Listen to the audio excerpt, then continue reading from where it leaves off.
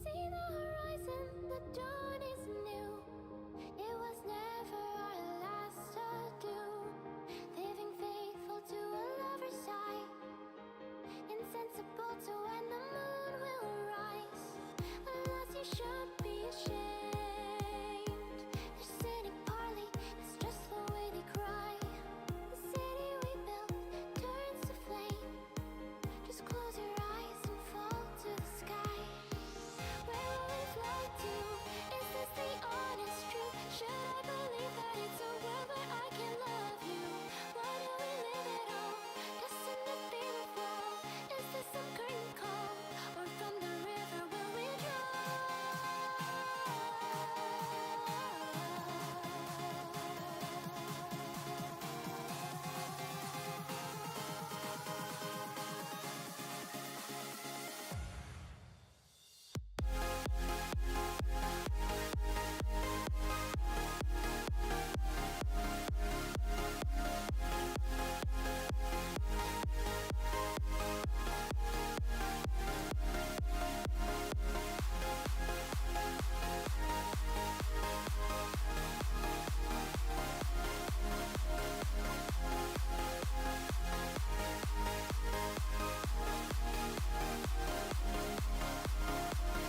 Well, we know how the story ends. The hero declines and then she ascends, never to see her love again. To tell the tale of what she learned then. With feathers like yours, the sky is no limit. From a gaze, her eyes slowly drifted. Fly, girl, don't you wait here anymore. Without a word, the mare left her once more.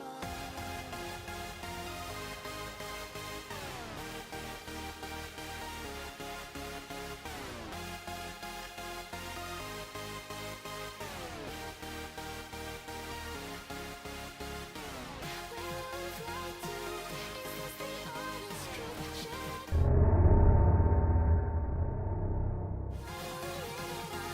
destined to be the fall? Is this some curtain call? Or from the river will we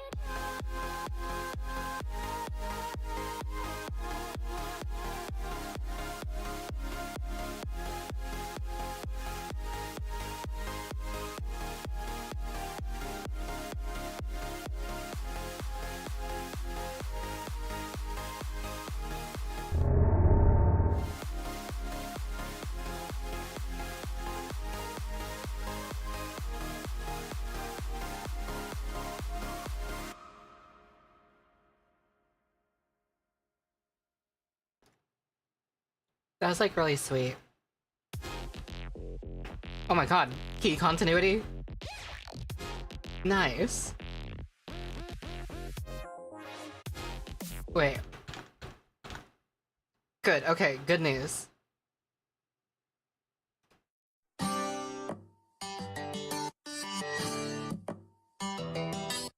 I remember when we broke up the first time, saying this is it, I've had enough. Cause like we hadn't seen each other in a month. When you said you needed space. What? Then you come around again and say, baby, I miss you and I swear I'm gonna change. Trust me, remember how that lasted for a day? I say I hate you, we break up, you call me, I love you. We called it off again last night, but this time I'm telling you, I'm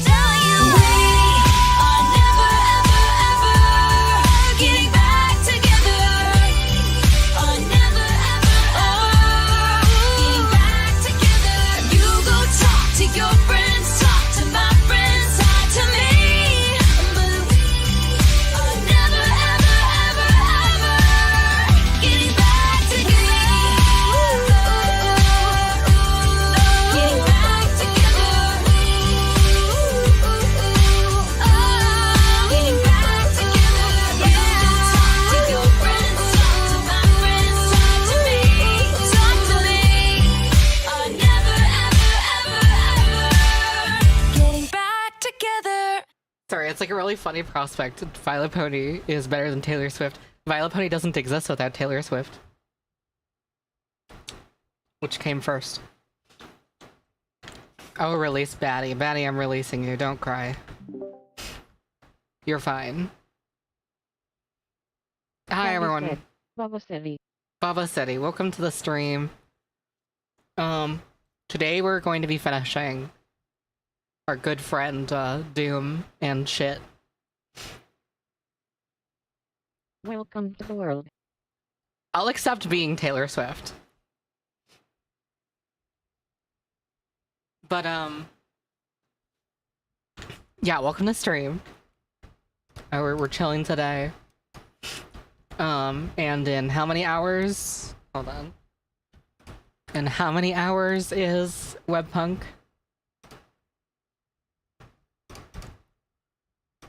I'm looking. I'm looking at it. 30 hours. 18 hours. 18. Shout out Webpunk in 18 hours. Violet Pony equals Taylor Swift equals Porter Robinson. That one line on Knock Yourself Out. I do reference that song in Love and Pony stuff. So shout out. And then Love and Pony Step itself. 8 days, guys. 8 days. 18 hours of 30 hours. You're okay. Daddy said, Babadoo. Babadoo. Batty said, Babadoo. Anyway.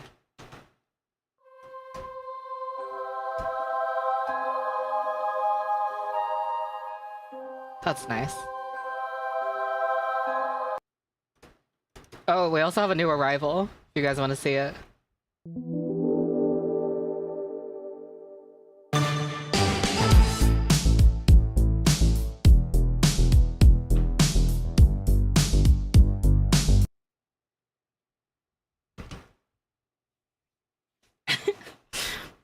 Do you already have an idea on what your next album's gonna be like? Oh yeah. So here's the deal. Once we get Love and Pony Step, you know, in its release cycle properly, I have a bunch of other projects to wrap up. Oh yeah, let me screen share. I have a bunch of other projects to wrap up. Those have already been in progress for some time. So I'll be finishing all those. And then I already know what my next album's going to be because it's something I've been planning since 2018. So we're finally getting to it. Again, guys, Promise Complex is finally happening. No more dilly-dallying. It's finally time. And what's tough about this is, like, I have become a completely different artist since the last Starship Ponyville album. If you want to count fairy tales, it kind of is the same as counting Homeward, because crazy enough, there was only a 1 year difference between Homeward and Fairy Tales.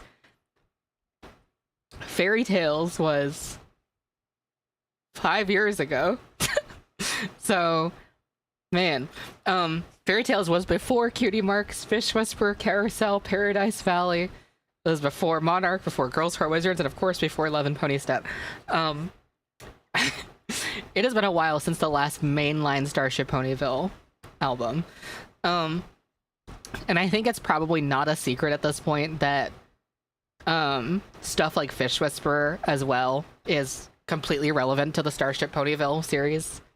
Most albums I've done are relevant to the Starship Ponyville series, with the exceptions being like Paradise Valley and Cutie Marks.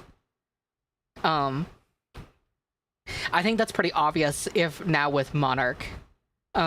This was always the plan, but Monarch was like the kind of the big step into fully creating that continuity. And so when I say Starship Ponyville album, I mean like the mainline ones, the ones that focus either on Saturn or Feather Dance. Because even if Fish Whisperer, Girls Who Are Wizards, Carousel to an extent, Love and Pony Step, and Monarch are all in the same lore. Starship Ponyville mainline albums are Mystic Acoustics, Homeward, Super Pony World 2016, and Super Pony World Fairy Tales so far. And then next, Promise Complex. Starship Ponyville. Starship Ponyville is the main lore series of everything. So, I think I have I don't know if I can get the...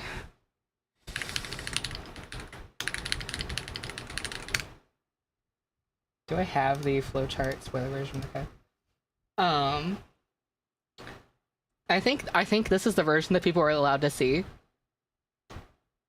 Here's a flowchart of how everything's like tangentially related. Hopefully this is somewhat readable. I also made this in November, so I think everything should still technically be real, but yeah. Now the main thing is that originally, because I started writing Starship Ponyville in 2012, with Silver, and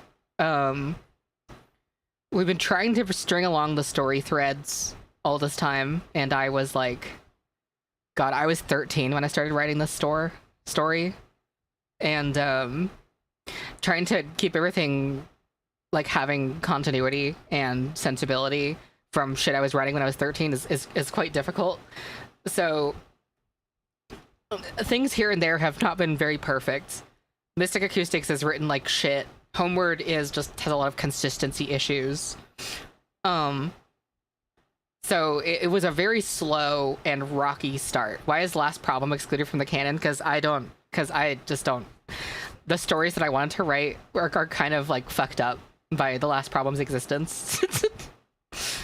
Mainly because of where the main six are, what Twilight's whole thing is, and like the timeline inconsistencies, etc., etc., etc.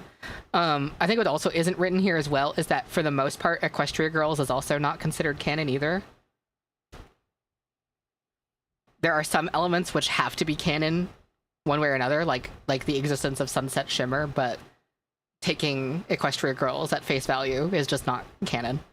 The thing is that I can't really rework things to make as much sense until Promise Complex is complete, because all the lore is like scattered across everywhere. It's like really difficult to make sense of. So Promise Complex is going to be a big tie-in thing, because I'll get to finally put all the lore in one place so people aren't extremely confused about everything all the time. The main issue I'm facing is that the main character was originally intended to be Saturn, and we only have 2 albums that focus on Saturn out of everything you're looking at here. So, it's like, man, like, because Saturn was conceptualized in 2012, but we didn't really know who she was truly until 2016. That was when Silver and I kind of figure out what her character was supposed to be, for the most part anyway.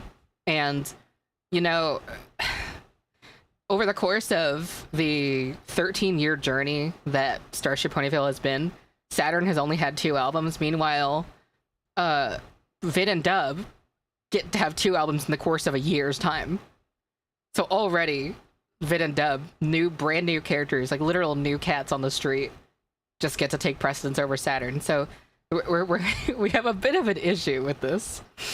And a part of the issue is that Saturn is just not interesting. I've talked about this before, but like, I wrote Saturn to be a chosen one archetype character that's sort of like vacant and a blank slate a little bit. And nowadays, I don't really write characters like that at all, and I don't really fuck with that like kind of story writing. And so she feels kind of strange in the context of everything. So in the process of writing Promise Complex, I'm also going to be trying to rework Saturn's character, try and flesh her out a lot more, and also give her like an actual personality. Because even characters like Feather Dance and Reina have far more personality and intrigue than Saturn. So that's like one of the goals in writing the Promise Complex stuff, which is going to be tough. It's like okay,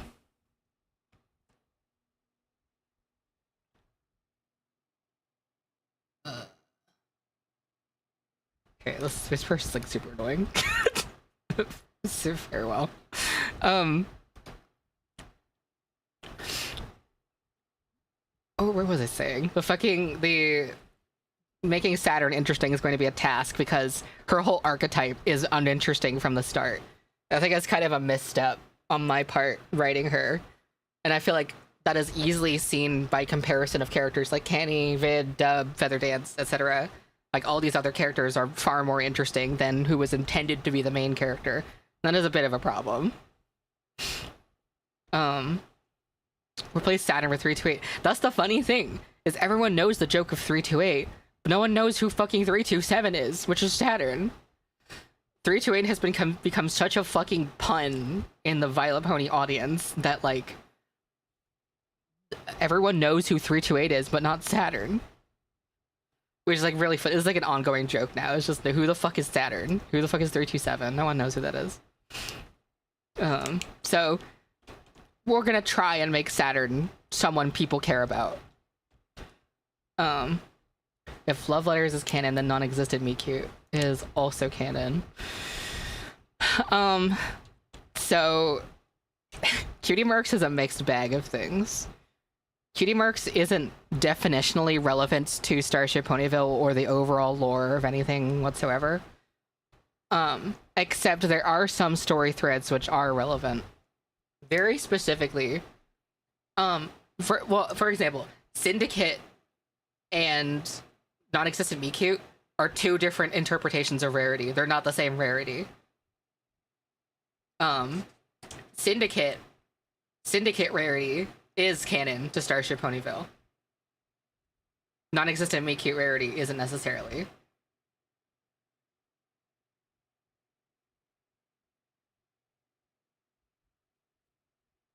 What about Antonym coughs and dies? Antonym doesn't have anything to do with anything. It's just kind of fun. Different rarities of rarity.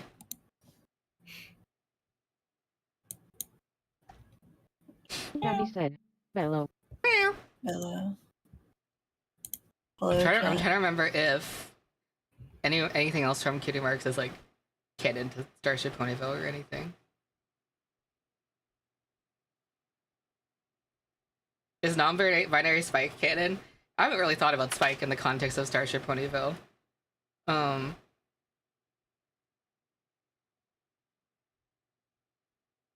don't know. I mean, sure. I mean, like, I felt like Spike is some sort of like gender weirdness in the show anyway.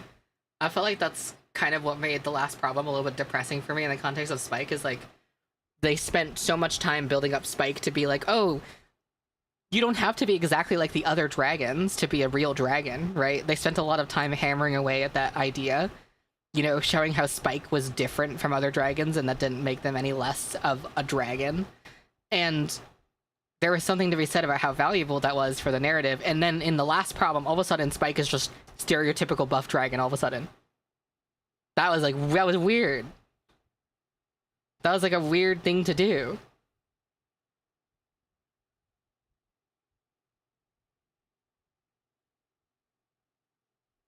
So, I mean, I think that if you pretend that the last problem doesn't exist, that I think there is something to be said about gender for Spike, yeah. It's interesting. So whether or not that's canon to Starship Ponyville is like, I felt like because it's canon to My Little Pony, so it's like whatever.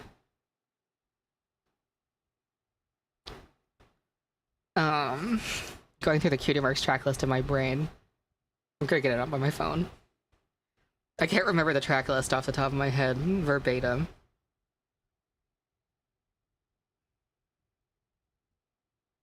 I put out too much music, okay. Syndicate definitely personally, I feel like this will never have any weight in the story whatsoever, but like I personally think that like Bubbles and Maud is canon to Starship Ponyville, even if that doesn't matter even a little bit to the overall story. And How to Kill a Monster is a fascinating thing because that is referenced slightly in Monarch. It's hard to say though, because How to Kill a Monster, I'm not really describing a situation or an event or anything. It's sort of just interpolating what Starlight's progression is in like My Little Pony proper. So it's like, So I would say that the only thing that has weight that could be considered canon from Cutie Marks is Syndicate Rarity, and that's about it. Is City of the Silent canon? Is Colma, Daly City, South San Francisco canon to Starship Ponyville? I don't think so. As much as I would love it to be. The problem is, and that's what's going to be highlighted in this a little bit, is that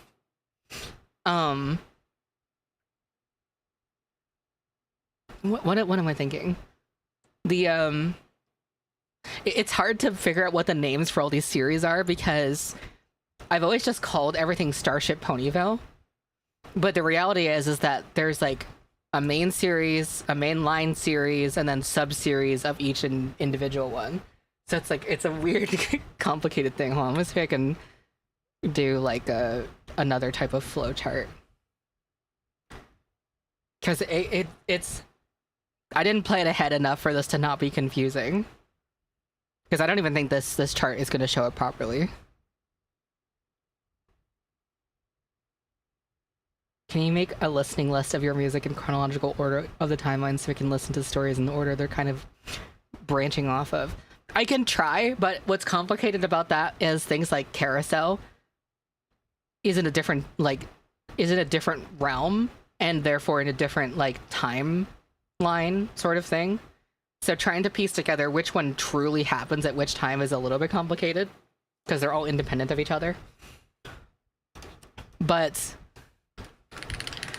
I'll start with this. The Vylet lore universe, and the code name for this has just been the Galactic Legacy of All Creatures.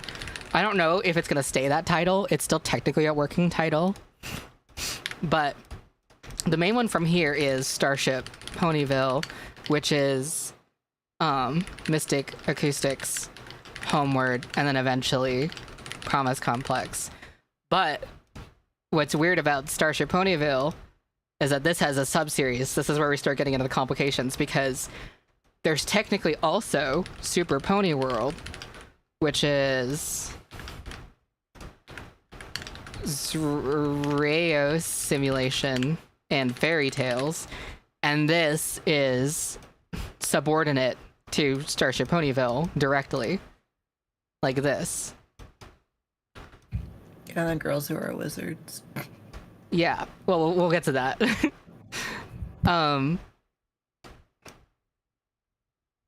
So the only difference between this and this is that the mainline Starship Ponyville focuses on Saturn, whereas the Super Pony World focuses on Feather Dance and Reina. But then there's stuff like the top 5 videos lore, which is primarily girls who are wizards and Love and Pony Step and other things in between. And that is its own thing technically, but it still has relevance to Starship Ponyville. And also in Girls Who Are Wizards, they go into the fairy tale simulation. They like hijack the fairy tale simulation. So this whole lore doesn't interact very much with the Starship Ponyville events, but it exists in the same place, and they do have interacting events that do occur. So it's like, do I say that this is related like that, or do I just say that this is part of the overall lore? And then since this is subordinate to the larger Starship Ponyville, it's like, well, Fairy Tales is tangentially related to Girls Who Are Wizards. So that's like kind of a thing. And then there's up here Monarch, or the code name for this has just been Tales from the Locust, and this is Monarch of Monsters, and pretty much everything in between. And this is kind of like the main thing that connects everything. So in a way, all of this should technically go downstairs. Let me put this up here really quickly. So this should like go up here. And so everything kind of stems from what's established here. And then there's the Sapphire Torrent lore, which is Carousel. And that is technically its own pocket over here, right? But Creekflow is an agent of Aria, so Tales from the Locust. And Lulamoon now lives in Featherdance's world, which is then tangentially related to Top 5 Videos because Lulamoon is like very close with Vid now and Tiberius and everyone. And also Creekflow sometimes visits this area, so Creekflow gets involved over here too. And for those who are confused about that, you might have missed that there has been an ongoing comic series. I don't really advertise it, I just sort of do it. But I've been doing this comic series for the last few months. Here are all the panels. If you didn't know this existed, I'm very sorry, but this exists. I don't really advertise it on the YouTube at all. It's just here.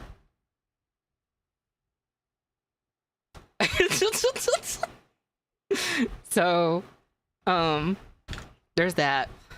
And then, in really closely related to Starship Ponyville is the Can Opener's Notebook series. Right now, this only contains Fish Whisperer. And that is less of its own thing because it's very, very, very closely tied to Starship Ponyville. This is a very tight connection. And Lulamoon from the Sapphire Torrent lore also, you know, close with Canny as well, at least at some point. So that's that. Way over here, there's the Our Light and After series, which currently only has Our Light and After. And that, while being very distant, has really, really big ramifications on the Starship Ponyville stuff later on. Which also ties into Fish Whisperer stuff. And I just can't explain how these things work yet because you just have to read the story stuff first. What was I missing? Let me go back to the other chart. Oh, wait, I forgot. There's technically the extended series of Starship Ponyville. I'll have to explain how this works in a second. So I'm gonna put these in different color. There's Horse Friends, Twilight, and Control Freaks. And this gray stuff here is the Civil War arc. Just all about the Equestrian Civil War. And so that's like a whole... Hold on. So that's like a whole thing. The reason why these aren't counted as much right now is because these albums suck ass for the most part. And truthfully, when we first started writing out Starship Ponyville, we weren't taking it very seriously yet. And so these first 3 records were only relevant half of the time to the story, if that makes sense. So let me see if I can get an example here. Also, as bad as these albums are, I still love them. They're my babies. I can't hate them. I like literally can't hate them. I love them so much. They suck ass, but I still love them. So Horse Friends, for example, these two songs, Our Story Begins, is actually this song 11 years ago is an overture of a bunch of motifs that you hear throughout Starship Ponyville even now. A lot of the melodies in this have been used throughout Starship Ponyville. I'm wondering if anyone will recognize them. I'll play it really quickly.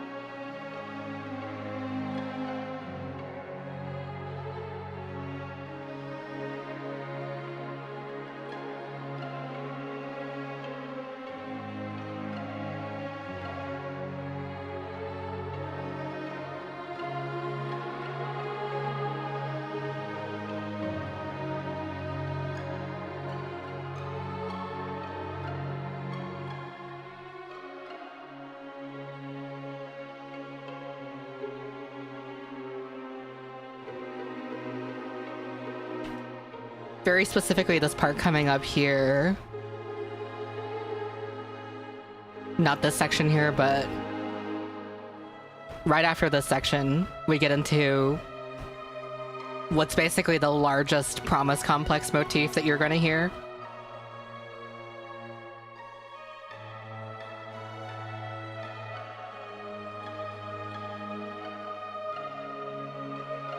Here we go. This particular progression.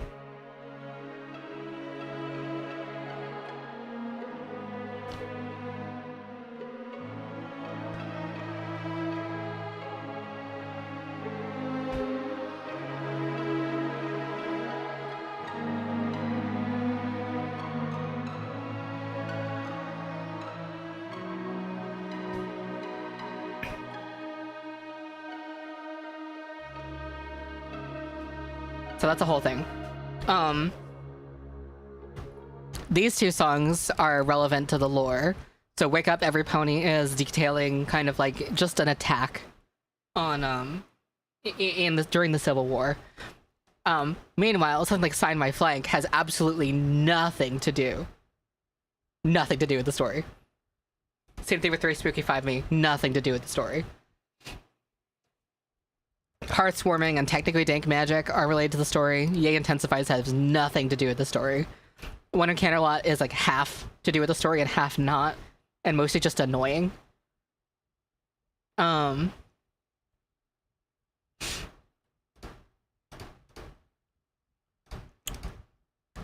Honestly, most of this first half doesn't have a lot to do with the story.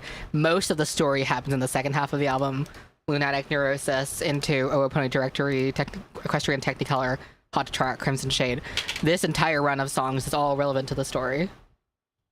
Oddity, nothing. Smile on, nothing. Star-Crossed through these are also related to the story. So it's like, it's a mixed bag.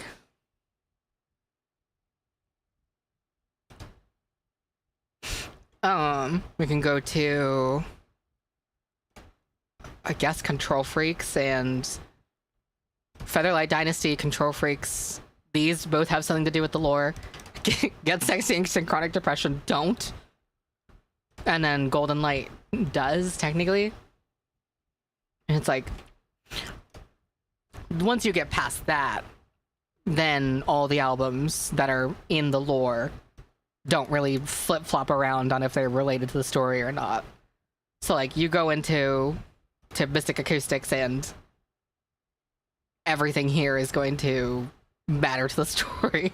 So 2020, I guess 2016, Super Pony World 2016 is like, it's like, has some things which don't matter, but there's a little bit more suspension of disbelief with Super Pony World since it's like a virtual world and like a video game.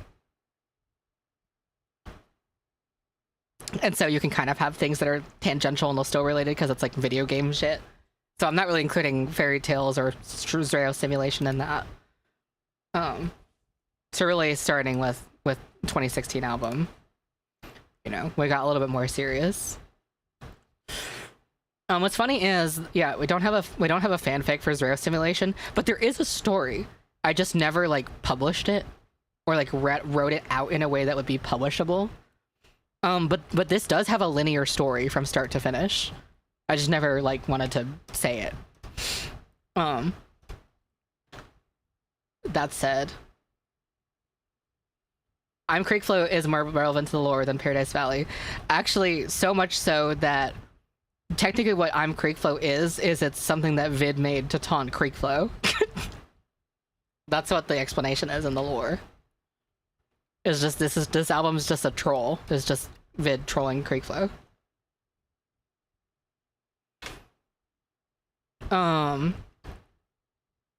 I would say that the albums that have absolutely nothing to do whatsoever, fully 100% nothing to do with the lore,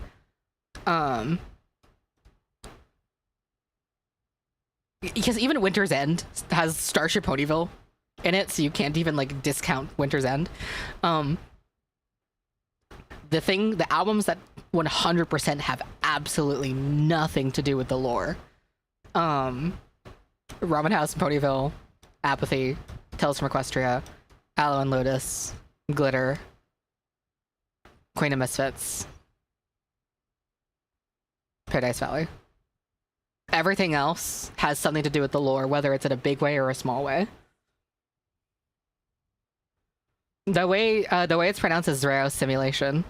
I changed my approach to naming fictional things, so you don't see shit like this anymore in my stuff, but yeah, I just sort of made shit up all the time back in the day. Crude oil is canon, fracking is canon. Well, Starship Ponyville is partially about hating the military-industrial complex and capitalism, so one of the main theses for Starship Ponyville starting in around like the 2014 part of it was a criticism of colonialism and imperialism. So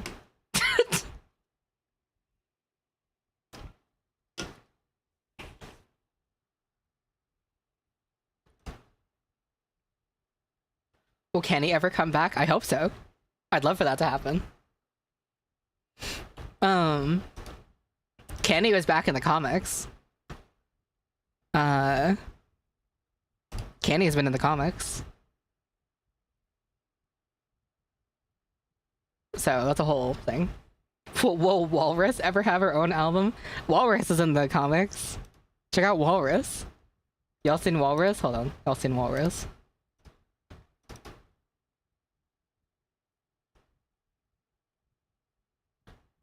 Where's my folder?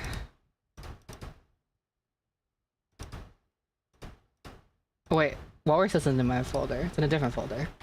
Well, actually, at least I have Pilf 911, which is great. Where's Walrus? Where the fuck did I put my Walrus? Walrus? Where the fuck did I put you? Oh, there's Walrus. There will be a Pilfered Electro Swing album. Okay, in don't listen. 2027. Don't listen to Stardust at all. Don't listen to Stardust at all. Anyway, here's Walrus.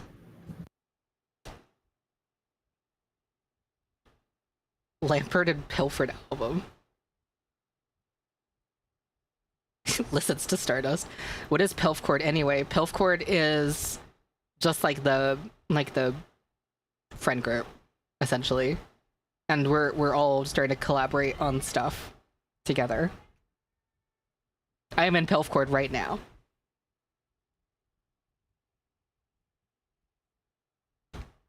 How would said, Lotus remake Lampert and Bubble Pilfered? Yeah, maybe. I love this little fucking thing I did of Walrus and Pilfered hanging out.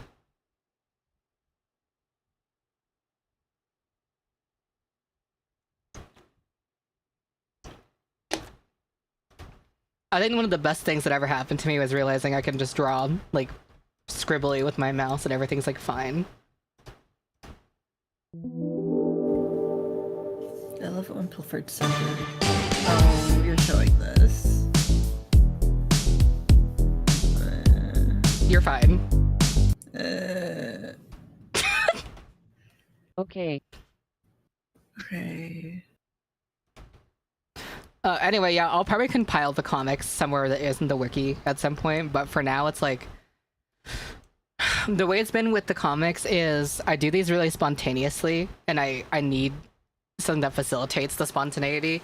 If I had to, like, catalog all of these things myself and, like, put them into, like, a really organized state first, it would probably discourage me from making the comic in the first place. So for right now, I'm just doing shit. And when it starts to settle down, then I'll probably organize it more properly. But for now, you can keep up with it on the wiki or in my Twitter. Or in my Tumblr, but Tumblr is a little bit more difficult to see. Well, no, you can use my art tag, so whatever. Sans Undertale lore drop. The comic is my top source of wiki edits. You can't take it away from me. What would settling down involve? When I feel less compelled to do the comics, because the comics are, like, definitely an articulation of, like, ideas I have for the story combined with, like, things I'm dealing with in my personal life.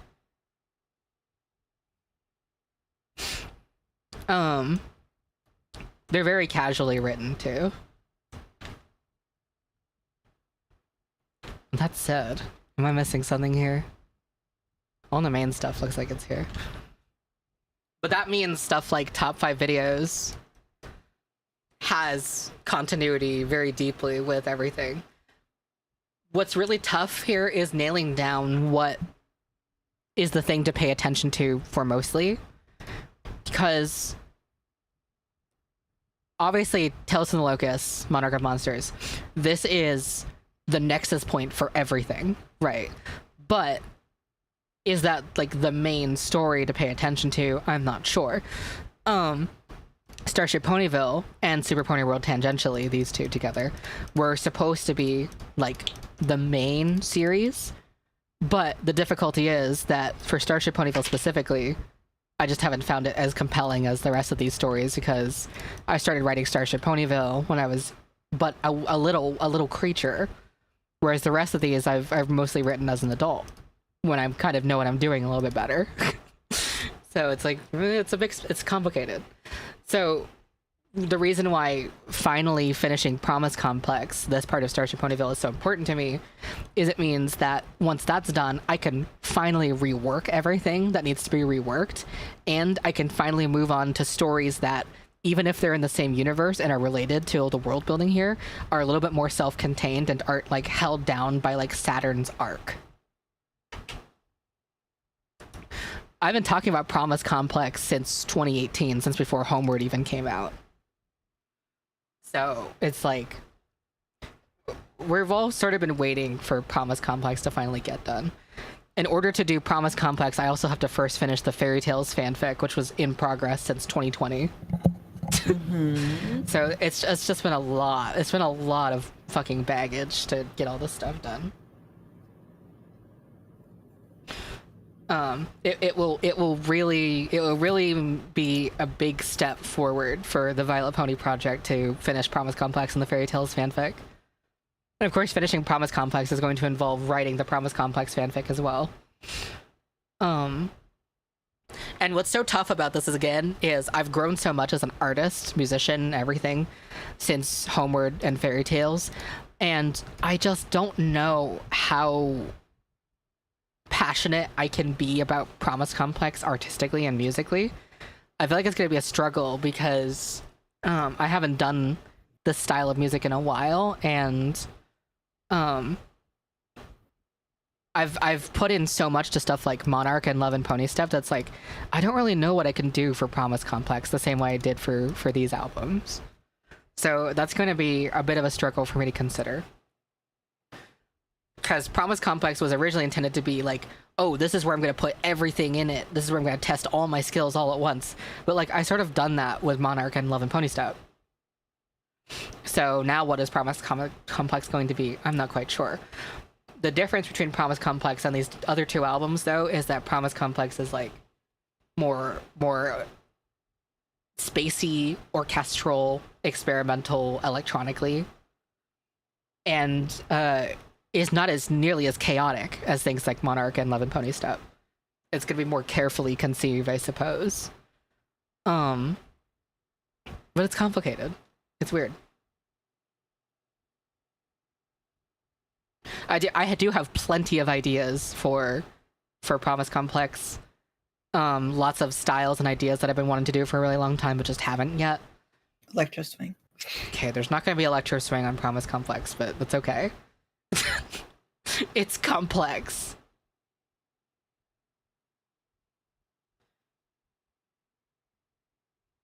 You finished the run, Vylet. Now continue in endless mode. We will not falter the face of fear. You're so true about this, though. Always been really curious about why individual songs are uploaded to YouTube weeks apart, even after their respective album is out. Okay, so originally this was a holdover from the promotional days of my music. So in order for my music to get like published in different places, I would have to spread out the releases so that they would take each individual song and publish them rather than do it all at once and then minimize my exposure. So what I mean by that, I'll reword it. If I posted an album and then all the songs with it, I would only get like people talking about stuff for that small period of time, and then it would sort of go away. Whereas if I took an album, posted it, and then spread out the individual songs over, you know, a few weeks, months, whatever, then the album would be out, but I'd still have like the music in circulation and people would still be talking about it. So that was originally the idea. Now that doesn't really matter as much, and it's sort of instead just been a way to establish an individuality for each individual song, because I commission art for every single song, and I want everything to like stand out on its own. And I think at the same time, it's also maybe to encourage people to buy music, download music, you know, listen to it in a way that's more convenient than YouTube as well. So it's like, if you really want to listen to all the individual songs, you can just, you know, get the album in whatever way makes the most sense to you.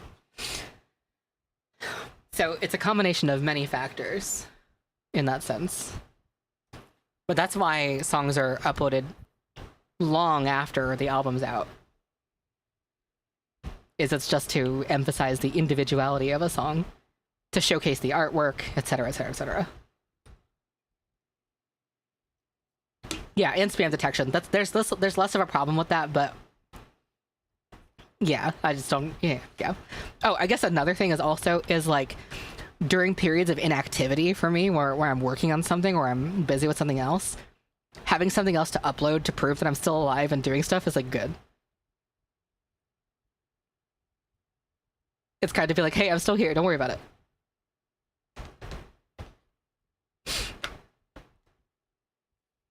And obviously once Love and Pony Step is out, I'm going to have tons of stuff I get to upload.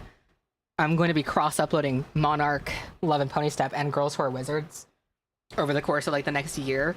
And by the time that those uploads are done, I'm also going to have a bunch of extra stuff to release, hopefully. So basically, we're building up a really big, fat catalog of stuff to put out while Promise Complex is in the works. So I feel pretty good about that. Vid might as well take over your channel while you're on vacation. I don't really do vacations. I sort of get my fill of breaks in between working on things already.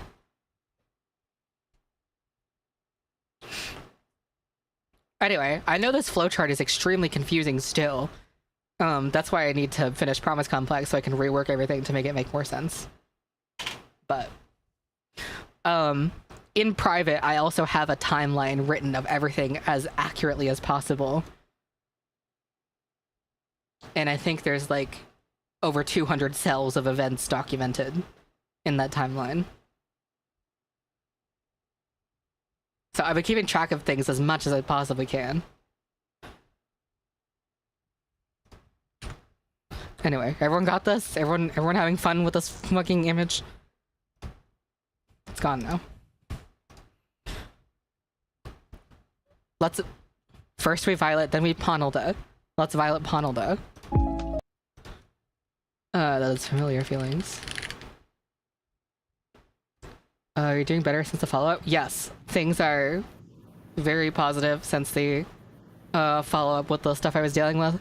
Not in the clear fully yet with everything, but I'm functional, so it's like whatever. I haven't been sleeping very much though because it's been extremely hot and it's like triggering my anxiety a lot.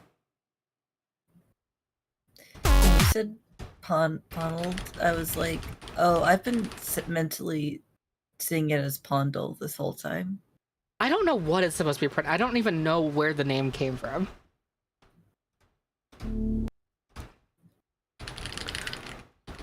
But thank you for asking.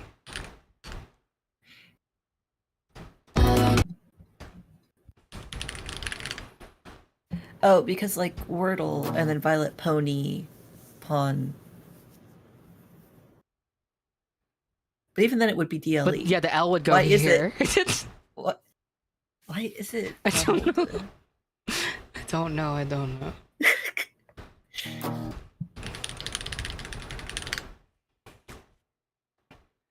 Also, sorry, I have to air out a little vent really quickly.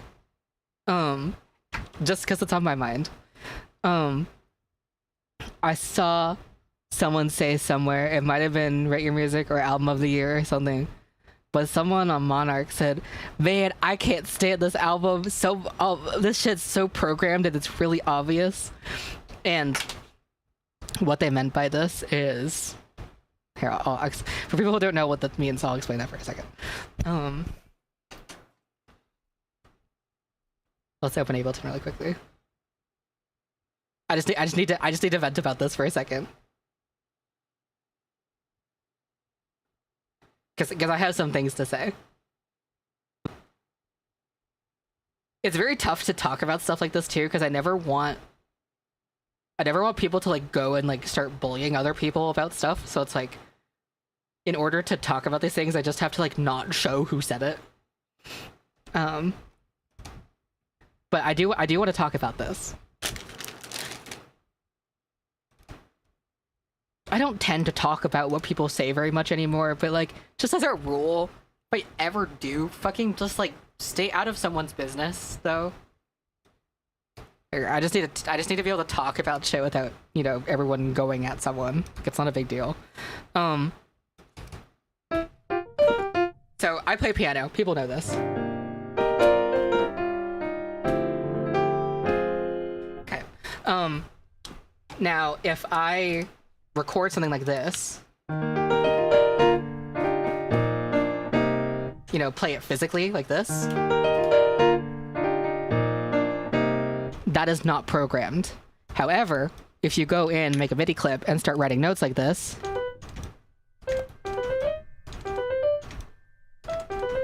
can we turn off the scale thing? Thank you.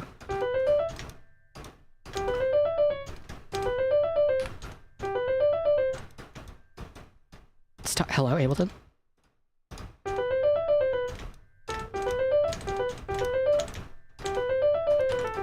So if I go in and write this, like this, that's called programmed, as opposed to playing it live. This is programmed, this is recorded live. Now, someone was in the comments of Monarch being like, I can't stand this shit. So much of this is obviously programmed. So they're suggesting that almost everything on the album was done via this method here. And I have a lot of things to say about that. First and foremostly, there's nothing wrong with programming it. Like, your favorite white man European composer from the 18th century programmed stuff. It's called music writing on paper. So many of those guys didn't even play the instruments in their own symphonies. They're just writing shit. Programming, quote unquote, unquote, has just been a part of music for hundreds and hundreds and hundreds of years. There's nothing wrong with it whatsoever. However,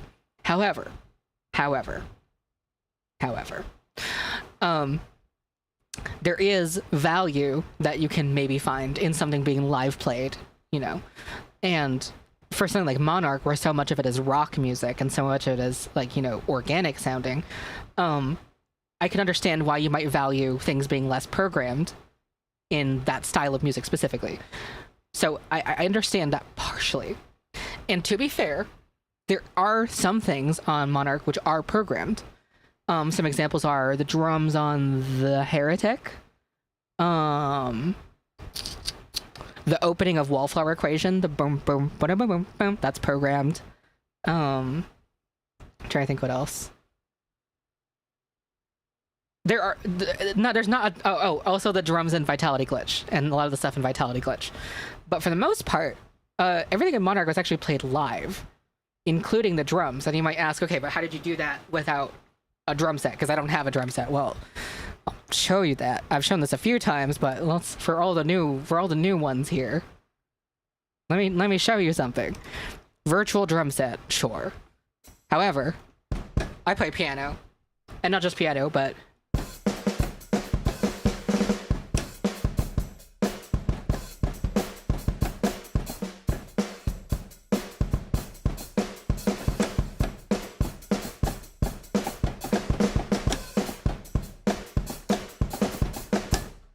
I could play drums on piano. A lot of the drums on Monarch are me just playing drums on piano. So are they real drums? Not exactly. They're still virtual drums, but are they programmed? No. Most of the drums on Monarch are not programmed. Let's see, the drum set I used for Revenge Fantasy, I think was the Black Velvet. Yeah, that sounds like the right snare.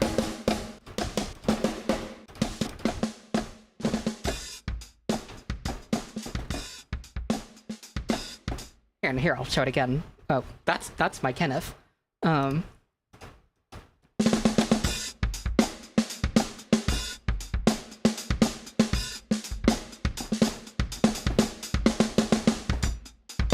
also have a different setup where I can change the drum pads around. I'm gonna see if I can find where that is. Is it here?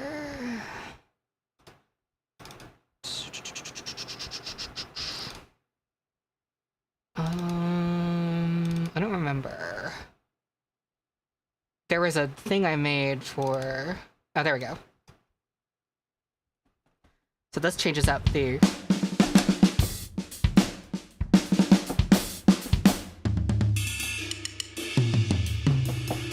So I have this rack here which changes the order of the drum pads on the piano, so it's easier for me to play them. There's a setup the way drums usually are arranged like this, where you have kick here. This is normally how drums are laid out on a piano. The normal addictive drums are expanded multiple octaves, and so things are stretched out more. So for years, I got used to playing in this way.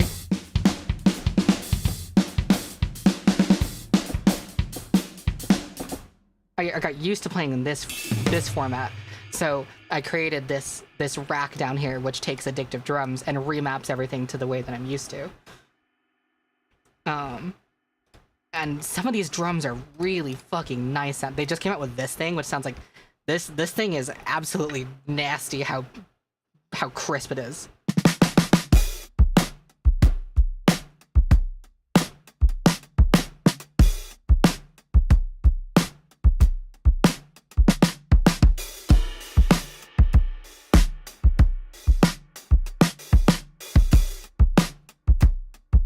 Let me do my favorite.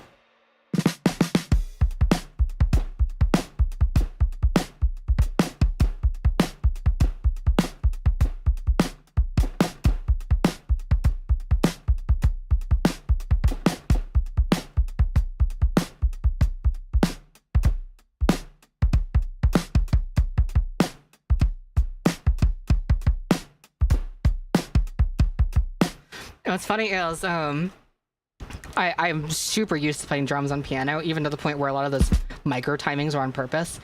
There's a huge difference between playing like this and playing this.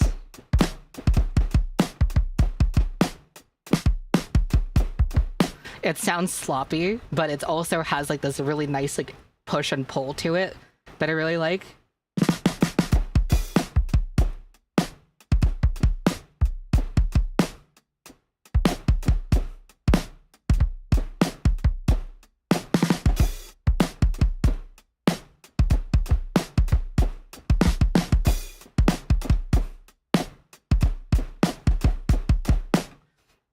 It's like a lot of dotted swung rhythms that kind of go in between on time and in time. And obviously you can play it like super on time if you want to.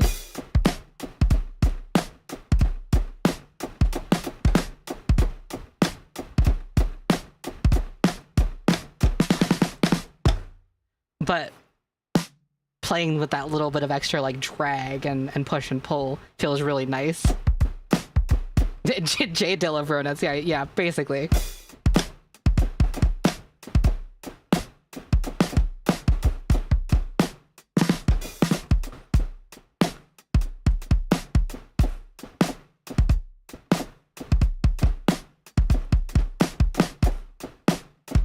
Sorry, I love playing drums. You can also do your... Oh man, the fucking toms they have on this kit too.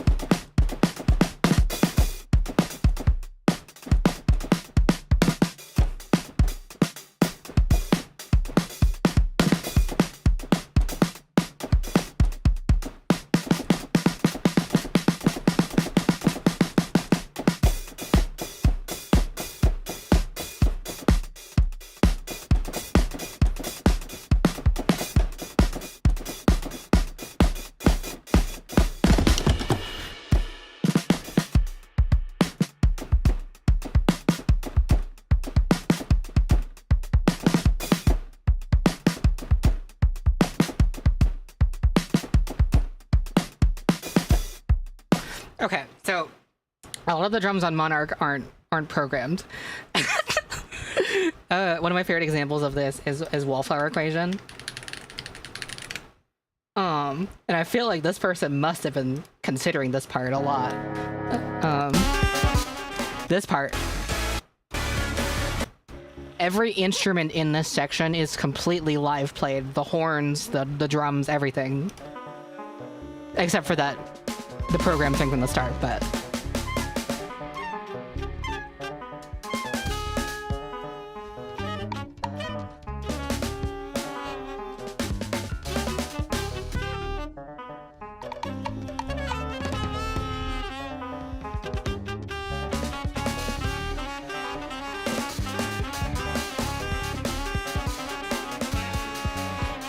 But here's the thing. While a lot of the stuff on Monarch isn't programmed, like that person suggests, I also want to make it so clear that it's totally fine for things to be programmed, because like that should not be a limitation to how you make music. And the guitar was really not programmed. It was all stuff I played. The horns were never programmed. I always played those live. Piano was never programmed. I always played those live. Obviously, the drums were mostly never programmed, except for things like Vitality Glitch and The Heretic. And yet, it's totally fine to program things. And no one agrees with this more than the person who made that criticism of Monarch, because one of their top albums is Brat by Charlie XCX.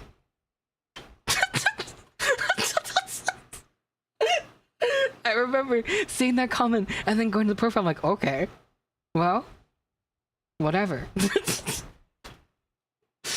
Now, again, I know the criticism is like, well, this is a rock album. This is a rock album. You can't program shit for a rock album. And it's like, I do not know how to tell you this, but you cannot usually make a rock album without a guitar amplifier. A guitar amplifier requires electricity to function. Without electricity, you can't really do rock music very easily. Are you saying that you're entirely dependent on technology to make this style of music? That's very fascinating. It is almost as if art is not necessarily the pure expression of what we can do with raw humanity. It is a combination of us and the tools we create to do the thing. No Swedish songwriters, pure uncut rock. Also, the point earlier of Paranol laughing in the corner. Paranol agreed to be one of the most important emo artists out there. All of their shit is programmed. And that's part of the beauty of it, is taking that programming for this like normally organic style of music and still finding a way to make it gorgeous. Same thing with Death Consciousness, by the way. Most of the drums on Death Consciousness is Have a Nice Life is programmed. The drums in Death Consciousness is Have a Nice Life is just default GarageBand drums. Quinic, I'm not sure, but probably.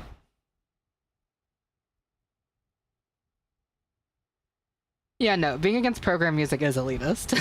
It definitely is. And again, fucking classical music is programmed. Most, like, no, which fucking composer is playing all the violins and cellos and everything? You tell me.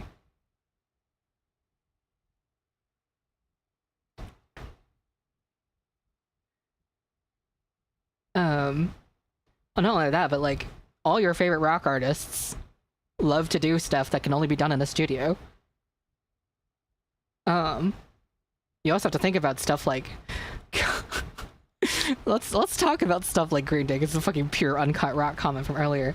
Do you think Green Day's American Idiot's gonna sound as good as it does without the engineering? Like, the engineering, the mixing, the mastering is part of what makes that album so nice to people. And that's like not real. That doesn't that's a very ethereal, non-tangible thing. If you think Mozart wouldn't have used MIDI, you're delusional. It's genuinely so true.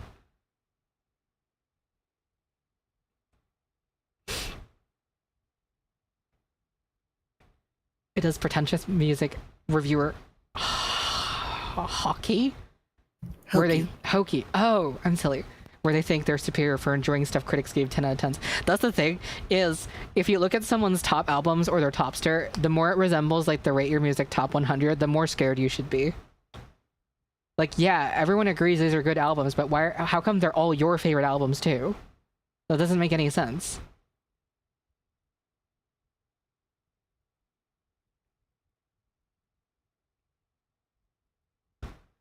When I first got into music, I wasn't aware of program music at all, so I just imagined everything as being played alive, so I just thought EDM was someone going 500 miles per hour in the synth. What's funny is when I first started listening to any kind of music, I never thought about how it was made. And it didn't really impress me very much. It just was always just like, oh, this is really cool sounding. And then becoming a musician and getting more into it, all the things that seemed the simplest to me all of a sudden became mind-blowing experiences. even getting into EDM at first, I relied a lot on like samples, and I didn't even think about how the samples were made. I was just like, oh yeah, these always existed, and like blah blah blah blah blah. And then I sat down, I was like, okay, but how did these things actually get made? What the fuck? And then the more I tried to like reverse engineer all the samples that I'd used, the harder and harder and harder and harder and harder it got. It's like, the people who fucking do sound design for a living are insane. Pico, hi Violet Pony, long time listener, first time chatter. Pico, I'm stuffing you into a box. Pico, you should eat 10 burgers right now.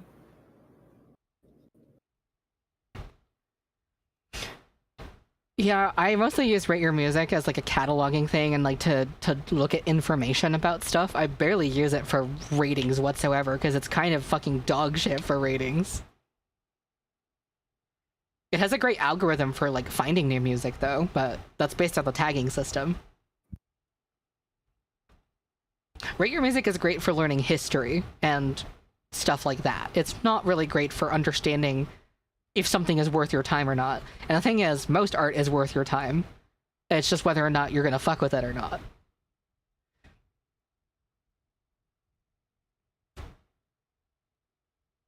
Album of the year is so much better vibes. I disagree, but it's like fine.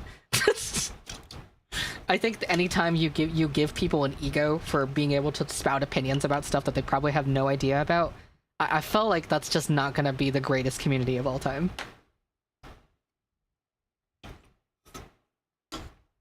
And the thing is Rate Your Music and Album of the Year, they ate up Monarch so much. And like I knew they would. Like everyone on those websites are so predictable. I don't do stuff specifically to get attention, not like I used to in like 2015, 2016. I do stuff if I want to do it. And the thing is, you know, as I was conceiving Monarch, I was thinking in my head, oh brother, the people on these websites are gonna be like, oh, finally, you're making real music. I knew they would be like that. I knew they were gonna be like that. Lo and behold, we look at the reception, and it all happened just like I predicted. It's like, God forbid something I wanted to do is gonna line up exactly with how I know they're going to react. It's so fucking silly. It's like, it's genuinely really, really funny. What I can't predict is the reception to Love and Pony Step.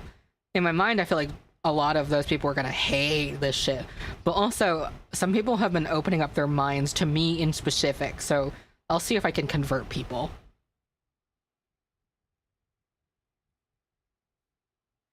If you put a prefix before the word rock, then Rate Your Music will love it. It's so true.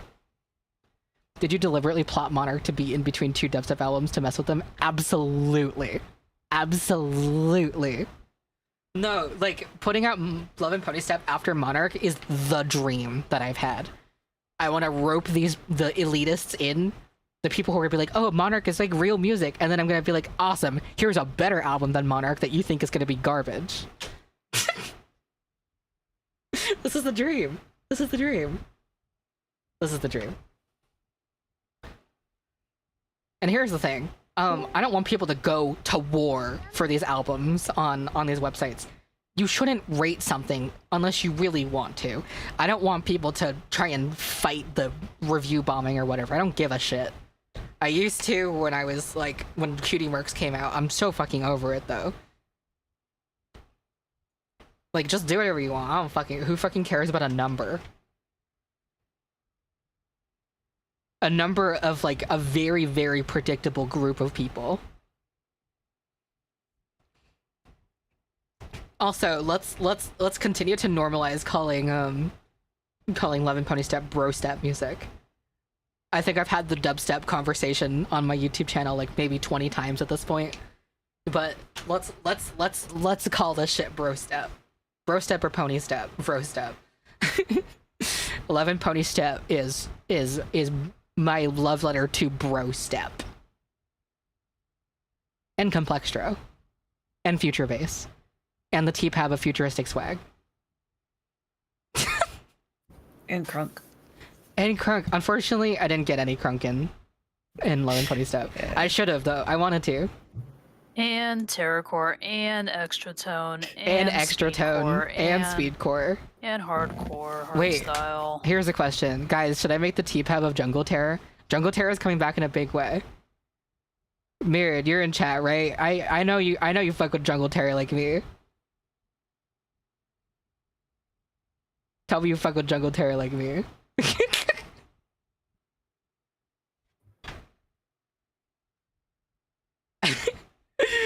The new gens don't. The new gens have no idea about Jungle Terror.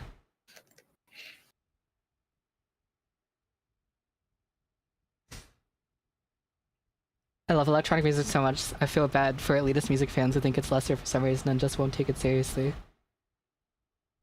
It's like really funny again, because again, if you put these people in front of a computer and said, "Okay, now make electronic music," they're gonna come out with like Casio Beat number 5. It's like really funny. Yeah, Or- shit, give us a math rock album. Or at best, they'll come up with like new disco splice sample song.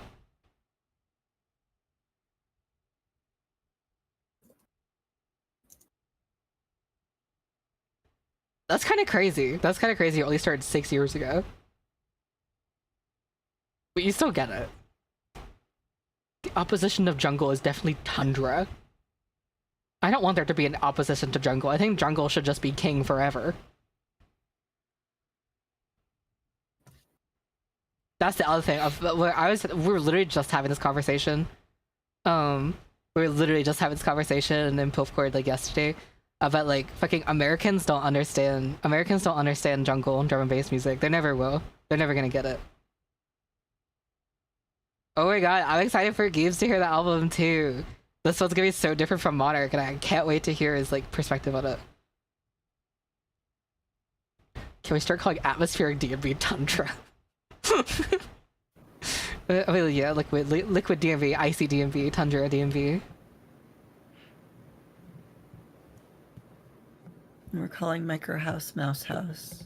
We have this conversation too, yeah. Favorite song from Fairy Tales is Street Rat. Actually, that's really base because I love Street Rat. Sure, that's good.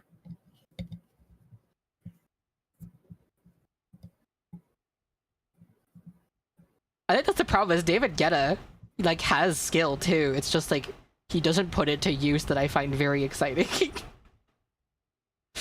At least his mixdowns are really nice, right? Favorite song from Loving Pony Step? Again, I'm gonna say it. Falling in Love with a Corporate Illustration. Everybody get your ass together for Falling in Love with a Corporate Illustration, because like I locked in for this whole album, but I didn't lock in nearly as much in anything in my life compared to Falling in Love with a Corporate Illustration. This is the song. Corporate Illustration's gonna go at the top of my top songs list on Spotify. Very easily.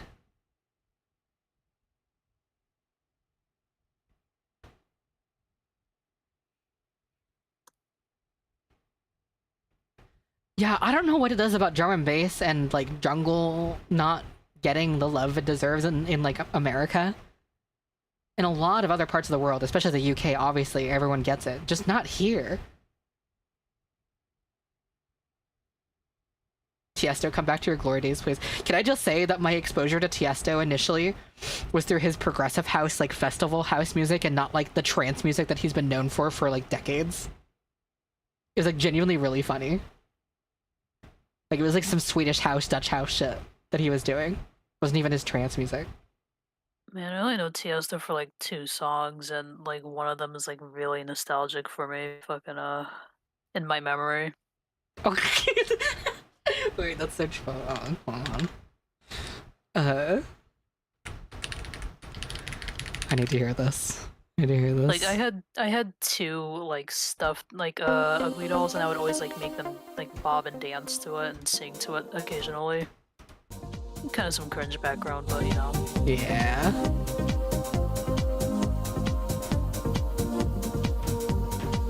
Hey, this is the shit. You know what I love about this is like the phasing on the hi-hats. It feels so ethereal. Instead of like a, it's like.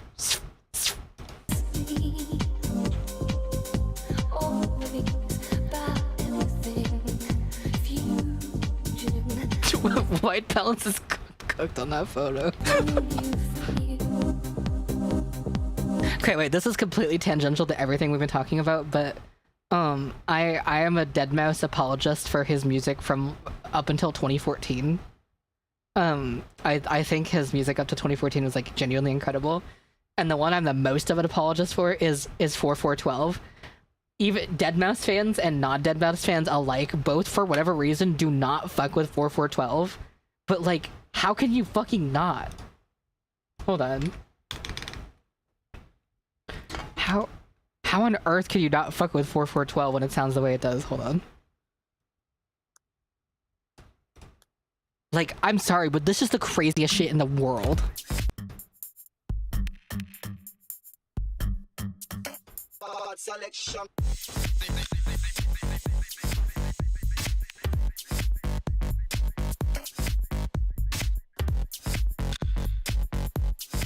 Like, the mix is immaculate, the bass is fat as shit. Okay, One Trick Pony is like great, but the lyrics are dog shit. I usually don't say stuff like that, but like the lyrics are really stupid, like in a really mean way. But like, holy fuck, like, oh my god, animal rights too.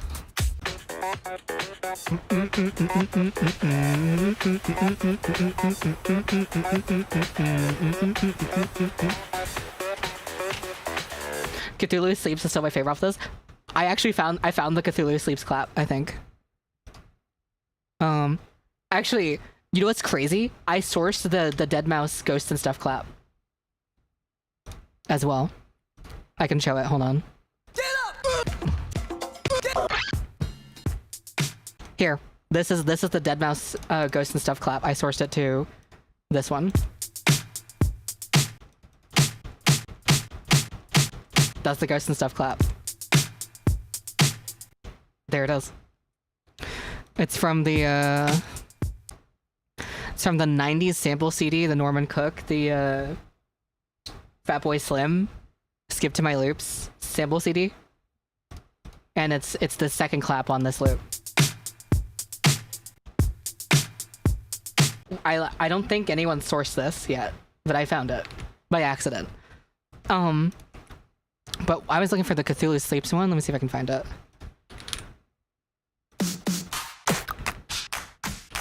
Here.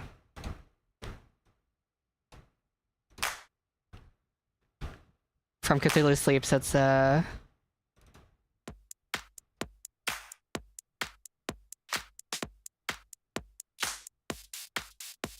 specifically that second one.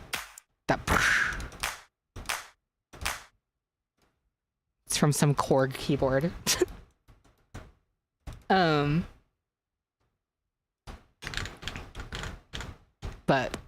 But yeah, this is like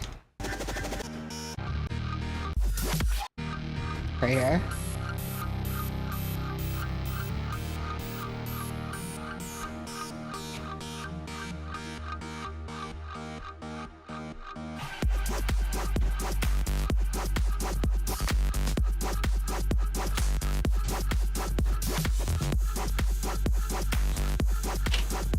The kick drum into that sub is just like the cleanest phase relationship I've ever heard in my entire life.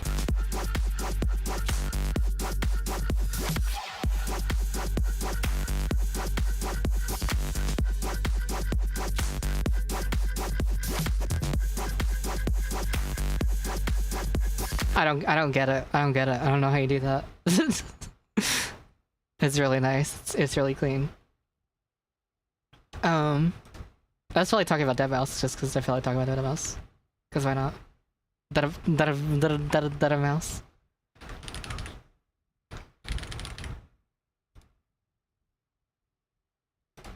I'm gonna do this. Motifs and but what was tripping out what they are?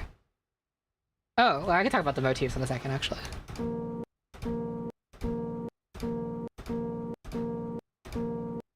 This is like post 2018, I think. Is it a Fish Whisperer song? I don't feel like it is.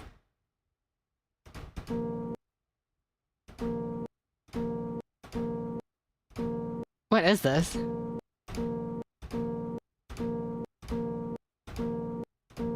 Oh, is this, look at me. Mark of harmony. Examining the afterthought.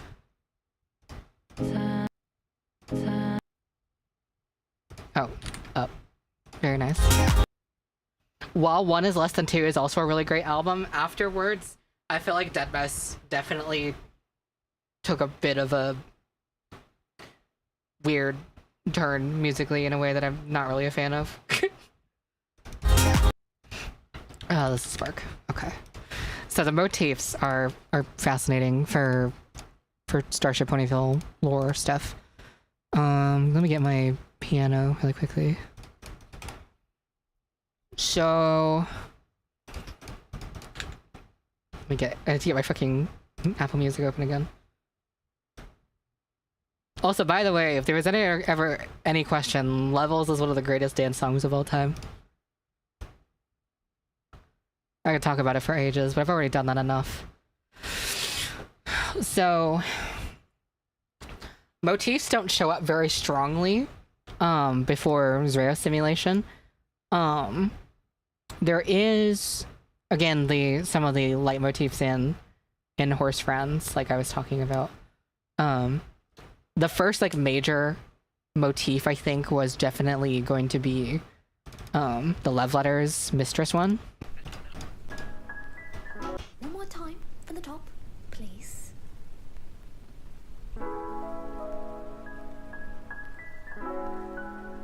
And it's a motif in the sense that it shows up in different parts of Colorless as well, like here.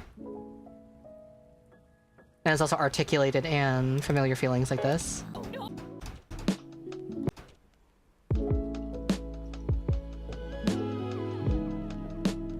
So the way we do that is...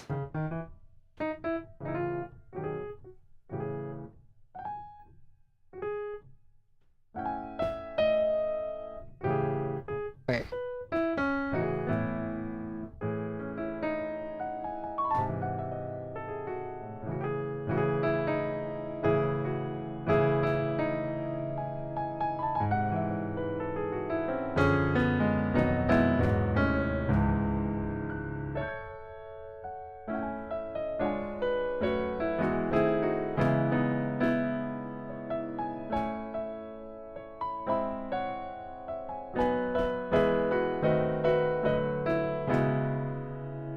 That's the colorless motif, the mistress motif, technically. Let's see. So then our motifs start to show up in spades, starting here. The main motif in Super Pony World is technically two things. It's the melody here. I can't play this on piano. This was programmed.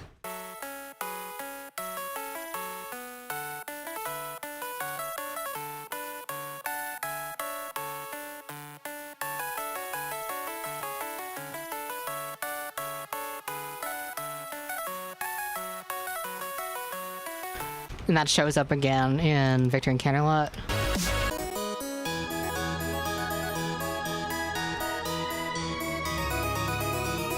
And then, I'm trying to remember where it is here.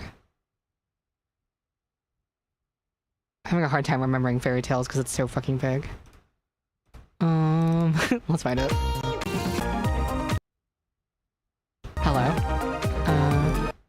Because the Fairy Tales one, this thing, sounds similar, but it's not the same. Oh, I know. In Medley of Visions.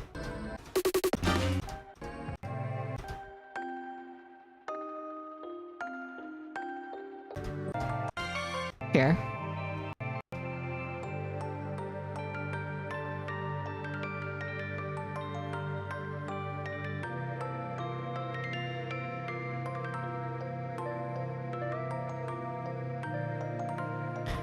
So that's the one up motif, or the original Zero simulation motif. And then, oh my god, Feather! Oh my god, oh my god, oh my god, hi Feather, oh my god, hi. Holy shit. Oh my god, Feather the goat, oh my god. This is the greatest thing ever, holy shit. Shout out Feather, the fucking greatest to ever do it. Oh my goodness. Guys, I told you she's back and we're winning so much. Wait, I could actually show the Feather samples and interpolations really quickly. I don't know how much you've heard. I think maybe you were listening to Carousel, but the main one here is here where I have the City Slicker vocals as part of the vocal glitching here.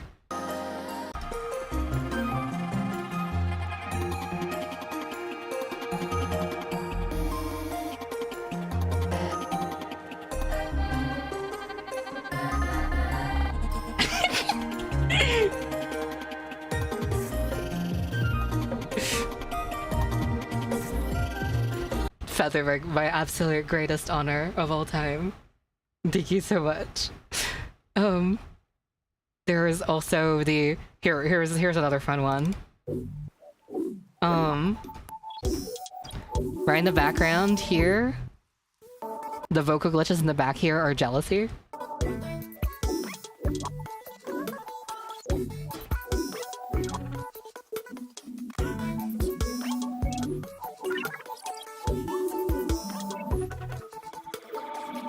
But then also,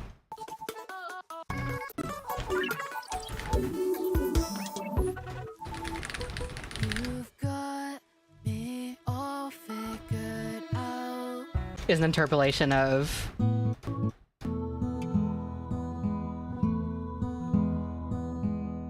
wait. You've got me all figured out. So there's that. And extra kept reminding me of the interpolation and needle pusher, which I need to get up here instead, where it's this.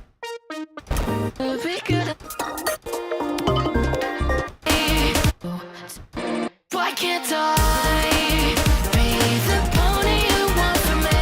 City is slicking, I've been stitching. Is a reference to help me. Is a reference to the greatest song of all time, City Slicker. Where are you?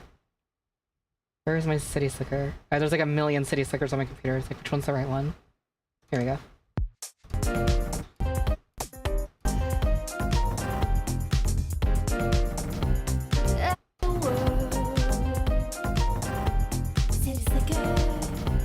Raindrops, they bounce right off my back. Is also, where the fuck did Needle Pusher go? Help me. Is also interpolated here. Sleeping.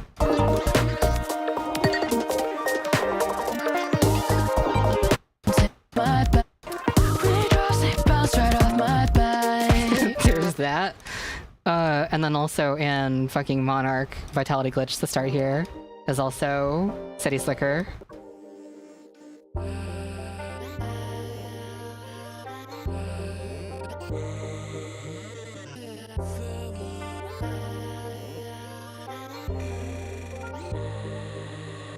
There's that. There's also some other ones. I'm probably forgetting them at this point though, because they were so subtle.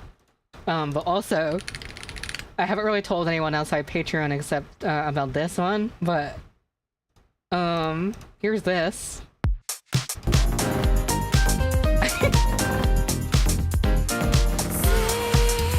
The shapes and colors of the patterns all around. I'm lifted, soft like down. No, the waves of light, tiny fragments of soul.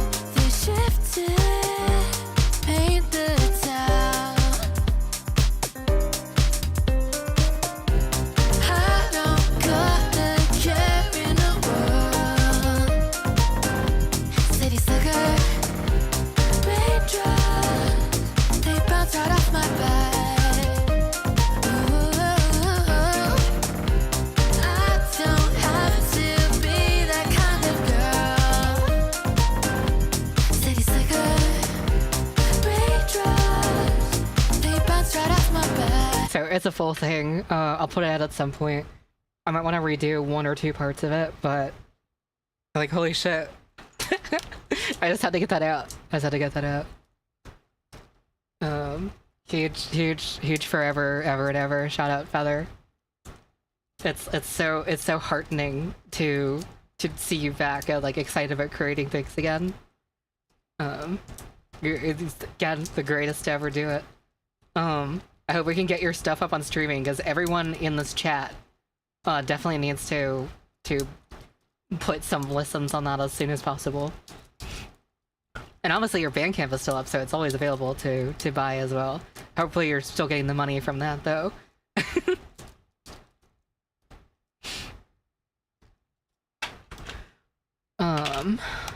Let's see. Yes, I'll try and work something out. I can definitely try and help with getting stuff up on streaming. It is a pretty reasonable process. I could talk to you more about it, but there is definitely a bunch of like different options we can explore to make that the case, because I think everyone would appreciate it.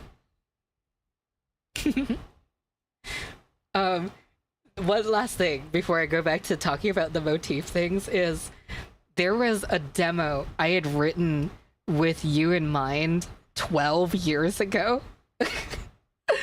I think we must have talked about it very briefly on Skype at one point. And the idea of that song is kind of like went kind of defunct. And so never ended up finishing or anything. I reused parts of it in this new album, so that's kind of fun. It's I can point it out when the album's out because I think it would be cute. But yeah, thank you for saying hi. You're the greatest of all time. Oh, the biggest honor of my life. Biggest honor of my life.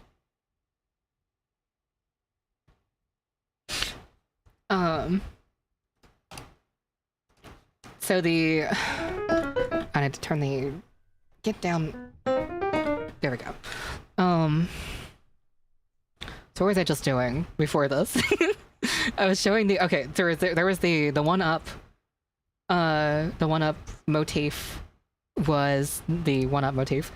There's 2 other motifs in here technically. The other main motif in the Super Pony World series is the Song of Home motif, or the technical term for it is the Equestrian Courage Anthem. And that is this.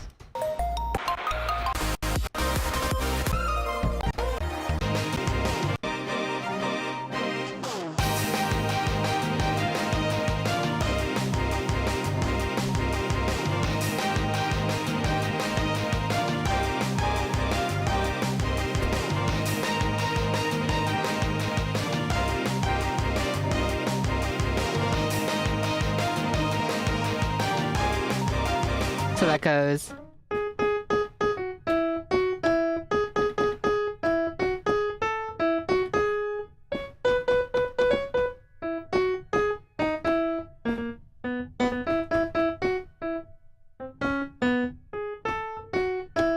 Something like that.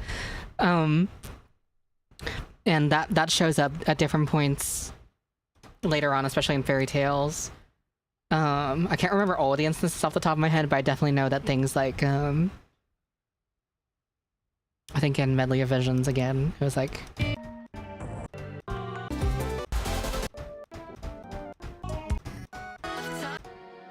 Where is it?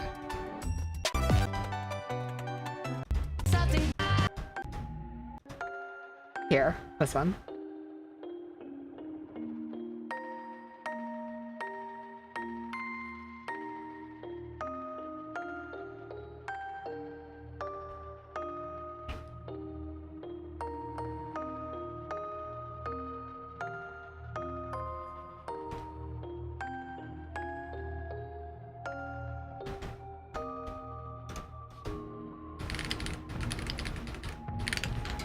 So there's that one. Also, shout out Bree for that shit. That was incredible. But technically, that motif traces back all the way to this. Because Ardent Cadency was originally intended to be a part of the lore. And the Equestrian Courage Anthem is this. This is from April 19th, 2015. This is the original first appearance of this motif.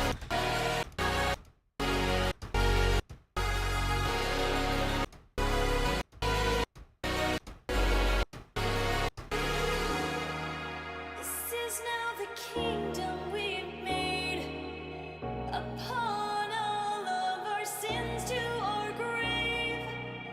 Although we've all come out short changed, it's only the beginning,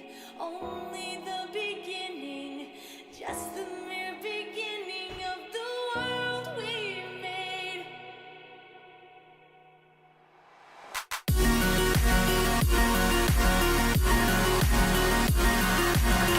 So that was 10 years ago. And of course, everyone's mentioning how that was articulated in, not here. In here. It's now the kingdom we made, upon all of our sins to our grave.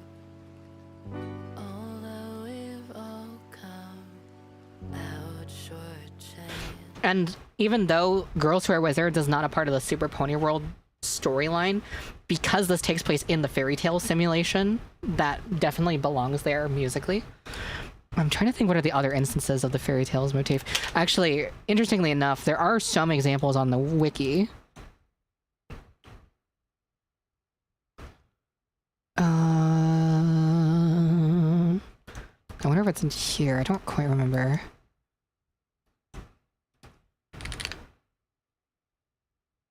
Here. So there's... Oh, they're not all listed here yet. Unfortunate. We'll get there. But there are other examples. Oh, also in Serpentance, I think.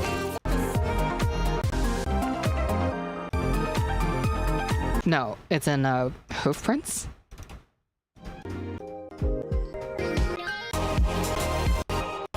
Yeah, in the background here.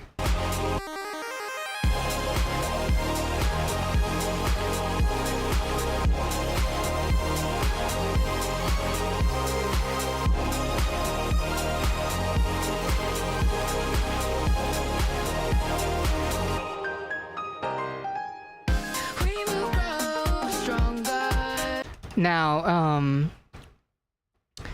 you'll hear that in a lot of other songs, I think, in small ways and in large ways. And of course, okay, I'm leaving one really primary motif out for just a moment, because I want to talk about how in 2021 I started doing motifs via producer tags. So obviously there's the Something.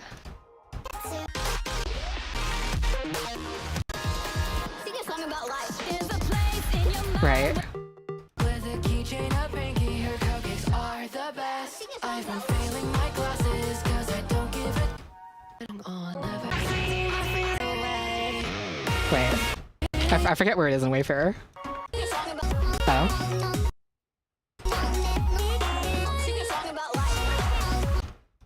Sing a song about life. So obviously motif was, I embraced producer tags as like a motif starting in Cutie Marks. Cutie Marks still has its own motif as well. So there's the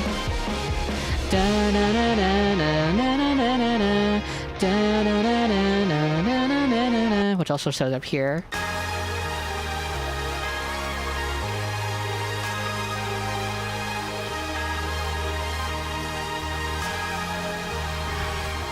But of course in Cutie Marks the main thing was the tag. Then in Fish Whisperer, I went back to a normal motif, which was this melody, which is I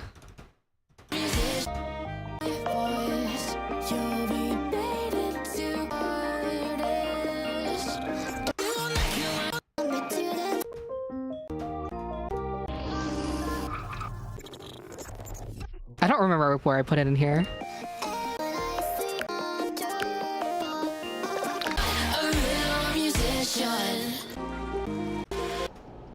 I don't remember where I put it in here, but I know in Yak Song it's the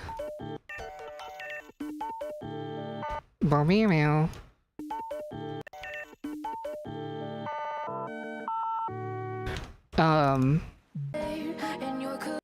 I'm having a hard time remembering where I placed the motifs in Fish Whisperer. But the motif shows up very prominently.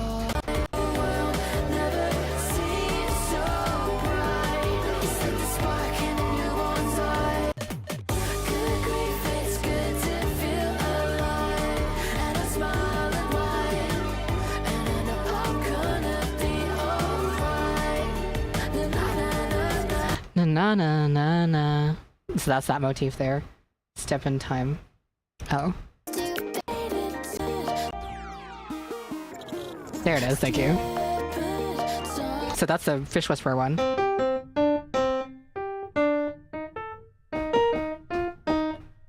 So that's that one. And also, of course, Fish Whisperer technically is a motif in and of itself because of the...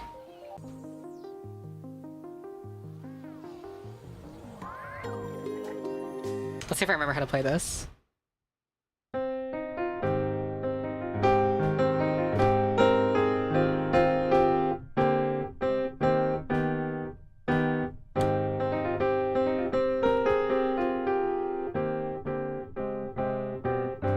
I play by ear, so I completely forgot how to play this. There we go.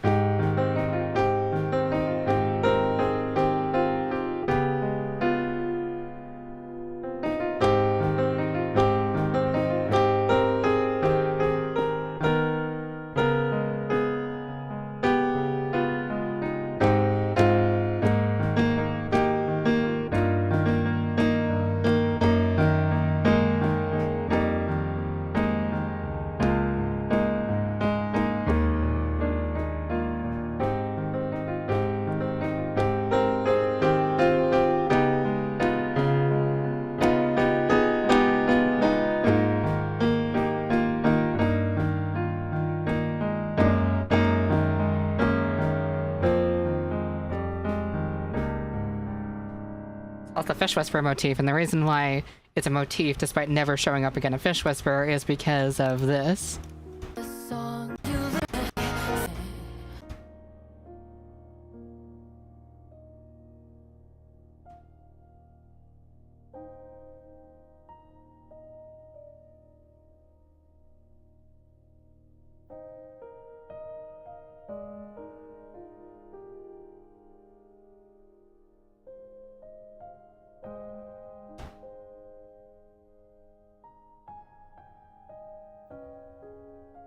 Because that's the motif.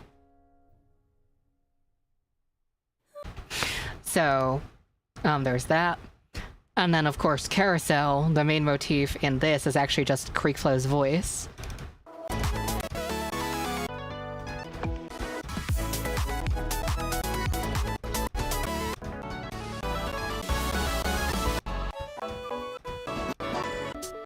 I don't know if it's in Let's Fly to the Castle, but...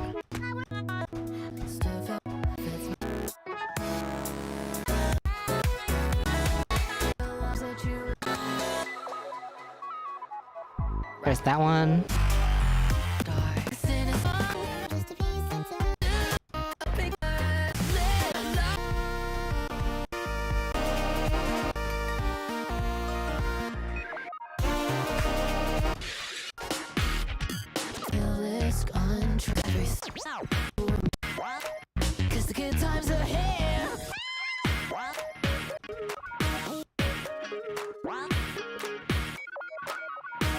And what's interesting is that that sound, when I was working on Carousel, and this is probably going to make a lot of sense now, Creekflow was the first song I made for the album. The entire album started with Creekflow, and I basically built my way up to Creekflow. That's how I wrote the album.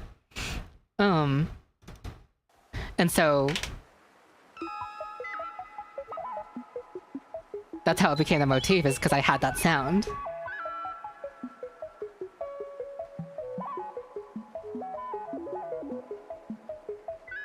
And of course, the way I did this was I made a vital patch, and I was just playing stuff.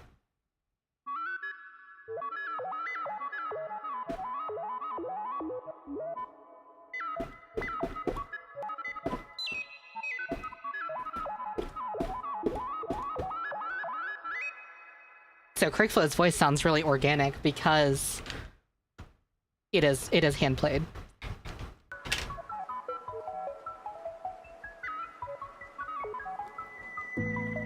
And so to me, it was really poignant that the album started with Creekflow because it ended with Creekflow, and Creekflow sort of became so much. But the motif for Carousel was primarily that little bit there.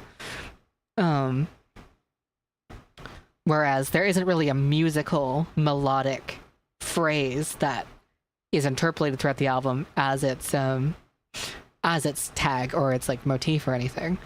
Of course, for Monarch, I'll get to that in a second. But for Monarch, obviously the main thing was Sludge.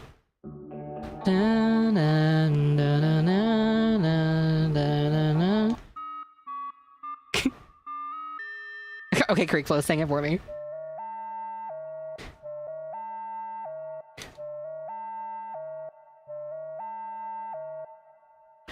And that is played at different intervals throughout the album without you even fully realizing it.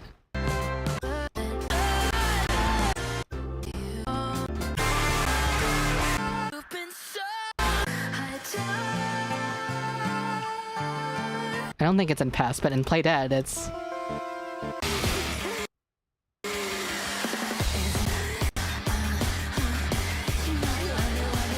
Wait, it's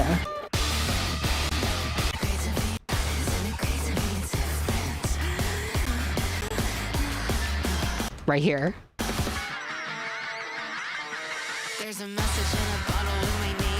So that's where that shows up.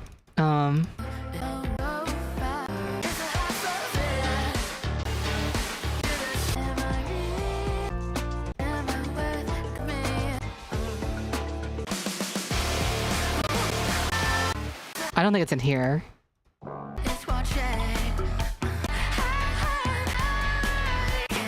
I don't think it's in here either. Actually, I'm starting to forget where the motifs are in here. I might be missing them. But I think, one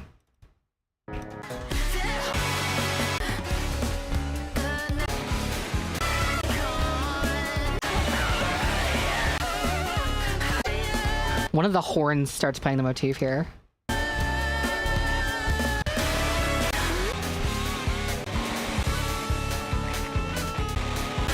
Sincilla and Vitality glitch.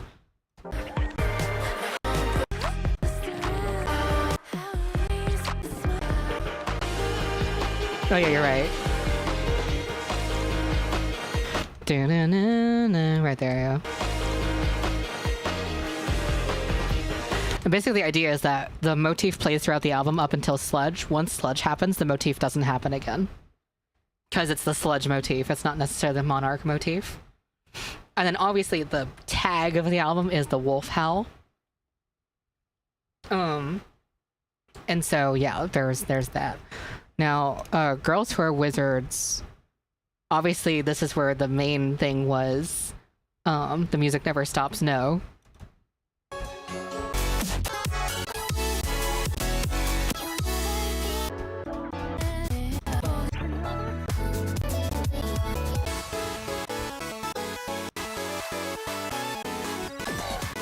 There's.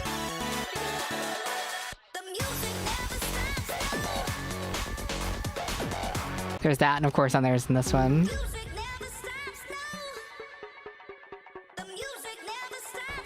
And obviously, you hear that throughout the album. But then also, there is a small motif, and that is the Sacred Dragon one.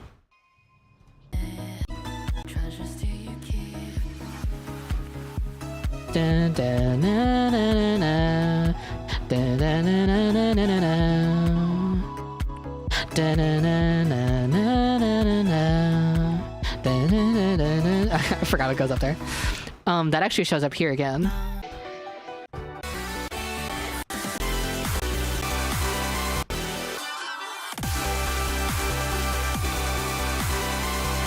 Where is it? Maybe.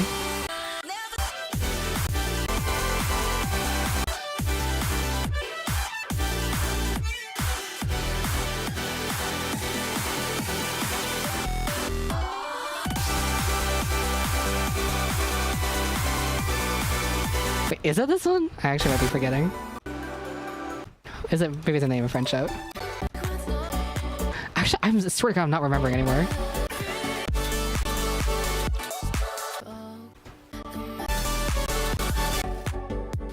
It shows up again, I swear.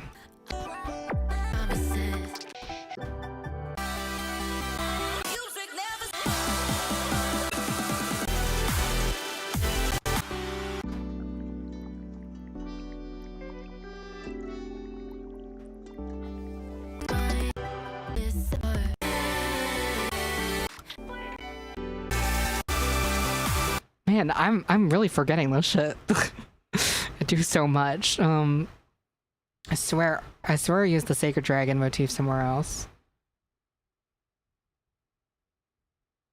I thought it was in Facing a Loop until we come to the Lodestar, but it might have just been very similar.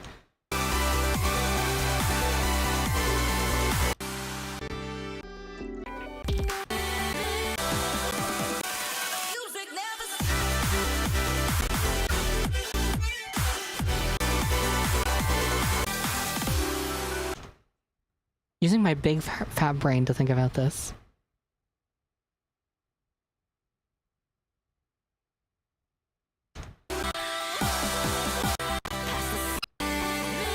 Oh, I remember now. Right here.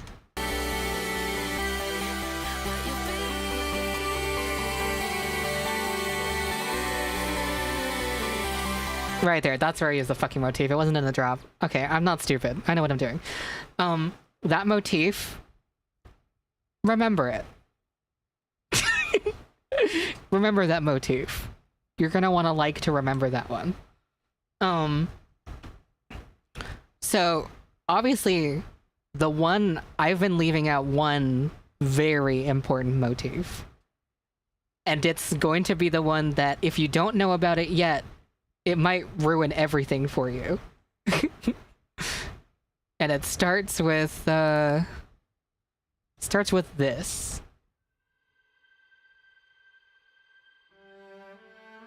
I'm gonna let this play out until the motif happens.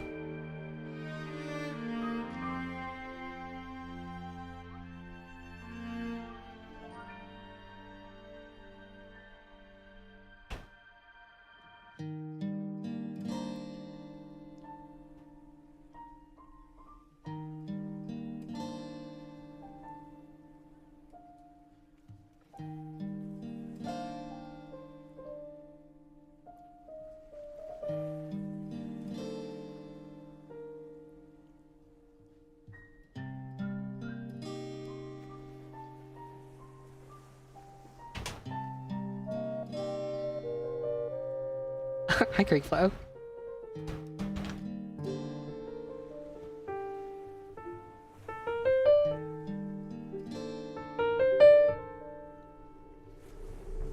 Born out a demon, the patron of sorrow. Everything in blindness, the hell of tomorrow.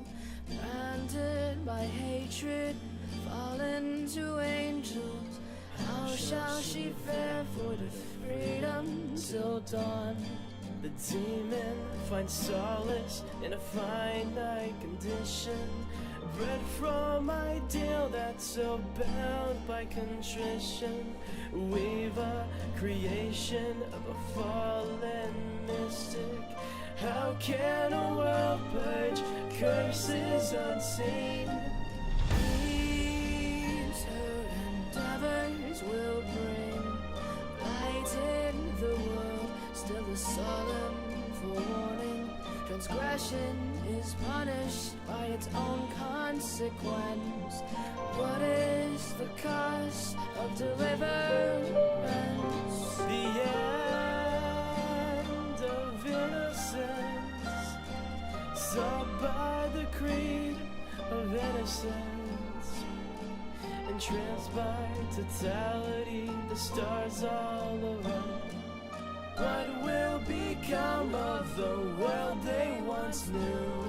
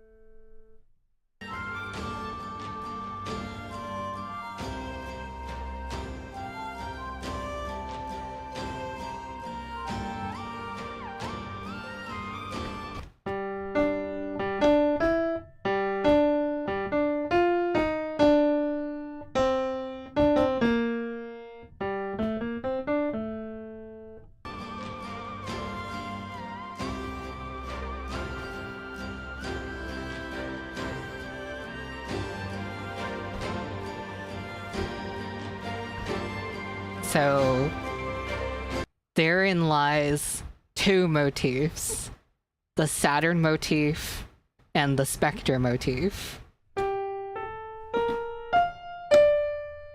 That's the Saturn motif, and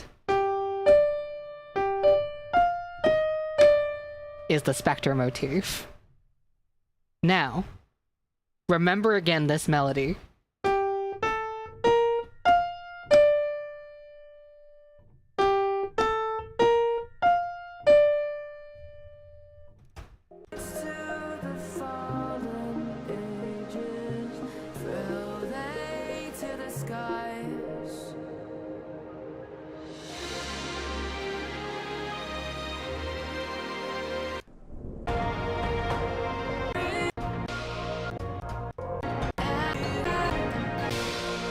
Oh, it's not in this one, I don't think so.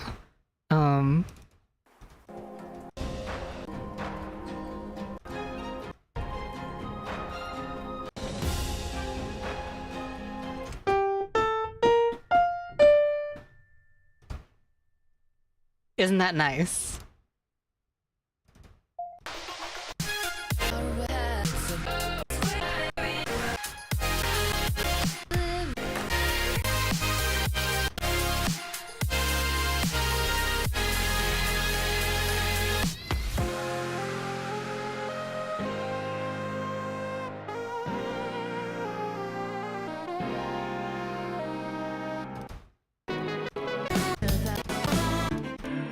Oh, I don't remember what is in Penumbra. Here it is.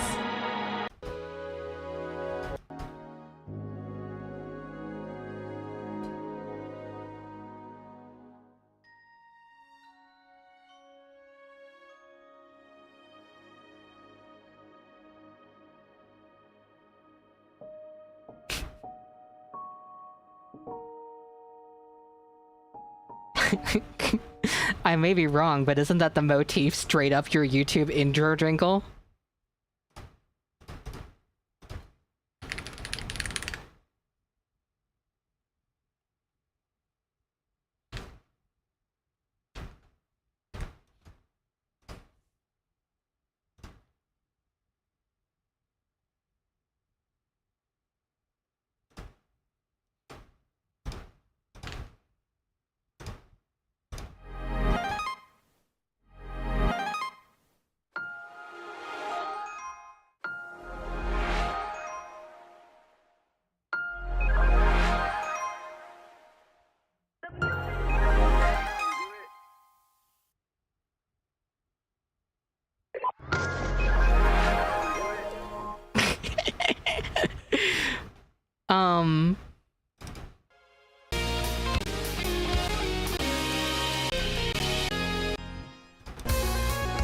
Oh, I'll do the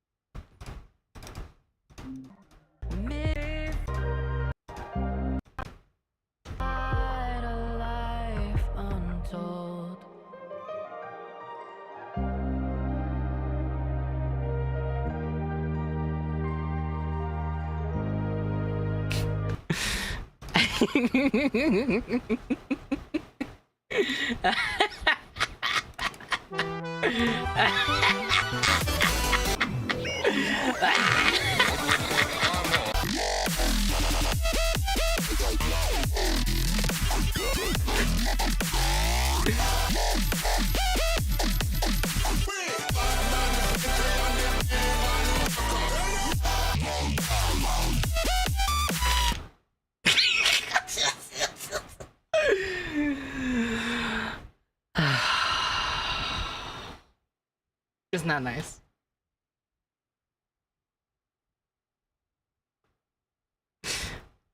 These are only the examples I feel like showing right now. They're in a lot of songs. It's in a lot of songs. And the idea is, if that is there, if that motif is there, it's a part of the lore. It's like a part of the story. Which is very nice. So, you know. There's also the, back to the Spectre theme, the... What's the...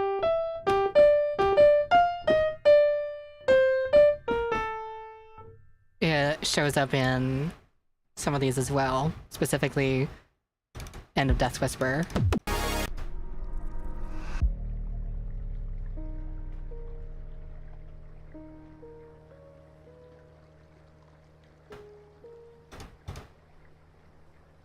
And also in Homeward stuff, I think.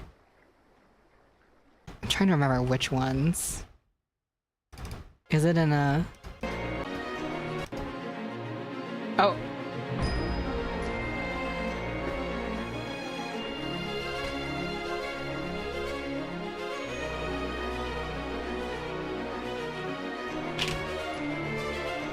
Not quite the motif I was thinking of, but man, I don't remember where I put the other Spectre's theme, but they're around. You just have to find them. Maybe it's better that I don't remember where they all are, because it's a surprise even to me. I think it's in tier.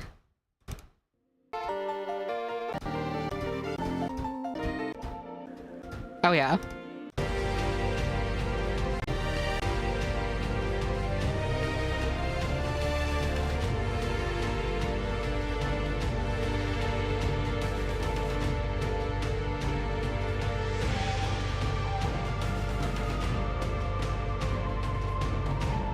Although that's a direct quote of Forewarning, which has the first instance of it.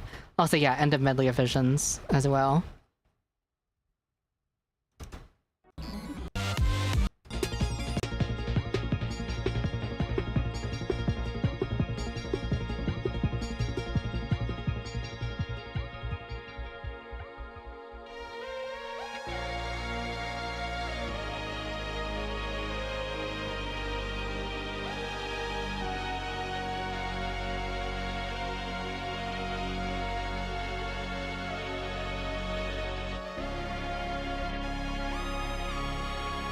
And there's more. Many of them are really subtle and hidden. You guys just have to find them. But that's why I kept the Saturn and Spectre motifs for last, because, well, those are the ones that are, like, the most prominent. And they're in everything. So, yeah. Top 5 hidden Saturn motifs. Now, the problem is that some of the albums that are related to the story didn't originally start out as related to the story, too. I'm thinking of things like Our Light and After and Carousel. So those probably won't have the motif, unless I did them by complete accident because it's a melody that I like to do anyway. Now, what's funny is, I did I did this motif starting in 2016, but one of my favorite albums, which you can even find by going on my Bandcamp,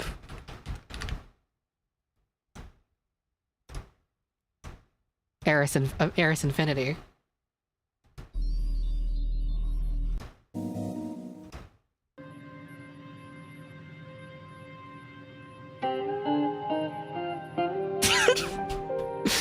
And what's funny is Clerks is one of my favorite musicians ever.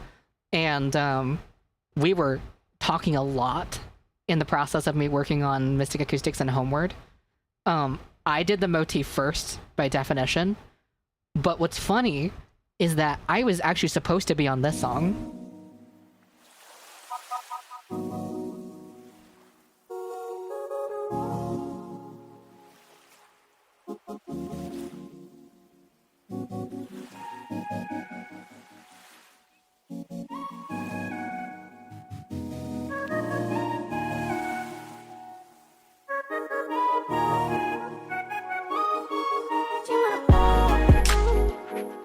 And I did a small demo for it. I don't know if I still have it. That's it. Yeah, okay. But that's not the exact one. But whatever, it's fine. I did a vocal demo for it in 2017 when I was working on Mystic Acoustics.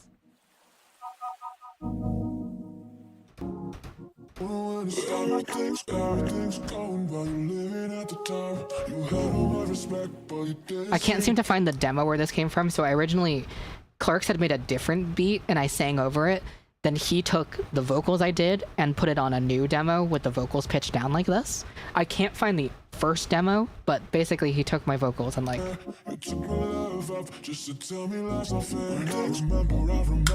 remember all the times, and you have no idea. I can count all the fights. I remember how you cried.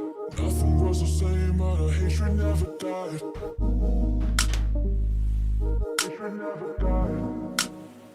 So, I was originally supposed to be on this song, and I only found out a few years later that he kept part of my vocals in there. If you listen closer to the background, you can hear my vocals still. Right there, specifically. And so it's funny because even though I'm not technically on this album as a feature or anything, I'm still in the background on this song. And that said, it's funny to hear this motif in this album. Because I did the motif before this album, and he didn't really know much about the motif either. And this has nothing to do with my lore or my anything. But I was like involved with it even mildly, and so it's almost like he accidentally let me have this little thing in. It's really weird. It's funny. If you want stories based off of referencing yours, it's like fine. Obviously they would be, you know, everyone's individual personal stories, but yeah. Yeah, that's chill. But anyway, that's that. That's kind of fun. So now Love and Pony Step has a tag motif. But it's not the same as the other albums in that the tag or tags change very frequently, but they're still related. I'm trying to think what I can show to exemplify this. Well, okay, so I've already played part of Worst Rave Ever on stream before, so I guess I can do this, but obviously My Love is a Quickscope has this.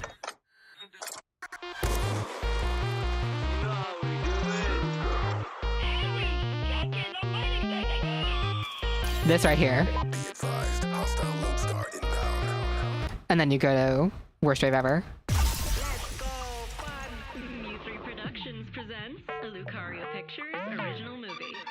Worst Rave Ever. Can you sort of see what this is going to be? What that's going to be with that tag. Also, I don't know how I didn't mention this one.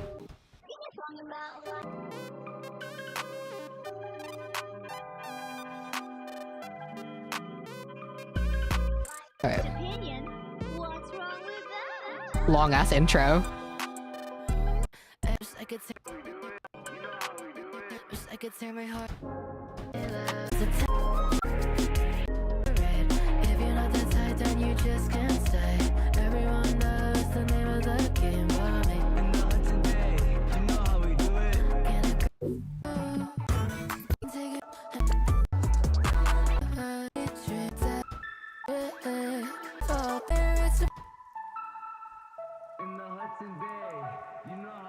it. Obviously, I've talked about the Pedro tag a million times, so I mean, the Pedro tag, everyone. but yeah. So the 11 Pony Step has a lot of different tags in it, so motifs aren't really a thing here, so much as the tags are. This album was okay. What's really funny is my idea for 11 Pony Step, because this album's really chaotic. I wanted to have like a bunch of tags and just like spam them a lot. And what's really funny is then Skrillex put out Fuck You Skrillex, where that album has a ton of tags smothered all over it. And I was doing it first. I was partially annoyed at first. I was like, oh my god, Skrillex stole my idea. Skrillex, buddy. Now we're okay, whatever. But at the same time, I was also like, you know what? The new Skrillex album makes me want to like maybe turn it up a notch even more. So I did turn it up a notch even more. So it did inspire me to do something. But I was doing it first, let the record show. Some of the tags are like really good. The tags are by we have a few of them. There are some dishy tags, there are some fluffy tags, there are some Neko Snicker tags. Extra Happy did some tags for the album, or did a tag for the album, so it's like, this album's smothered. This album's simply smothered. And there are some tags that only get used in corporate illustration, and those ones are some of my favorites. Oh yes! Yes, Pico even has a tag. Pico has a tag. Shout out Dirkman's official. Actually, I think Pico, I think your tag actually was on Dove Not to Be, if I remember correctly.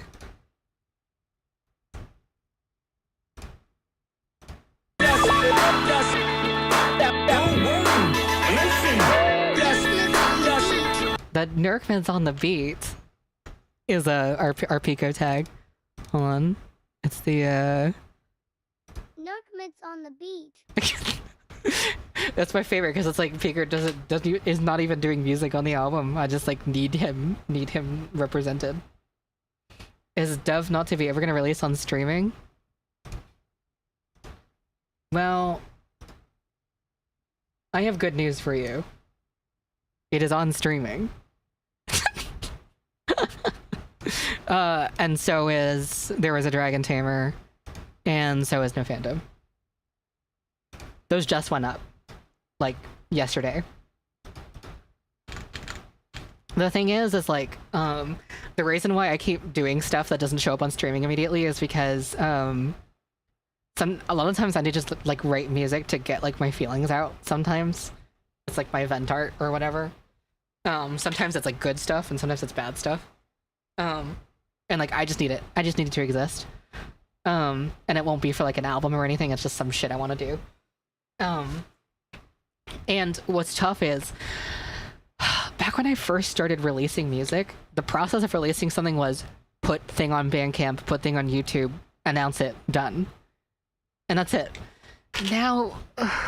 Nowadays, it's like, if I want to release one thing, I have to go to the catalog and catalog it on both the back end and front end catalog sheets. Make sure to give it a a catalog number, make a YouTube video, get all the credits and catalog number stuff on there. I have to do the artwork. I have to get all the master file folders together. I have to do the website and the card updates, and I have to get it up on streaming through distribution, and I have to make the YouTube video, and I have to do all the Bandcamp stuff. I have to export all the stems. I have to do all the blah, blah, blah, blah, blah, blah, blah. The process of releasing a single thing now is like 25 times longer than how it used to be. For me. And so when I do these like random songs that are just me doing my feelings, it's like I don't even want to think about like the process of releasing this officially just yet. So that's why I'll just like post something and not think about it until later. Like when I'm ready to finally catalog everything, then I'll do it. But that's why a lot of that stuff doesn't show up on streaming at first, because it just needed to exist first. I don't want to be bogged down by like basically all this week. I've just been getting Love and Pony stuff ready for release. That's just been this entire week for me. Like it is a much longer process now. Normally people have like a management for this. I don't, because I don't really trust people to do things exactly the way I want them to be done. So I just do everything by myself. I have been getting a little bit of help here and there now with the pilflings though. It's been fun. But other than that, it's still mostly just been me. Normally, people with like, with like a lot less of a audience will be having managers still. It's just like managers are expensive. They're gonna take my money. They're gonna be Vylet Pony too.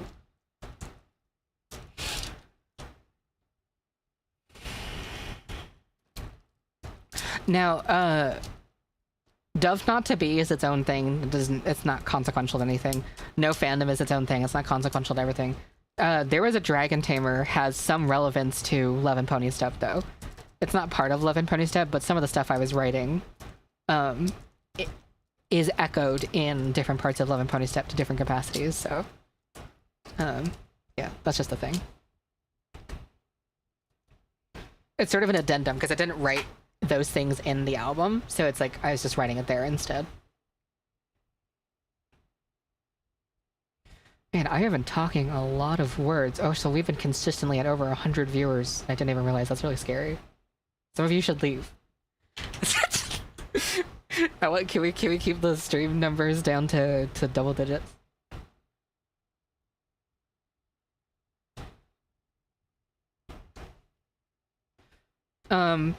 What's funny is, whenever I do those songs too, usually it's in under an hour. So, There Was a Dragon Tamer is an exception, so that one I finished in about an hour and 45. But then Dove Not To Be, I made in 45 minutes from start to finish, and No Fandom I made in an hour from start to finish. Let me see what else, because I do some of these a lot. I Want You to Be Alive, I think took me 45 minutes to make from start to finish, this thing.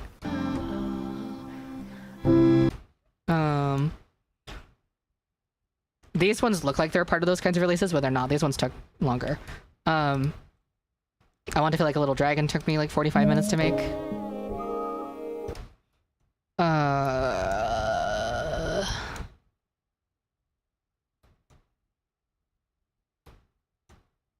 Oh, this my catalog is still missing some of these, isn't it? Interesting. Okay, well, you know.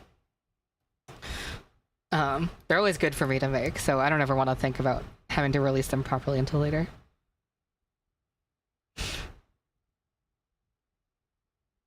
Okay. I'll do more of these. I need to like catalog a lot of these and put them into an album, so they're like in a collective space. And always the photos I'm using for these, because the format's pretty similar. For these, where I'll get a photo and I'll like scribble over it. The photos are always have something to do with. Oh, that's the same thing. The photos always have something to do with what I'm writing about in some way. Like this is a photo I took in, I think it was somewhere a few hours out of San Francisco. we were doing a camping trip and I was dealing with some shit. How do you finish impromptu projects like this between working on big art projects? I turned my brain off. That's one of the big things, is I just turn my brain off. I don't try and think about the logistics of it. I just do things based on my feelings, and then I think about it later. One of the worst things you can do is get into the cycle of like, is this finished? Is this finished? Is this finished? It's like, if it feels finished, then, you know, if it's something small like this, just say it's done. Come back to it. And if like you finish it and you feel like it was underdeveloped, then you can go back and do more with it another time. No one's gonna be mad at you for that. Sometimes you need to just put shit out. I've been splitting up my workload into things I'm doing for perfectionism purposes and things I'm not doing for perfectionism purposes. Like, Dove Not to Be, this song is wildly unpolished. This thing is rough, the mixing makes no fucking sense. Stuff just fucking happens with no continuity. I wasn't thinking about making it make sense. I was just like, I need this thing in my head to be music, and that's it. You need to give yourself permission to make weird fucking whatever shit. Like, my best advice is split your time up into perfectionism time and non-perfectionism time. Take some time to push yourself as an artist, and take some time to do stuff that is just like nice to do. No, it's funny, as Love and Pony Step was supposed to be an anti-perfectionist album, and then it became a perfectionist album. I had this problem sometimes. So that's kind of why I had 3 of these kind of anti-perfectionist releases in the midst of working on this album. Because it's like, I needed to stretch my silliness a little bit. Not even silliness, because like these are all serious songs. Someone came up to me at BabsCon, and they were like asserting that No Fandom was like a funny joke song. I was like, ooh, you're not ready yet. You're not ready. It is not a joke song. it was cute. It was funny, but it's like, No Fandom's not a joke. It might come across that way, but I don't do music ironically anymore. This isn't 2016. I'm not a teenager.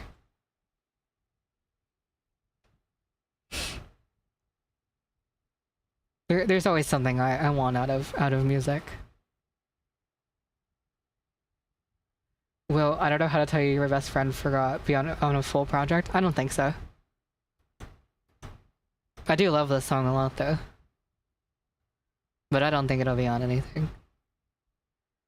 No, I like No Fandom. The mixing is like dog shit, but like I like it that way. Sometimes you have to do shit that's like terribly engineered for your own heart. You just focus on the feeling instead of like polishing it.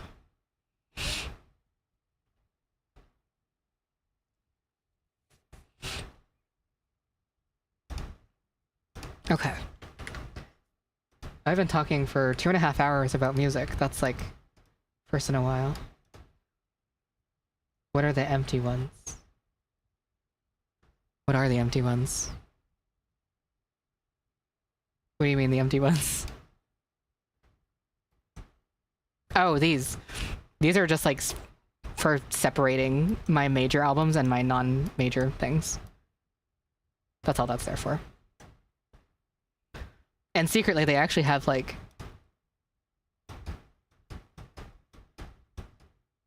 Where is it? Oh, this is the acapella to Golden Light.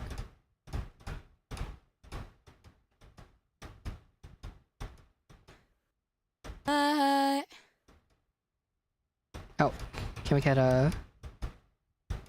Where the fuck is it?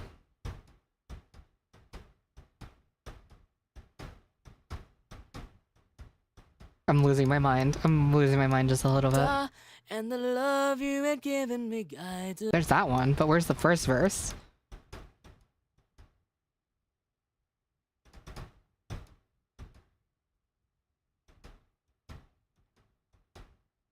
Where is even the first verse? Okay, whatever. This is the Golden Light acapella or something. That's the same thing. This is the acapella to Tempest, I guess. Me on your future. This is the acapella to Equality. Equal. They've all brainwashed me. My singing voice was very different back then. Every pixel to my And let's say acapella to wireless. Those specific songs, because those were what was like relevant when I made those dividers. I don't feel like changing them, so it's like whatever.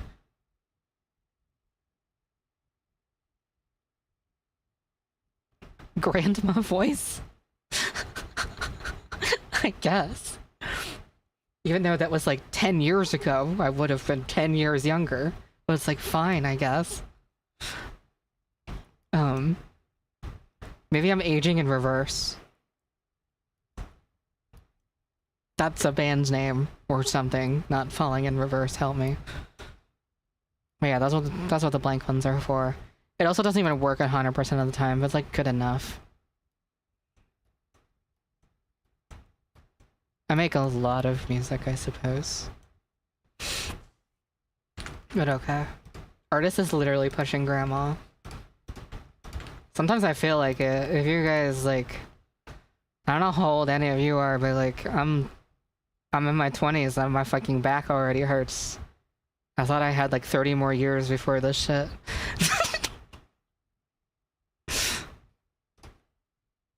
Girl, shut up. I'm literally like 4 years old. But your back's probably much better than mine. No, trust me, I'm shrimping all the time. It was bad last week. Well, you know what? Then we're aligned. We're aligned with it. Also, everything's upside down. How to fix this? Transform vertical? Thank you. Artists do have bad backs. And bad, like, forearms. Bad hand posture, bad everything.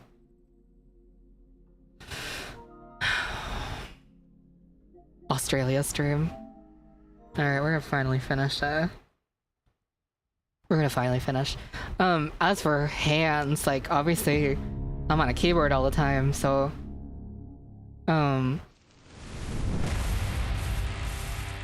that's gonna fuck me up a little bit. But also, the last, like, half year, I've been drawing a shit ton with my mouse, so... Ouch. Ouchie, ouchie. Also, someone told me to... It's fun to draw with mouse. It is. It's... Someone told me to drink water. I have iced tea. Low sugar iced tea. Which is nice.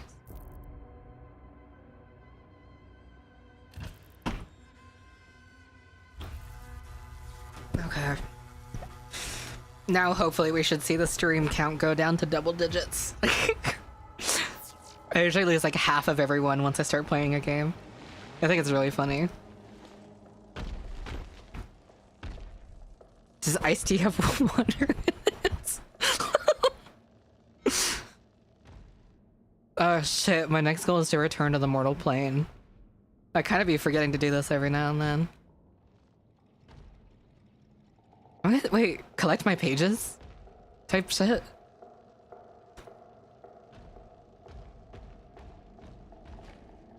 I need that fucking bean image, the one that says all my favorite things give me carpal tunnel. All the things I love give me carpal tunnel. Tabby said, "Cries."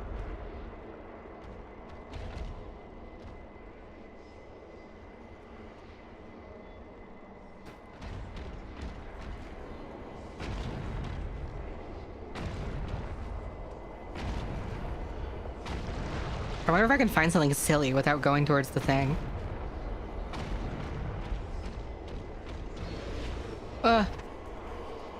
No, I want to explore the funny, like, Slenderman forest. Pico said, I need to eat lots of milk to strengthen my bones.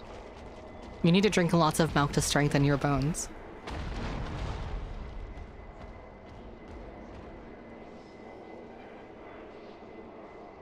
Hearing collect my pages triggered memories of the slender they bit I did with my friends on Discord a couple of years back. Collect my pronouns.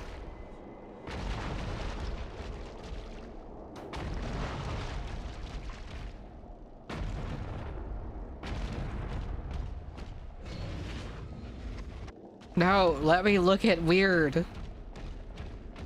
Let me find strange objects in this weird forest. That's what I'm here for.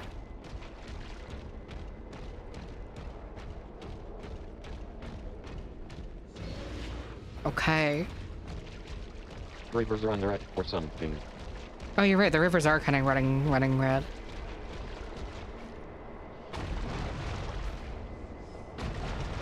Speaking of pronouns, the fuck is up with like people going crazy about Chris, they, them, Deltarune? Everyone's like doing mental gymnastics, just not call Chris, they, them. Now he said, they're fake friends. They're fake fans.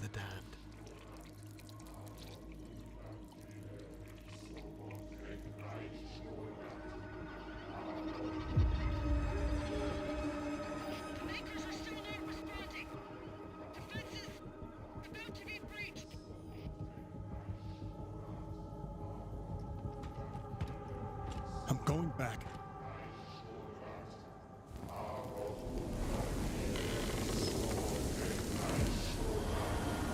Pronouns? Wait, what are they building?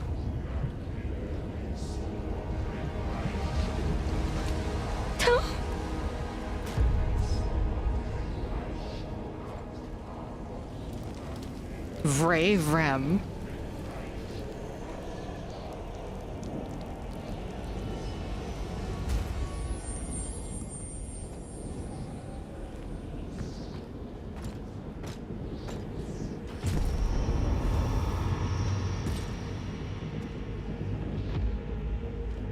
Pico said, the mental gymnastics of that one person was insane.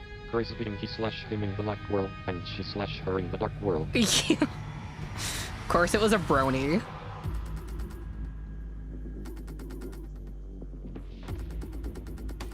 Where are you?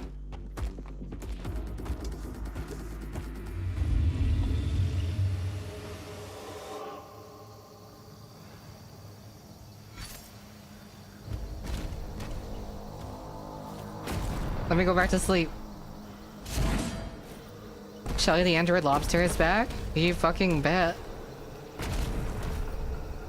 Ironically still making it gender fluid as hell though. Milbix forces are surrounded. Shelly the android lobster. He's not responding.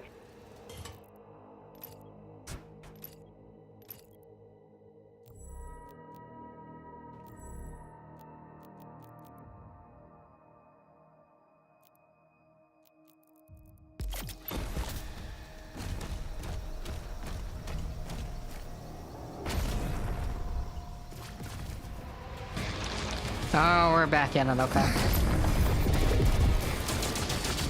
First we game, then we game, or something. First we web, then we punk.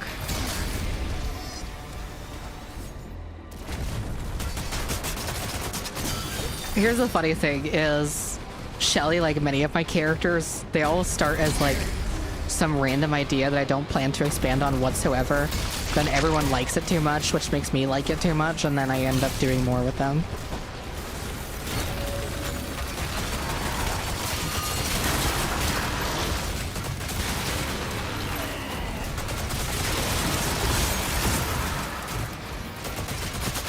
Did you expand the Big Rob song? No?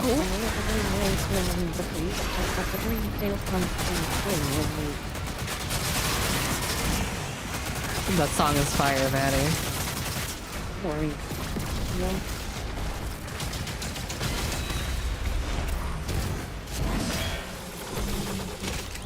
Wait, why'd that take away my melee? They were like... That used a melee charge for no reason.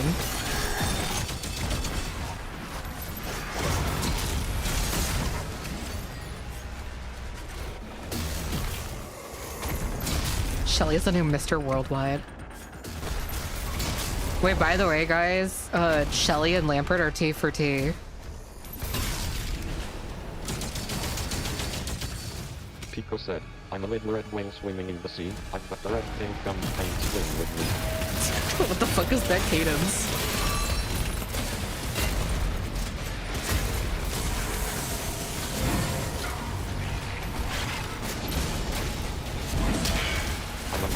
Prodigy, you're just jealous. I am, dude.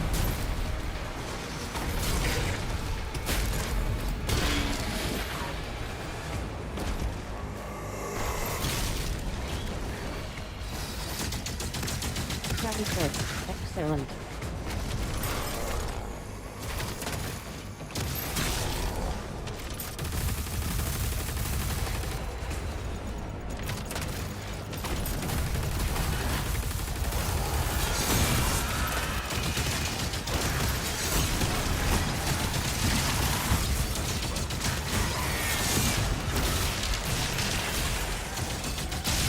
People said, saying this is the chat beating me again.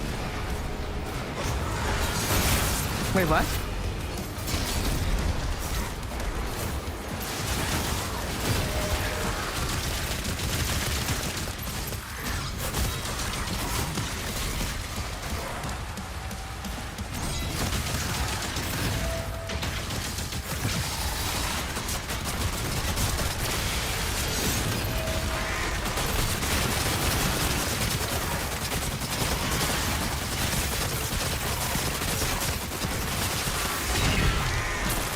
Give me your heart.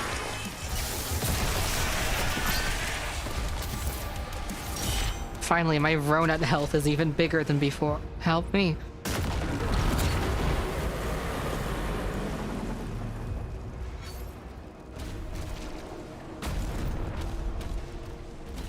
He just took out a siege tower. Get word to Novik.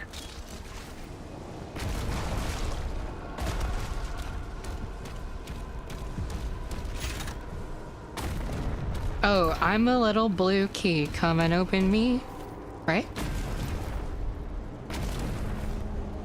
People said, wrong. Okay. My bad.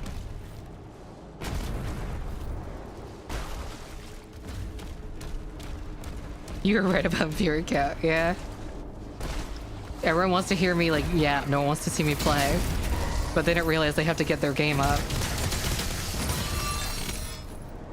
That's okay, I prefer it. It's like really overwhelming when I see more than double digits.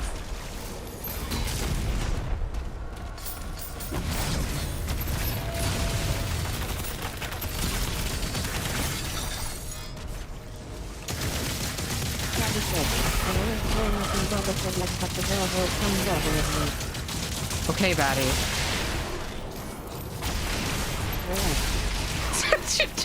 Relax.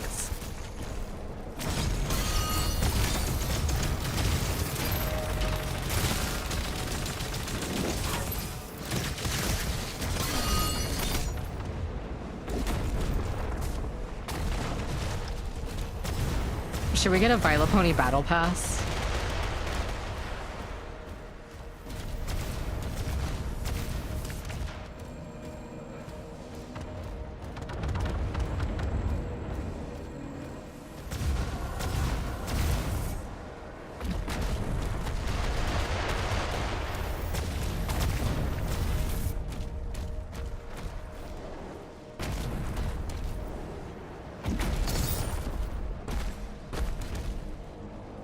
This area is mildly confusing.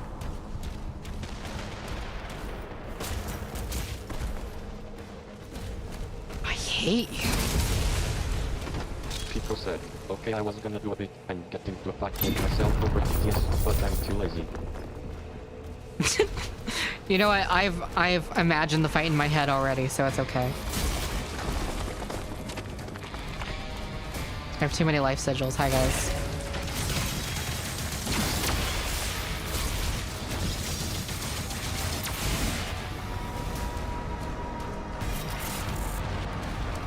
Okay, weapon skid. I suppose. Not the most exciting thing to find in the mines.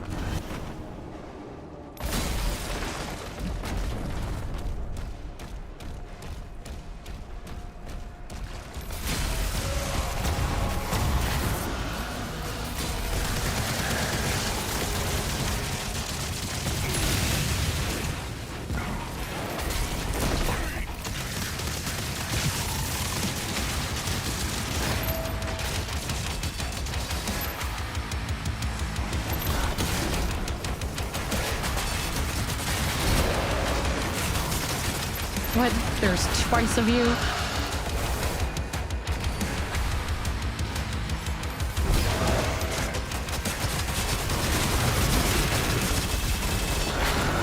I fucking hate this shield guy.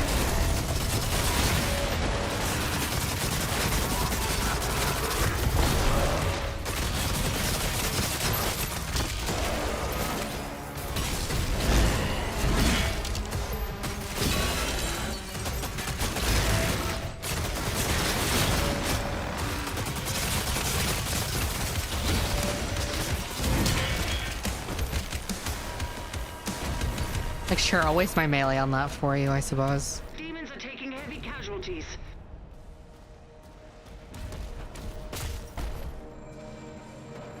Give me the orb.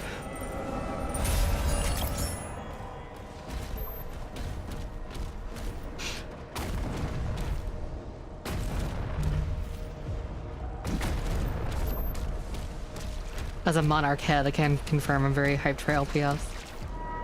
I hope so. We need all the prog fans to realize there's joy. There's joy in bro step and pop music.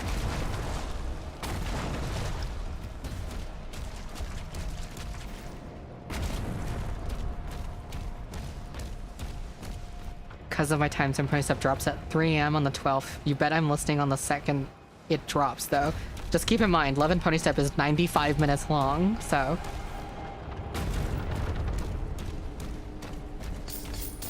What's your favorite Tracy Breaks track is a good question. I really like Orphan Source a lot.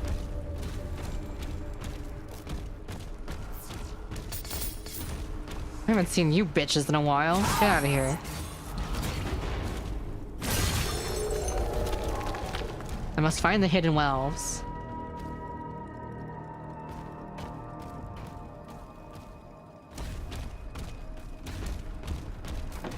Collect my wells.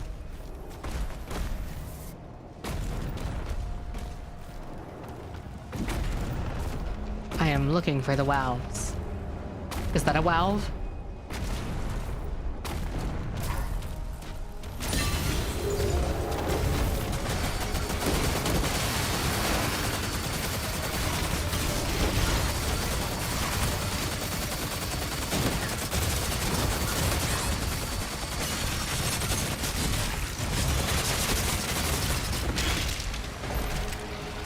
We're gonna ignore the demonic ass structure in the background. You're not narrowing it down very much.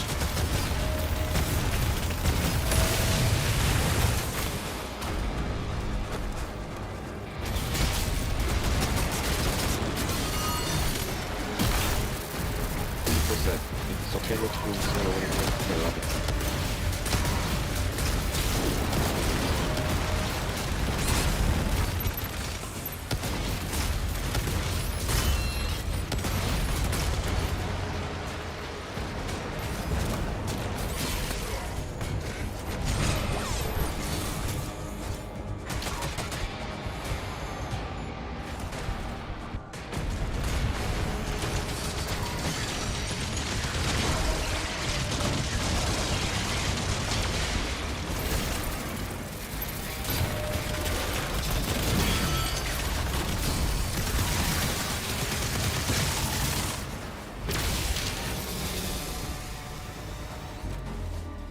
Troops have been obliterated. All that for a drop of $5. We should get 32.7 the Krieg as a real radio station. Truth, Moab. Wait, this was the location of the first and very first wealth.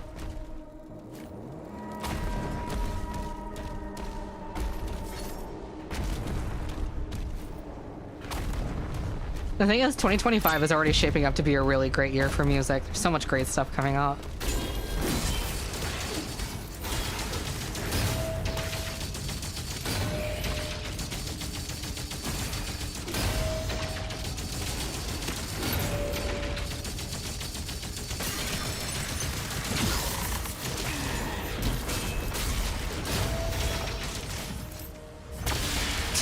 Okay. This place looked like my bedroom after 5 big subjects mix. Five hits of Chex Mix. Yeah. Someone's going crazy right now. What are you doing all that Chex Mix for? Where are the other collect my wows? Comedy and laps. You guys again?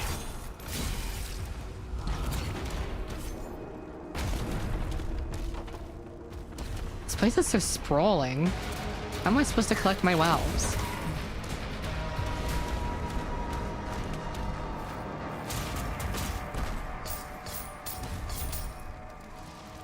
I quoted, "You'll always be a monster, I know, but I am your monster no longer," in your yearbook. That's like super awesome, even though that's like not even my quote.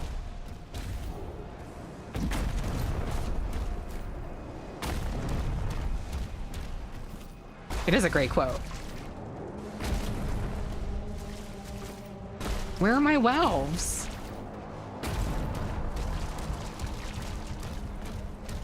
Mersbo's sweep.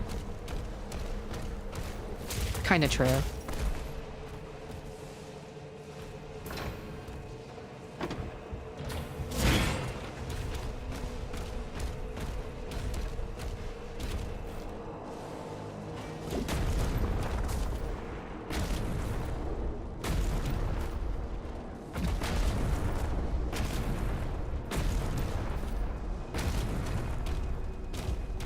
Yeah, I'm pretty sure 32.8 would be too close to 32.7. You're basically transmitting very close to 32.7.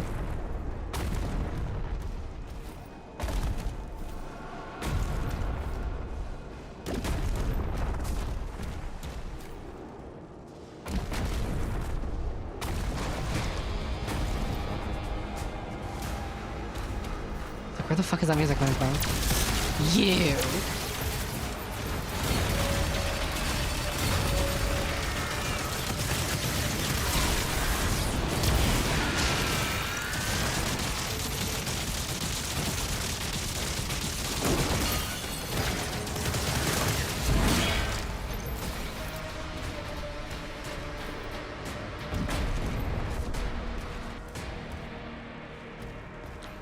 Someone should quote Shelly the Android Lobster in their yearbook. For a second, I thought that said someone should unquote Shelly the Android Lobster in their yearbook.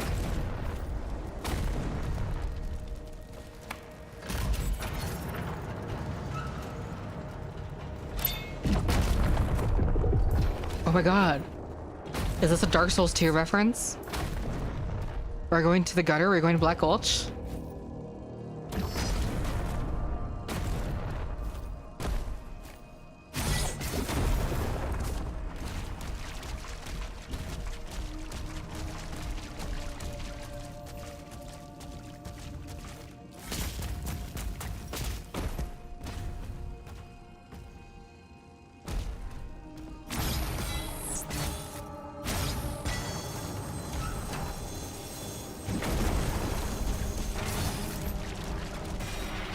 Toys.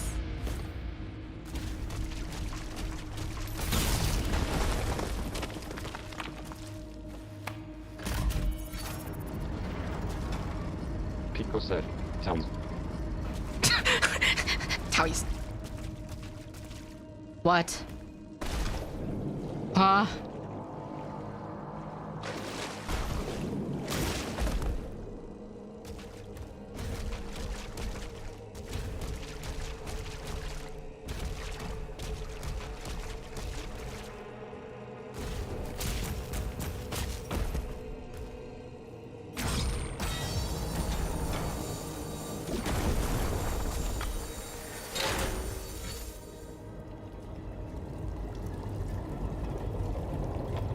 What the fuck is in the foreground? Okay.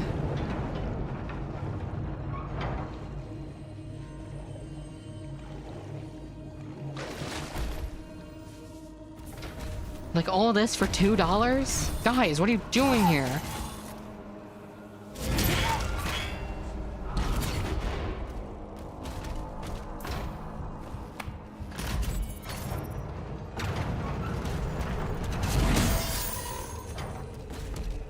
Yay, $2. $2 Doom dollars. Dollary doos.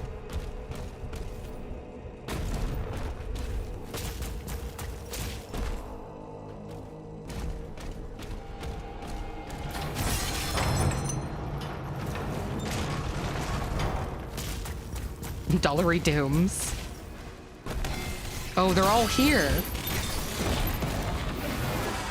Hi.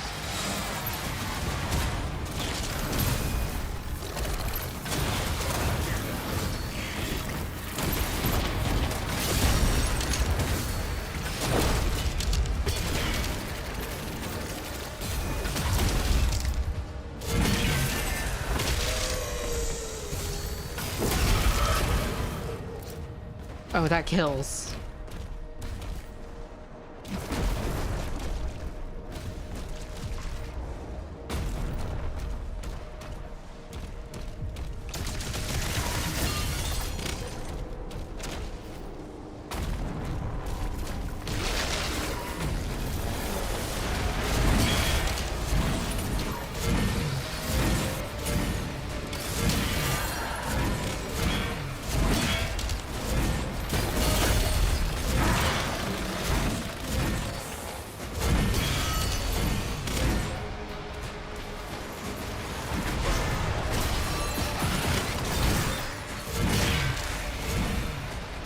Pico said, okay grown-ups, I need to go to bed. Okay, Pico. Have a gummy bed. Good night, Stinky. Good night, Stinky. Yeah, we said. Good night, grown-up. Enemy threat has been eliminated. He's regained control of the battlefield. Have an absolutely row bed.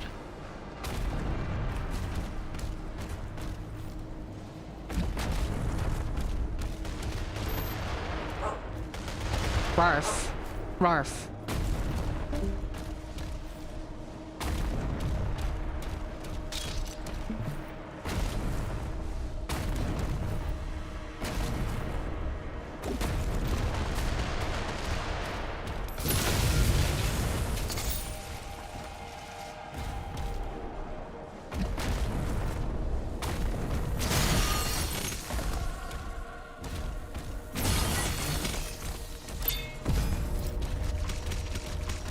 These were enemies for a second.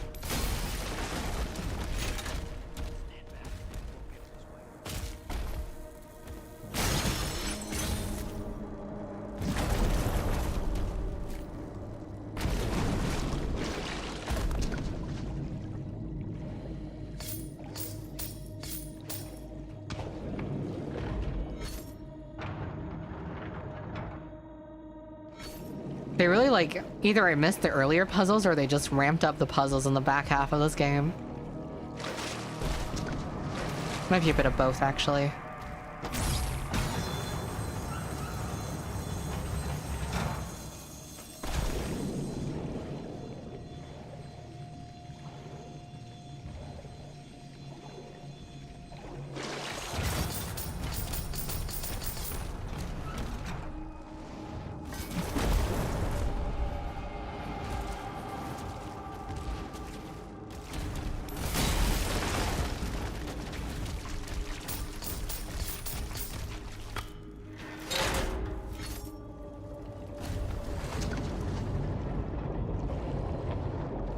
Why is the fire going under the water?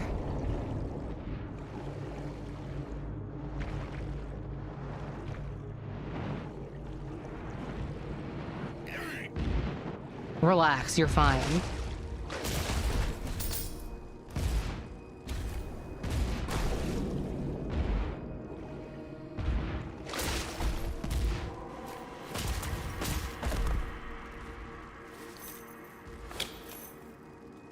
Thanks for that.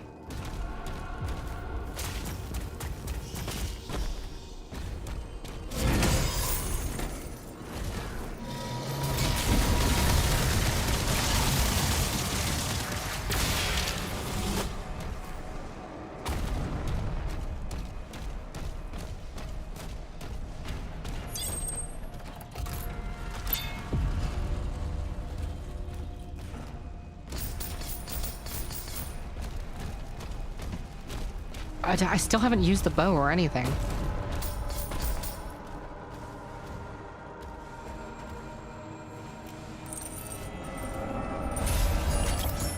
All this and no valves.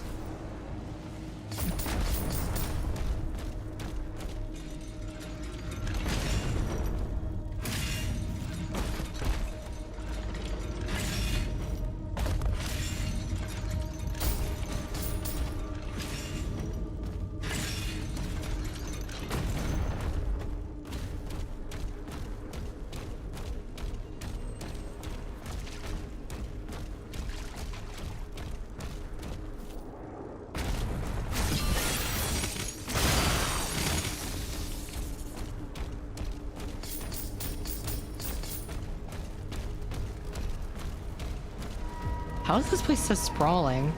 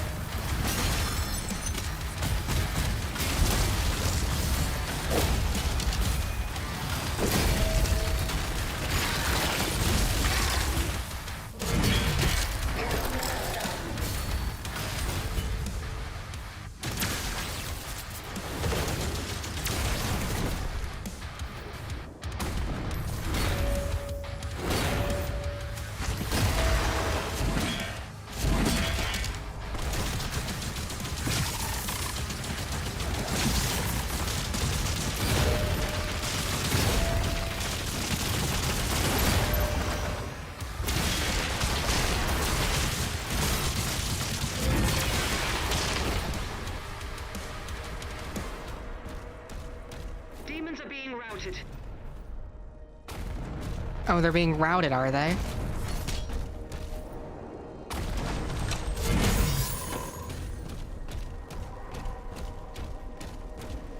Hi, Vi, have you grown yet? I'm working on it.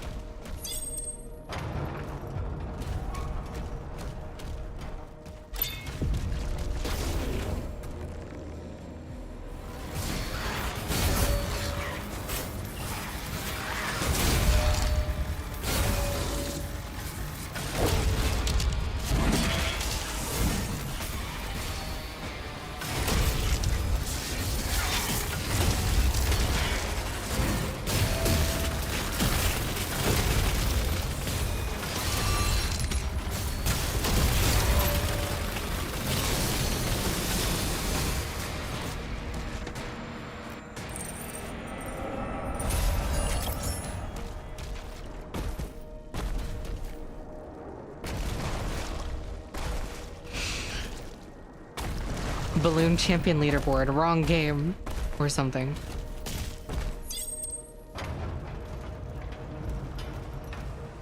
Again, all this, no wows?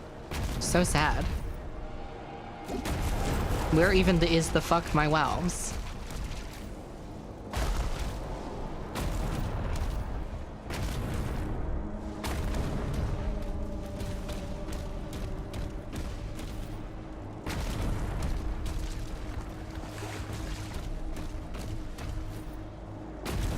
He said, to be by your wolves. To be by your wows. To be by your wows.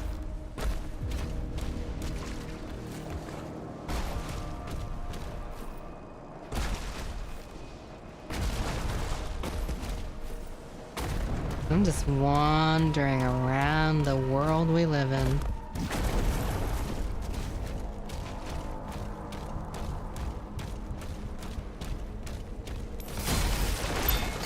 $10.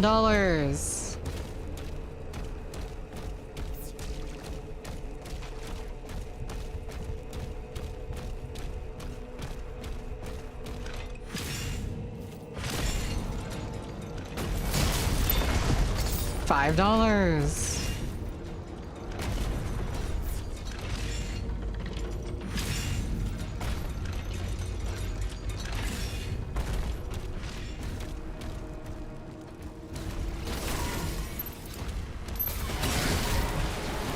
Why are we fighting each other?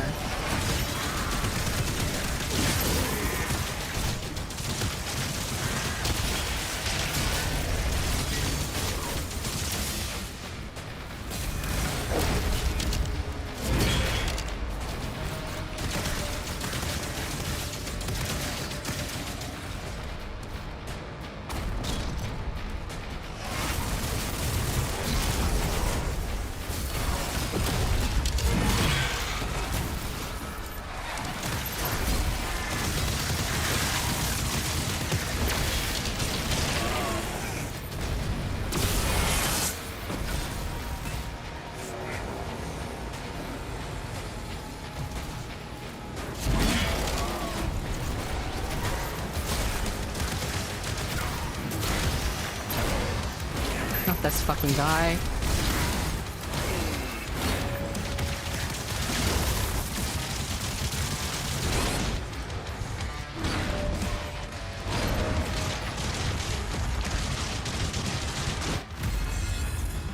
Man.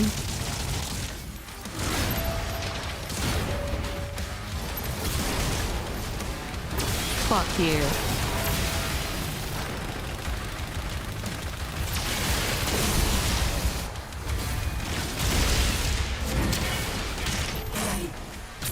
Give me your heart.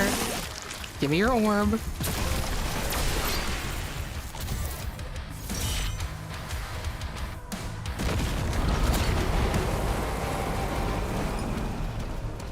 Second tower is down.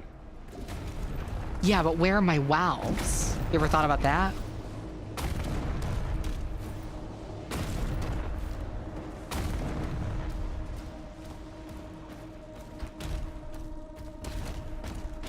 I might not get to collect my valves.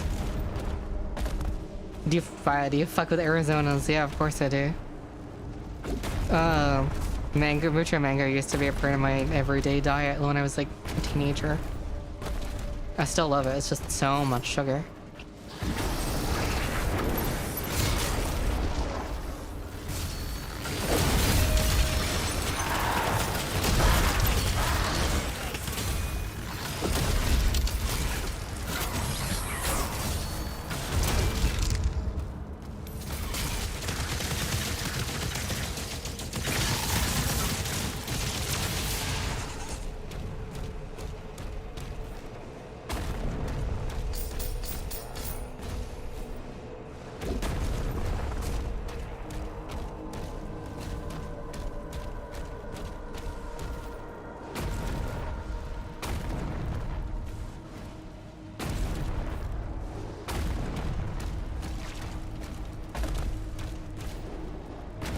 I keep forgetting there's like a map.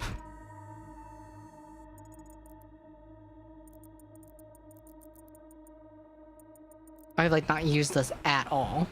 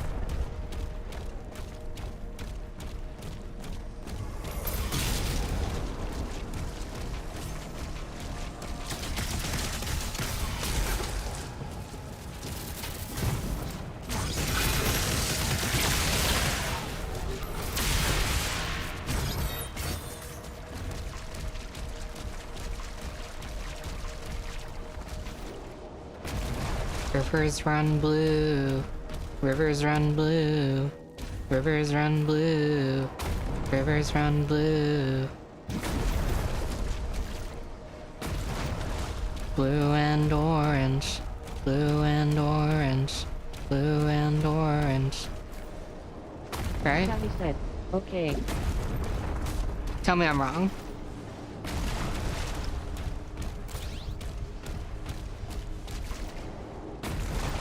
Sorry, but you're wrong.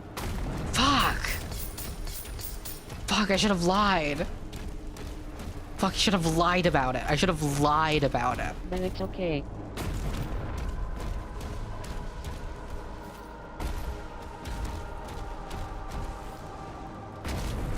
You can lie next time. I'll try lying next time. Excellent.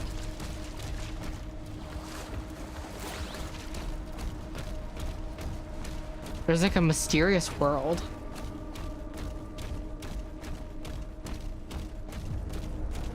Wait, have I been in here already? Oh, this is the same fucking place.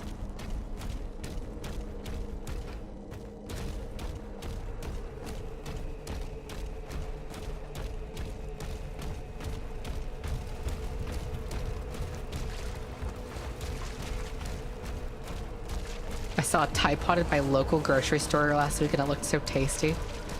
Close enough. Welcome back 2018.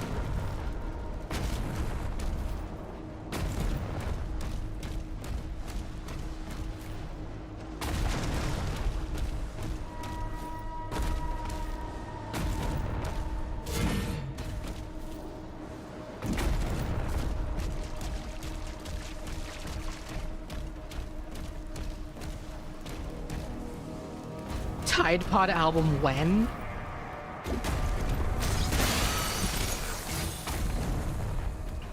Now he said, no.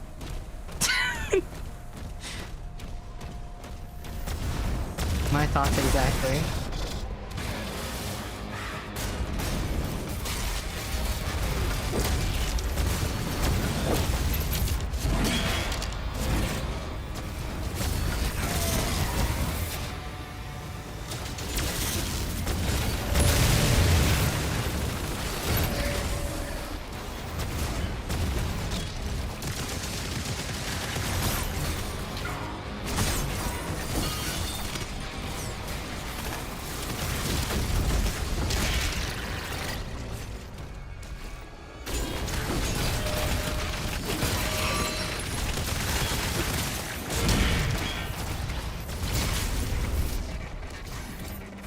Do it.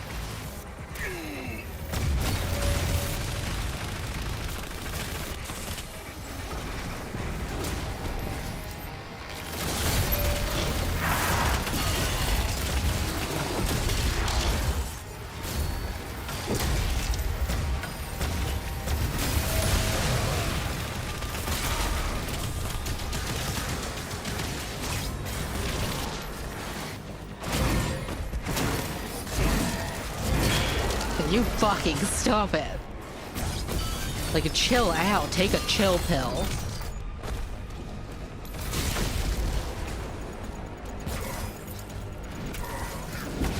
Rona armyism works.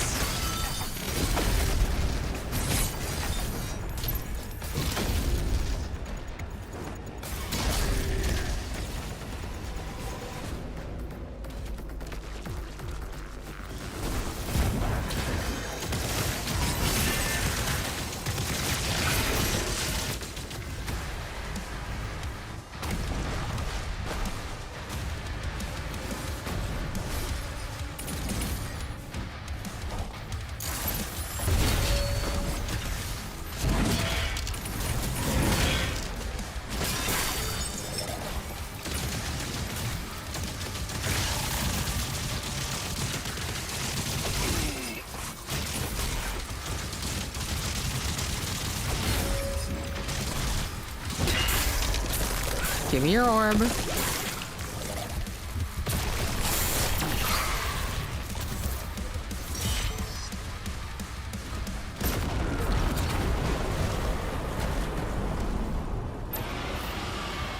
Oh, David.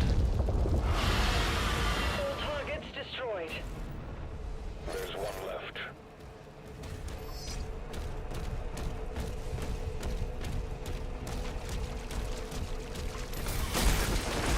David, honey bunches, I gotta do something real quick before I play the video game known as Doom Dragon. Gnome as.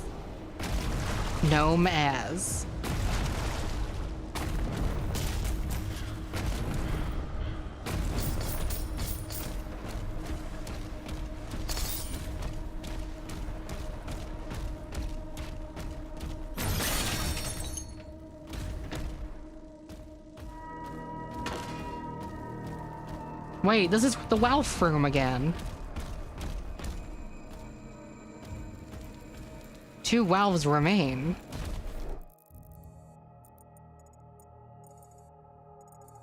Now he said, Wolf City.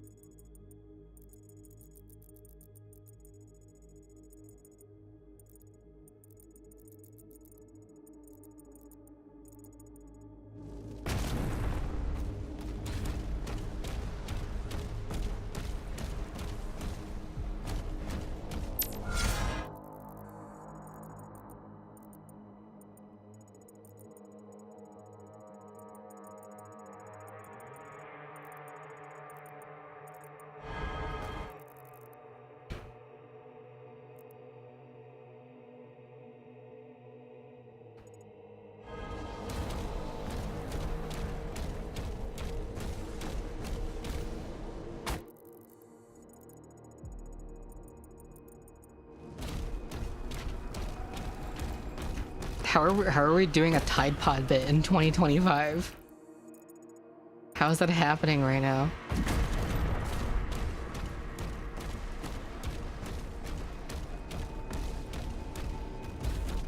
Sally said, please no more.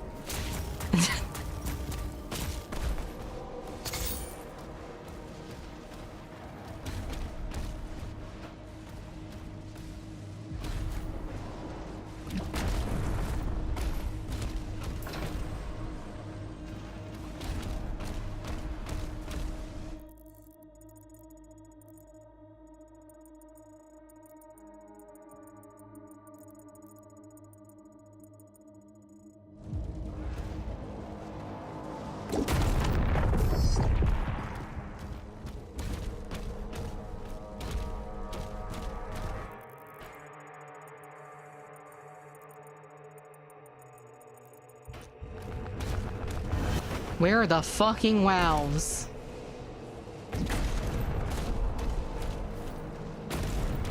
I'm never gonna get my wealth on.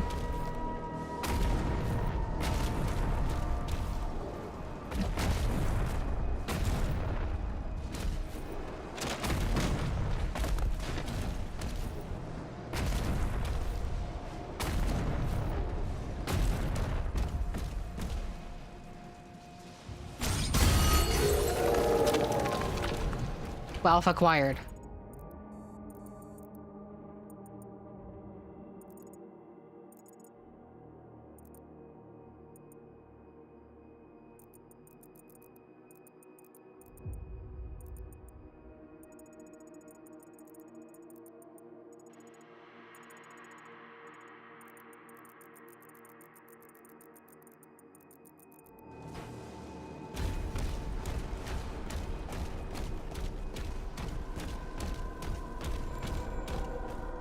One Wealthy remains. Dawn of the final wealth.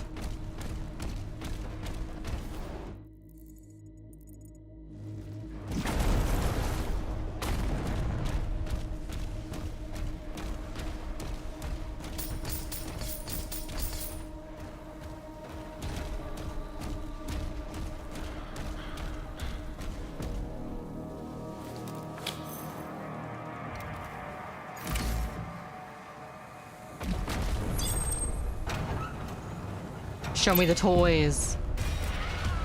Toys. Sally said, Towies. Towies. Towies. Towies. Chihuahuas. Okay. Relax. I'm really relaxed right now.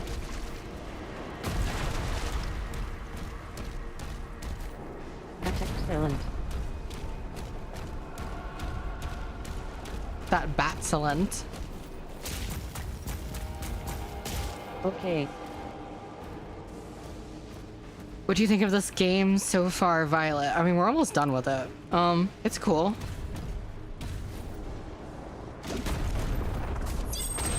The environments are really cool and I really like the guns.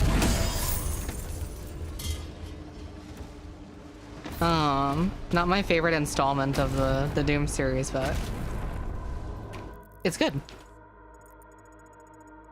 In a decade where a lot of AAA games are absolute dog shit, it's like I will take just okay and fun sometimes, I guess.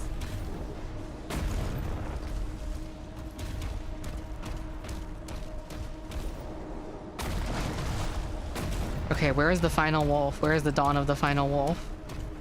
I mean, wolf. Sorry.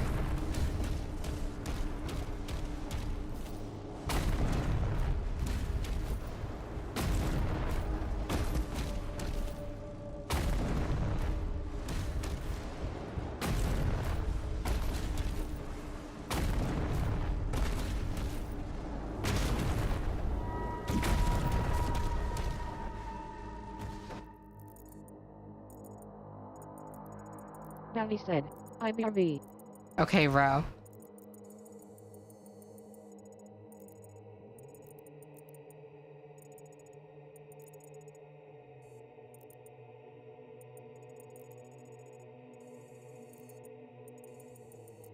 Where is the Welf?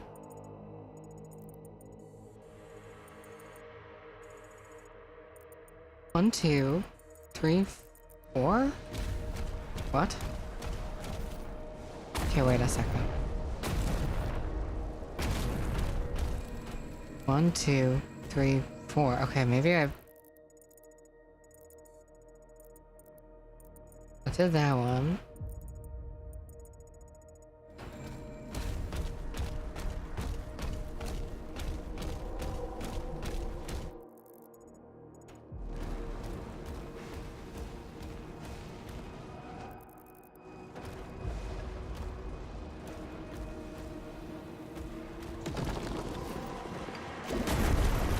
Presumably I did this one. Wherever it is.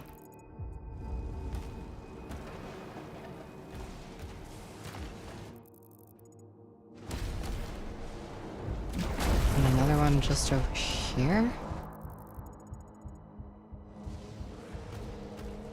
I'm a little confused. On a top there. Question mark. No, I am thoroughly confused. Where is Walfie?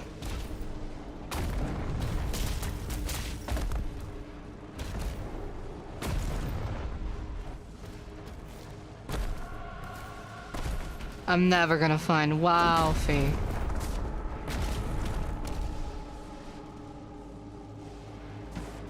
It was this cruel world.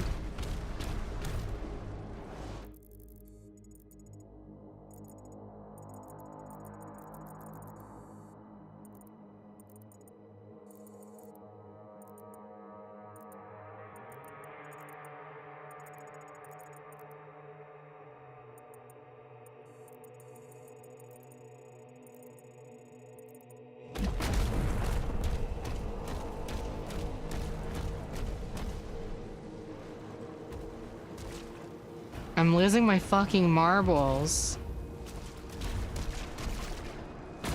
Where is the even fuck this even Walfie?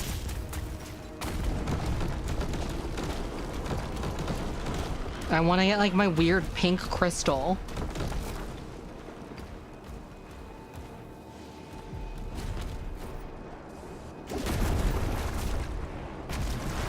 Is it even in this area? All the others were in the same area.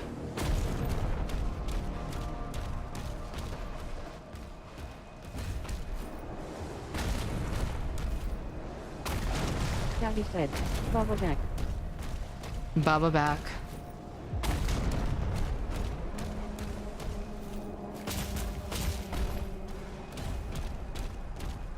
This Walf is pissing me off.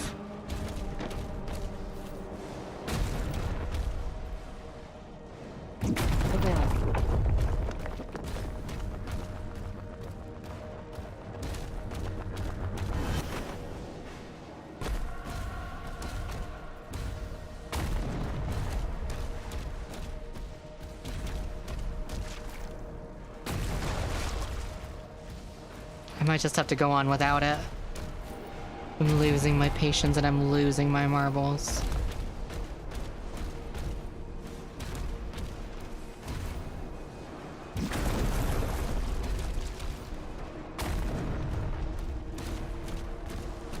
Even relax. Even relax.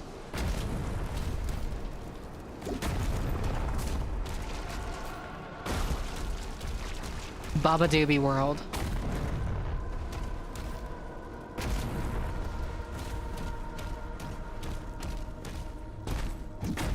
Recycling the aroma.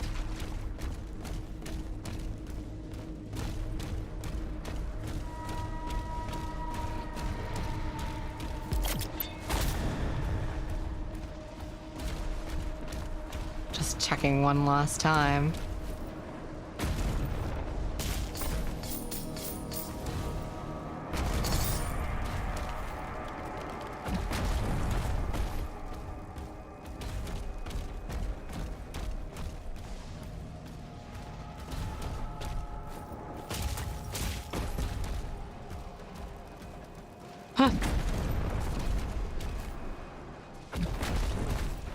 Dun dun dun dun dun dun dun dun dun dun. Right?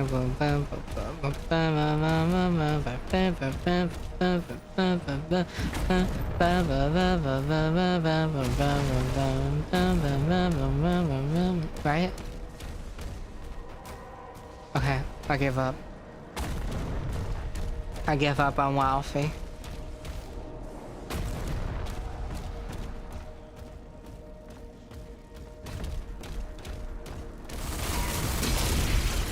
What is your problem?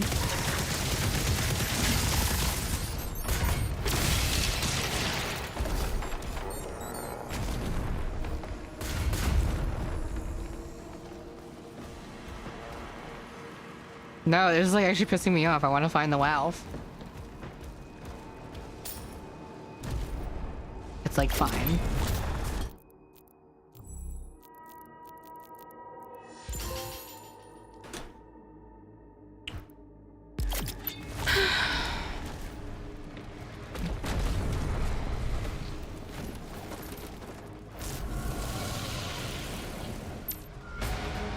Its ship is powering up.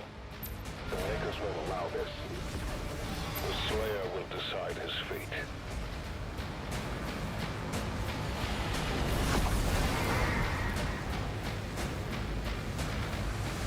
The Fligu Gigu will decide his fate.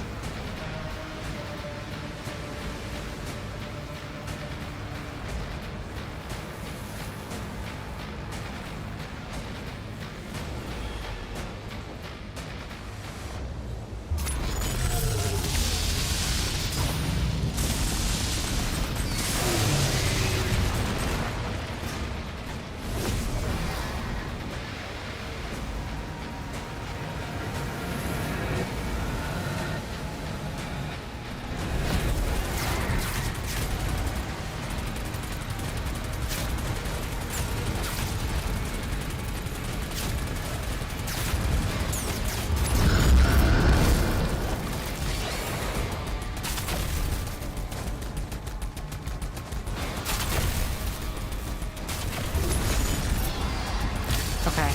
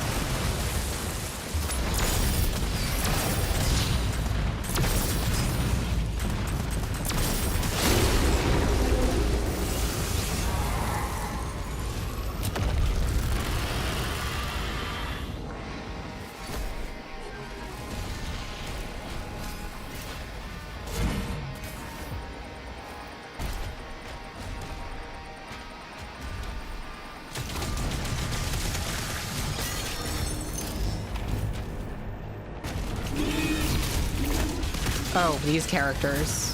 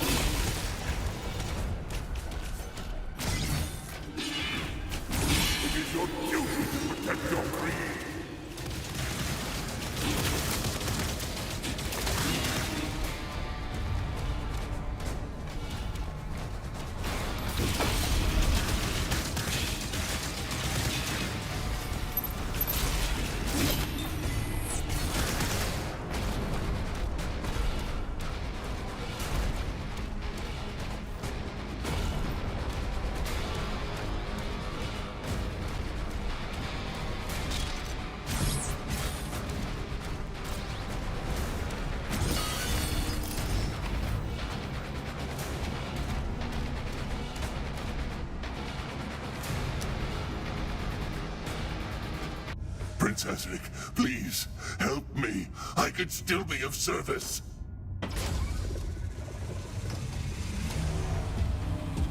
Hi.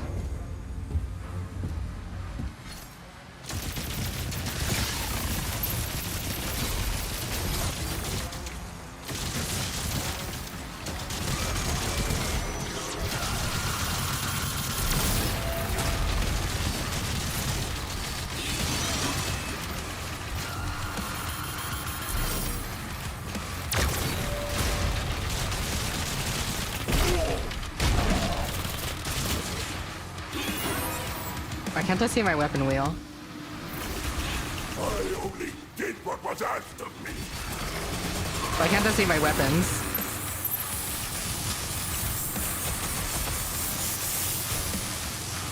Oh, what the fuck is going on with my game?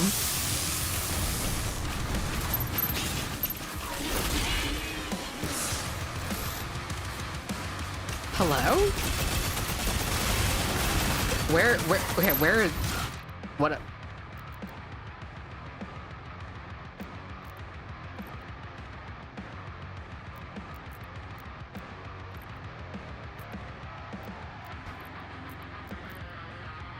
Hello?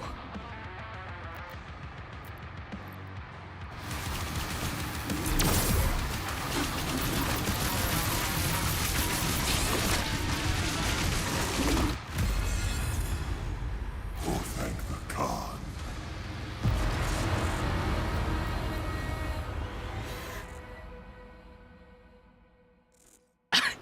What's happening? Hello? Creed Maker. Navi said, want the roll. Great, okay. What the fuck? I can't even go to the PlayStation menu.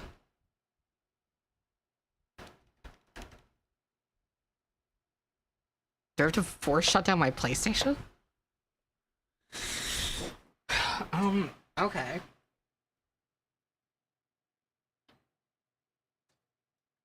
Oh. Disc.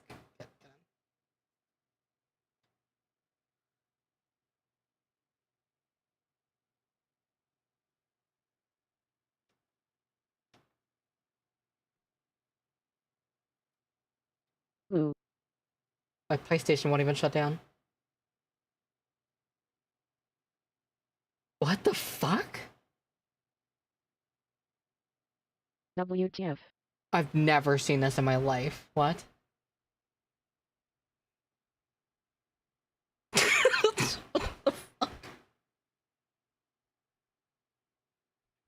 First game on the PS5 and break the console. What the hell?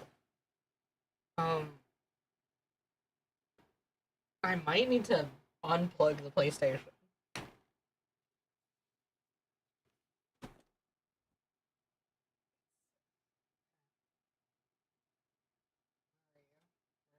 Plug. Call the plug.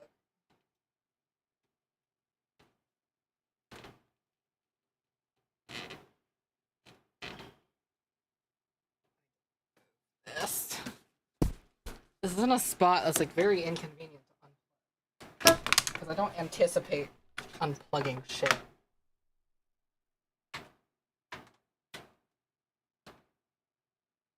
Oh, that was just a...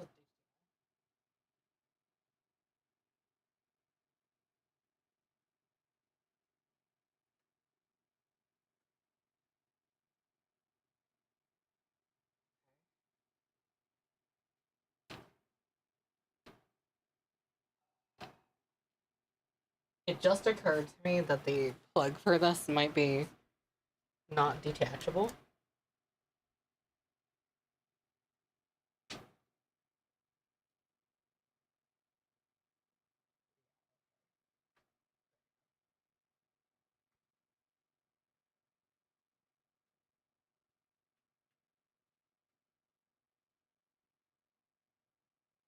And now I can't find where this...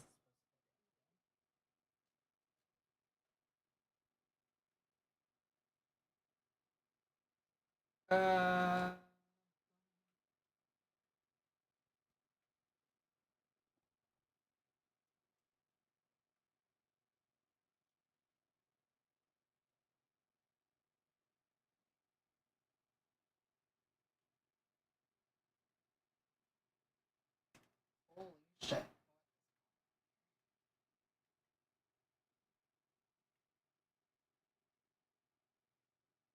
I've never experienced anything like this before.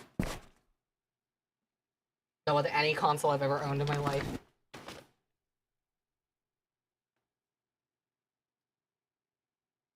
Okay, how are you feeling, PlayStation? Are you gonna be alive?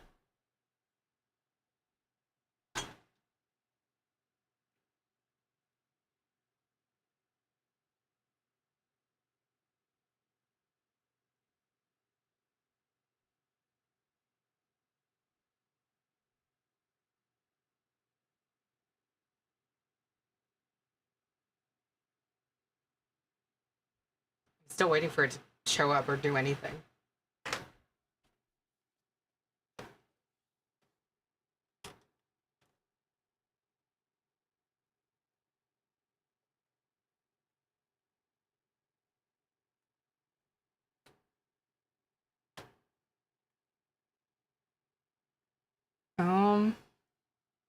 Oh?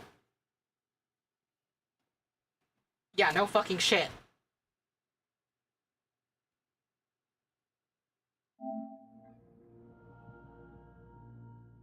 PS5 pulled a 328.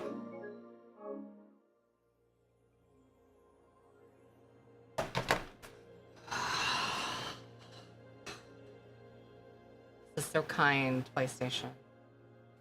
So sweet of you to do. Okay, great though.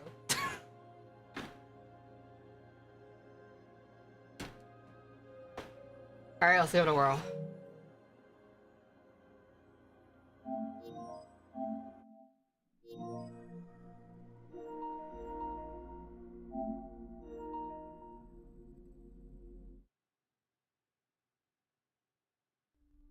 Is that USB icon gonna stay there forever? Okay, thank you. Creed Maker nearly killed PlayStation 5. That was insane.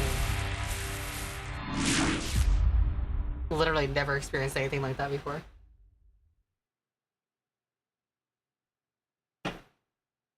Like, usually if something crashes, they can still, like, force quit to the PlayStation menu, but not this time.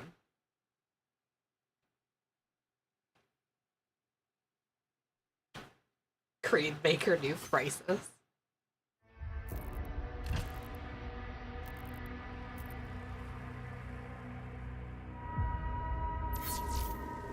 This game has been running so smoothly otherwise. That was very surprising.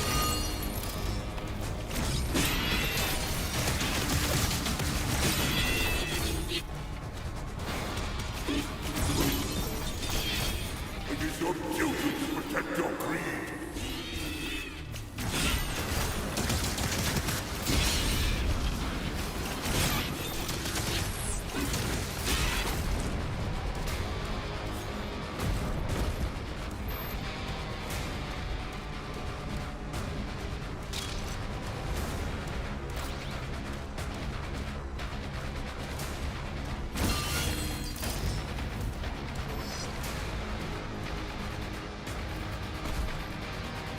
Princess Vic, please, help me. I could... Okay, we're back.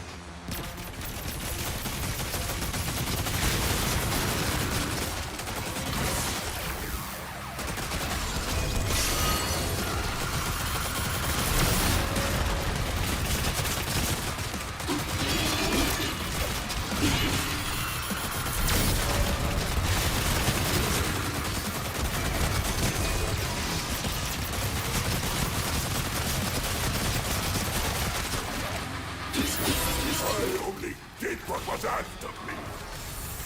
Hey, dude. Oh, is that what that attack is supposed to be? I couldn't even tell when it was glitching out.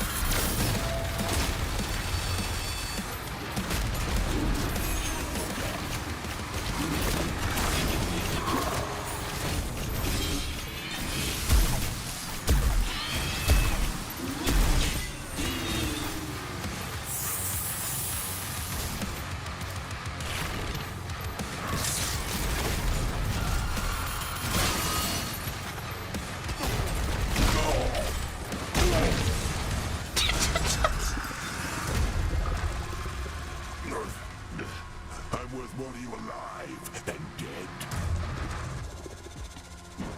I can bring you Prince Azrin.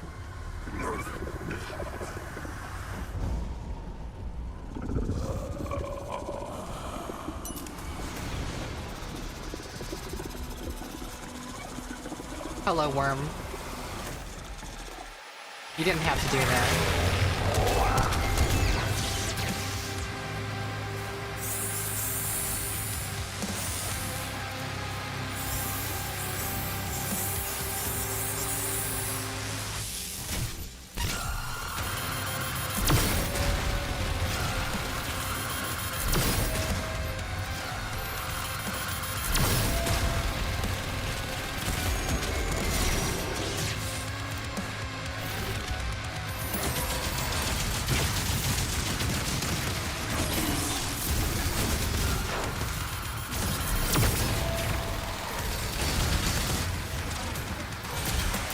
Oh, those cause pain to me.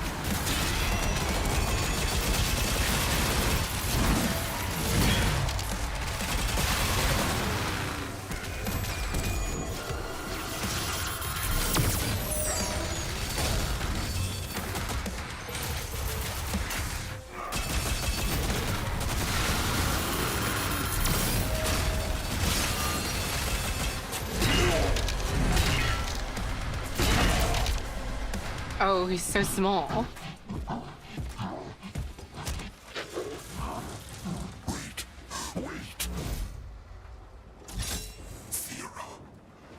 Azric is keeping her alive on his ship.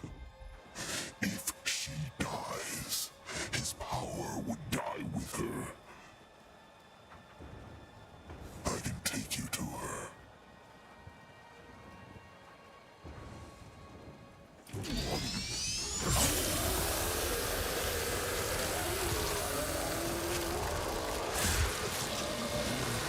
I'm guessing that's a no.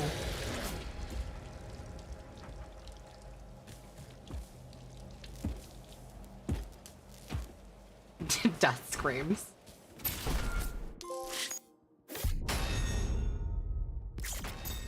What did I miss? Oh, did I get everything but the fucking Raidstone? Those fucking wows. I locked in for this shit and I still missed the wows. Fuck this shit.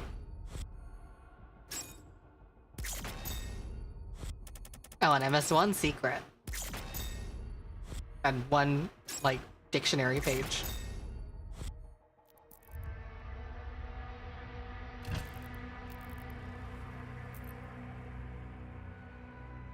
Oh, or is it Gundam again?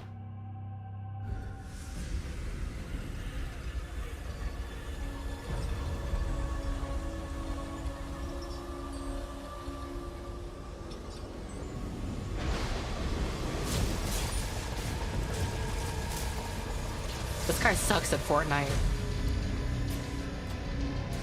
Dumbass ship.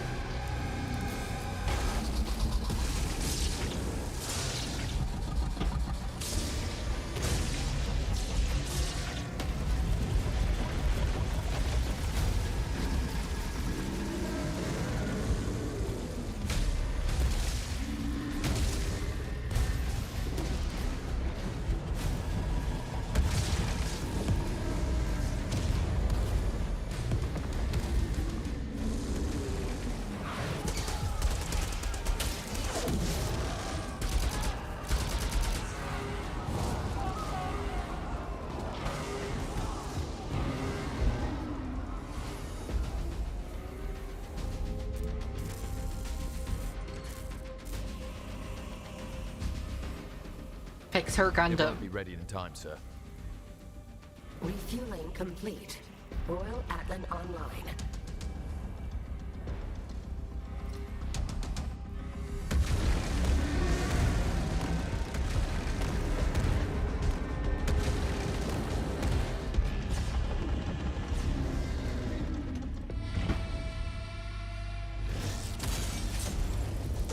Thoughts on loudness war? I'm fighting it in Love and Pony Step. I'm fighting in the loudness war for Love and Pony Step, so.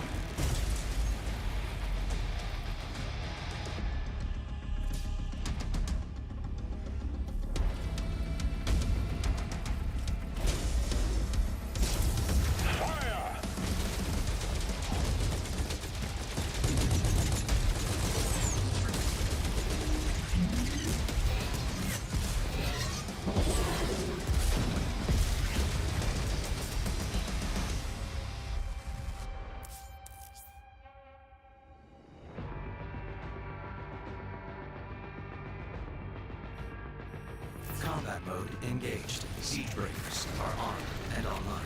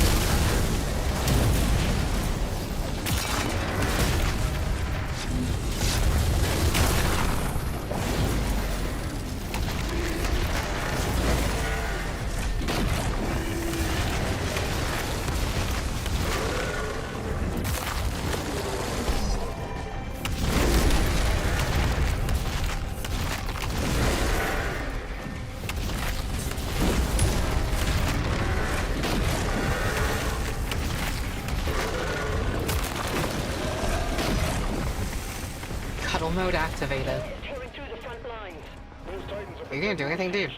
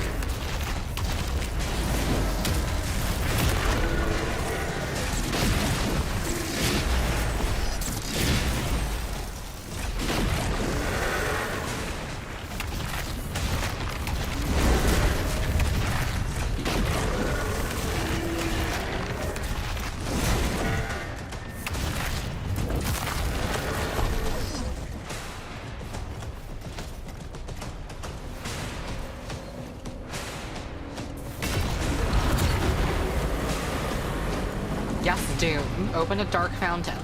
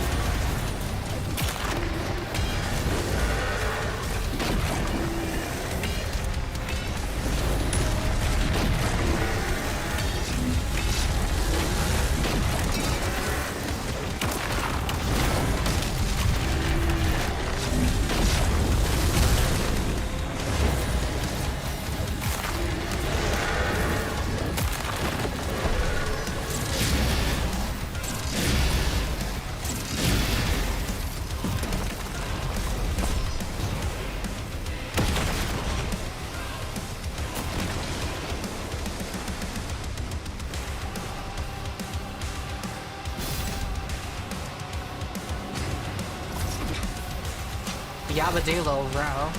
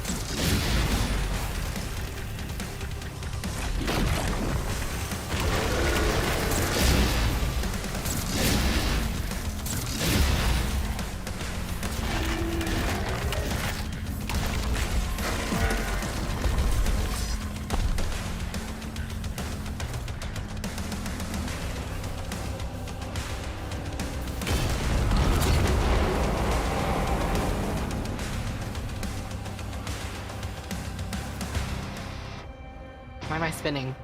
What are we spinning about?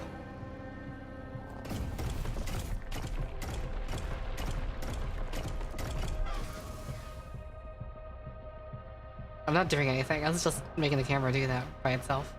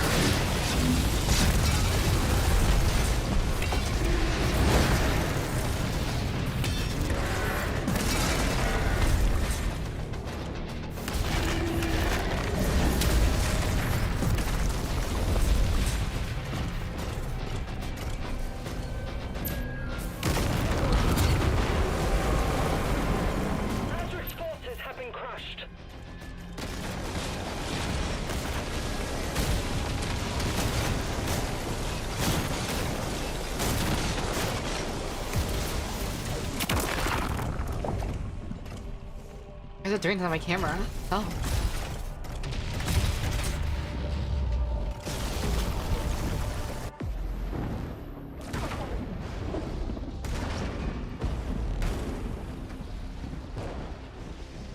Stick drift? No, it happened after like a cutscene or thing or something.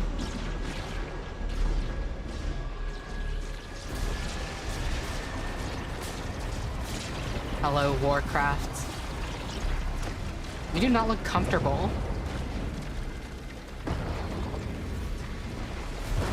But do you need help? Oh. Big Baba. Gabby said, Big Baba. Big Baba.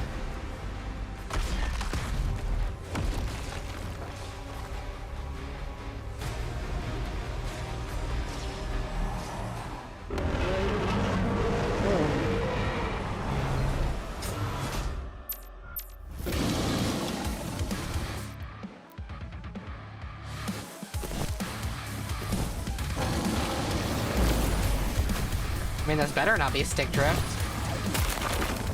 It happened very spontaneously, there's no way. I'm sure it's a game glitch.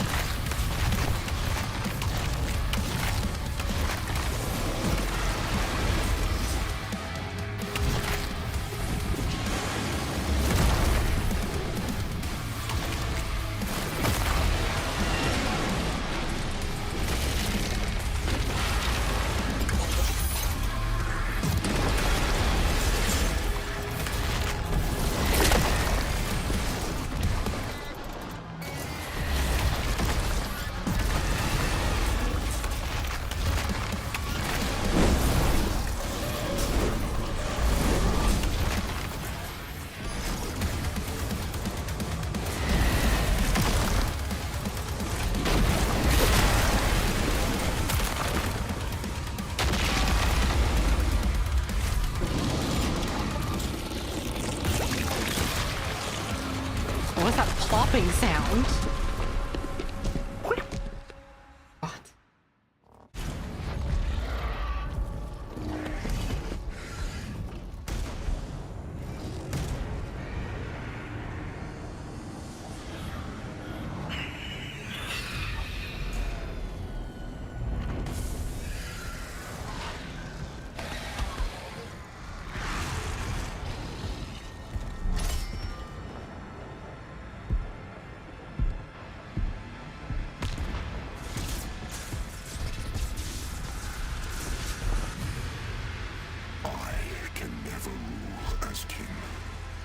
So long as you are the only one they fear. Okay.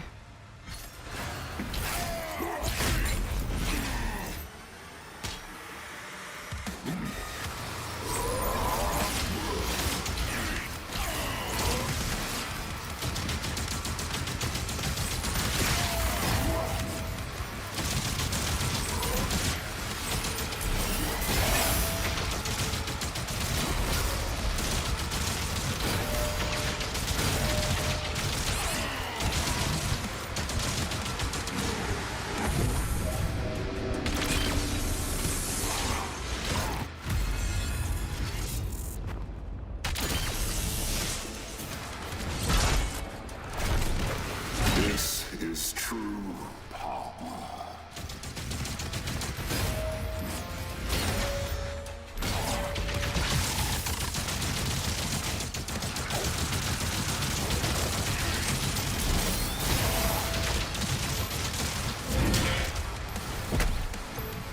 How does it feel, Slayer?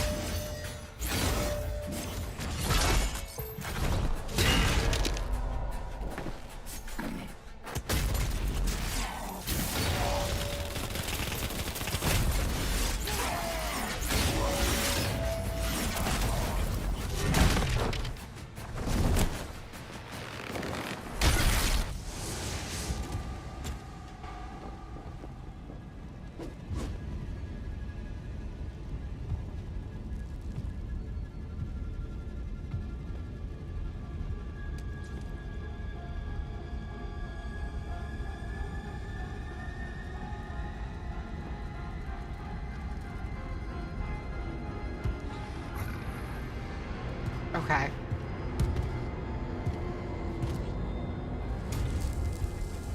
Don't get mad. Chill out. Oh, it's a baddie. David, lava.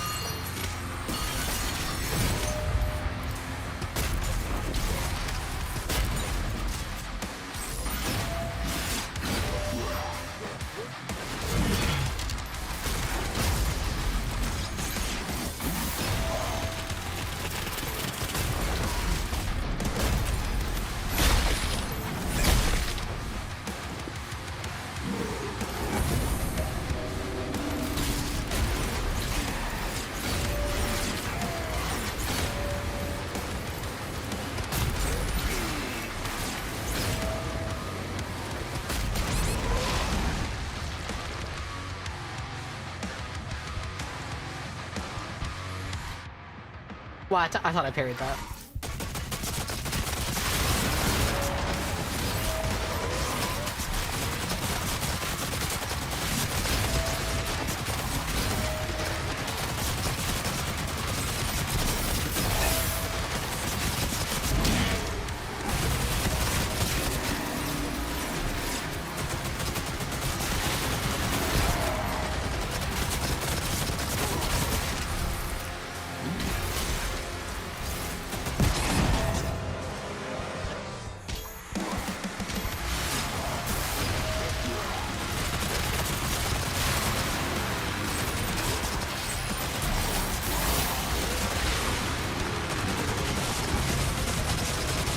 Of this.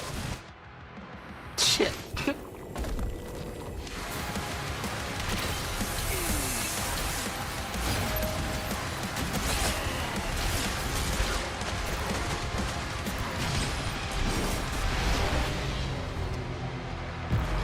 Okay. Let's start me from. Oh, that starts me from this one.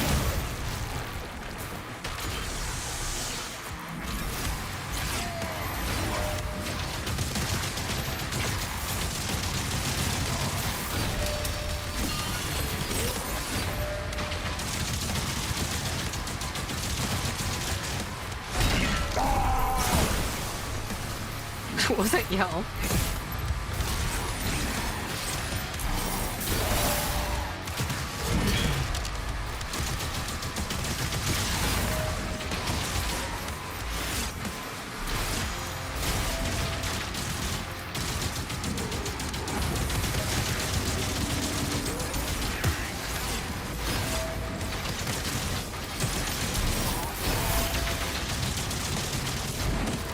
Enough of this.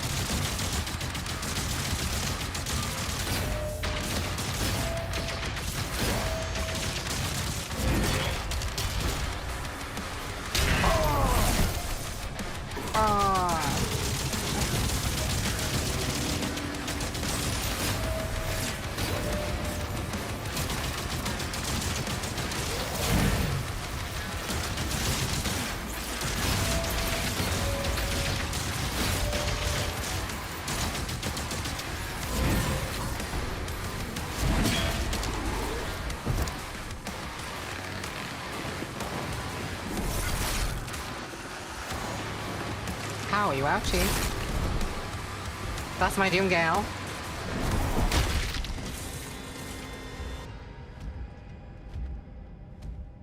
Ah, he screams in lowercase.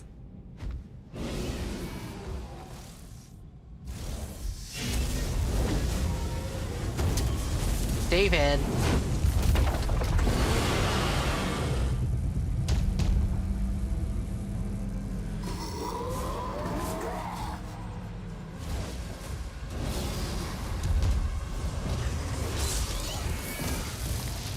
No. There's like a sadness component to this.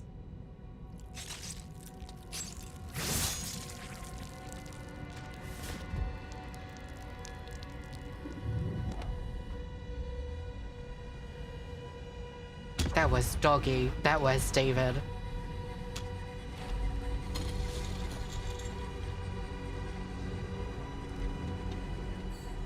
You just made Doomgal so mad. That was literally Doggy.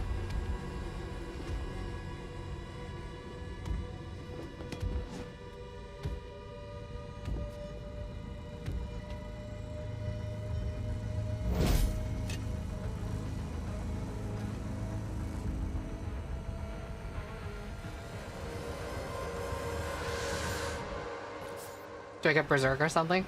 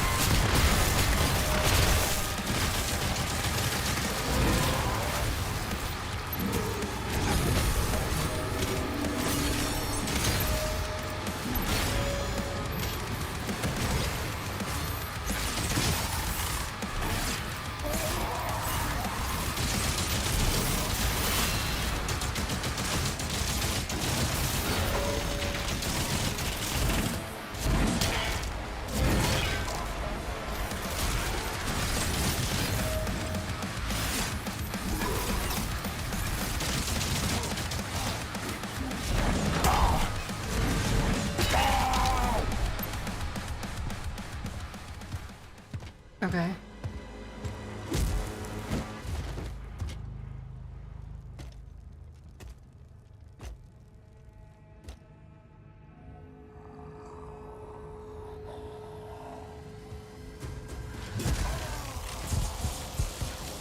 Ah, he said calmly.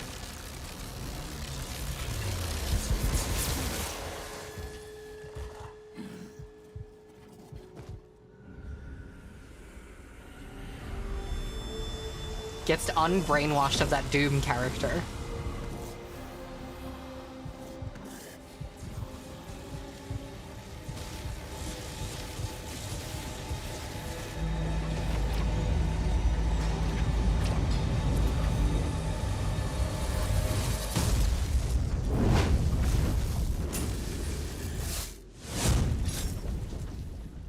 Matrix life signal is still active.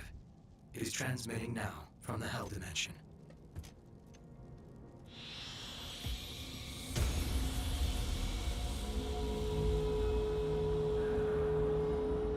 Hello, Squidward.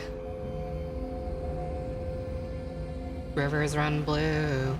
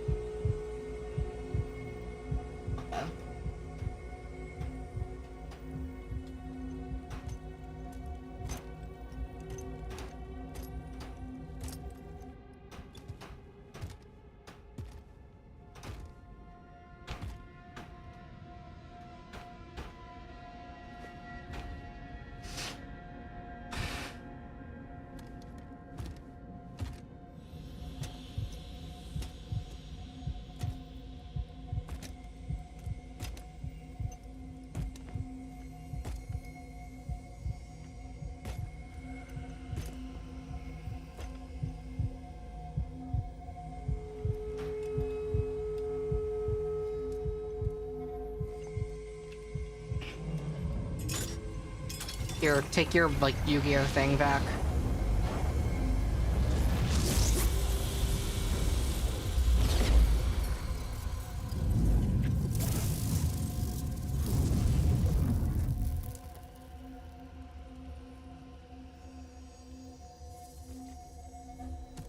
Vera.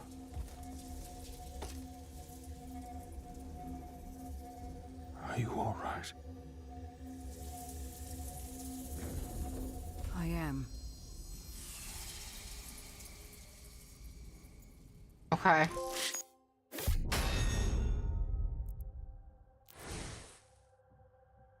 Daddy said, okay.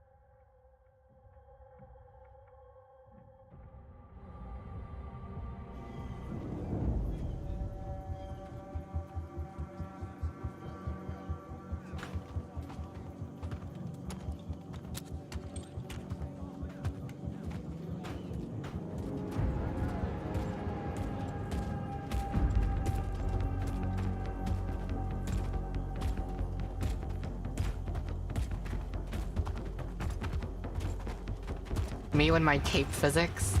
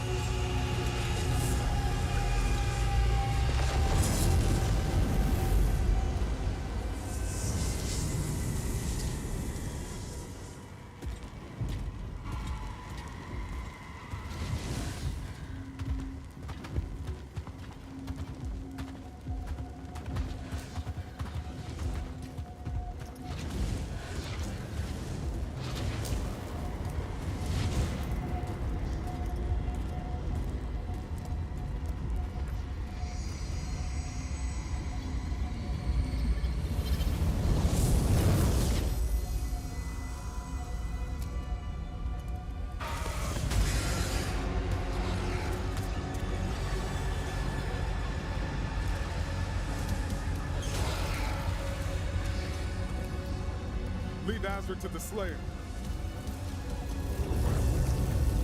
Shouldn't it be the other way around? Draw the horn to us.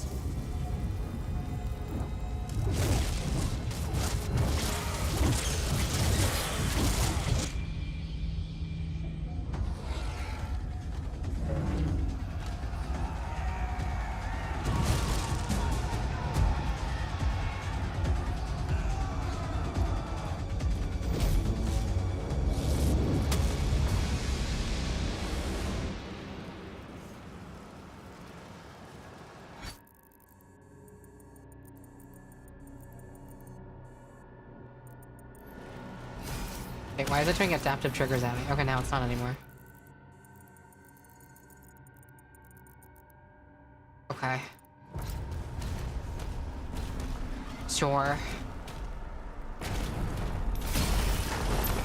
Buy him as much time as you can.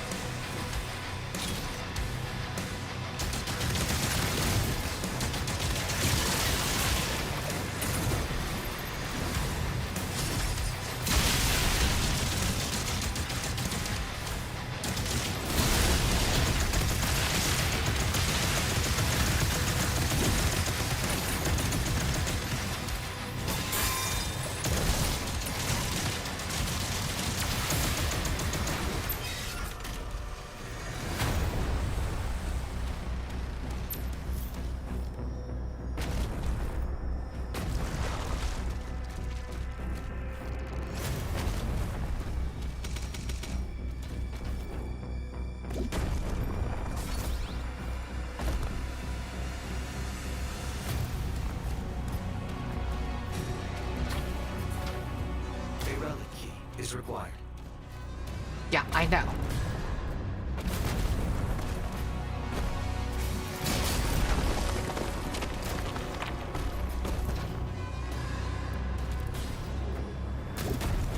That'd be quick. BLG. Okay, bro.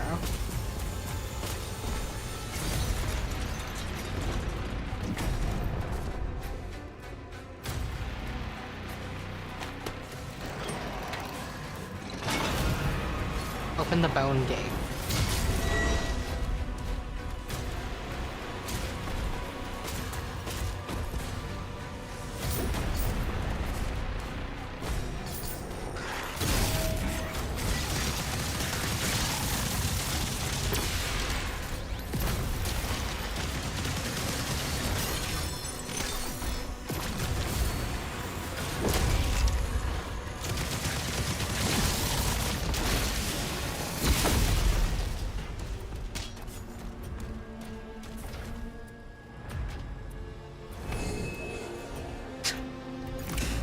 Thank goodness.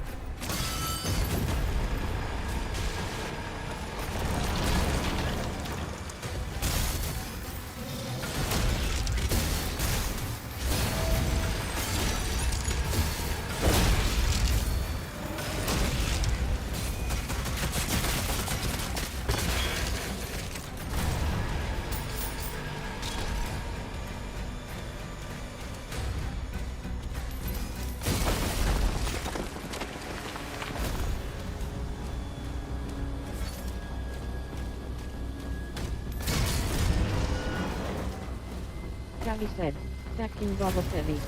Hello, Baba City. Yava.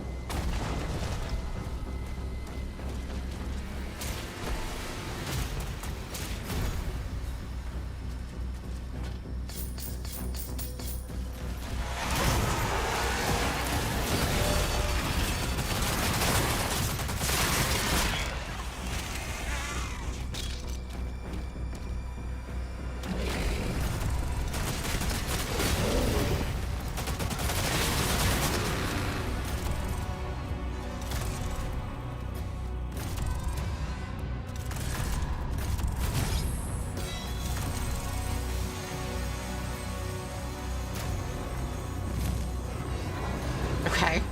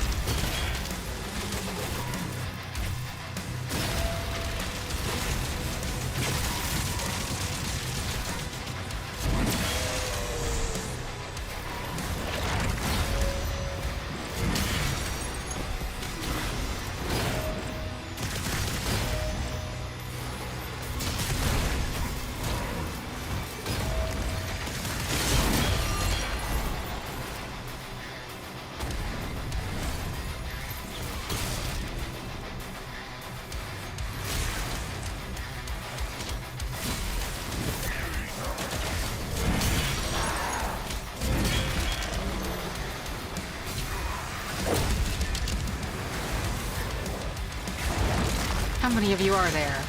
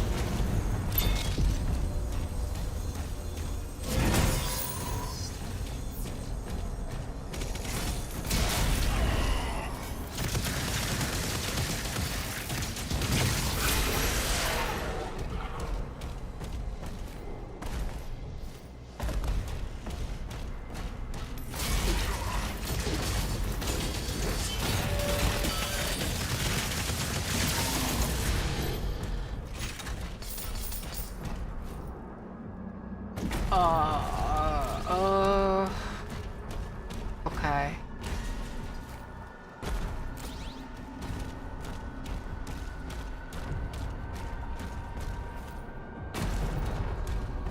That was kind of sucks.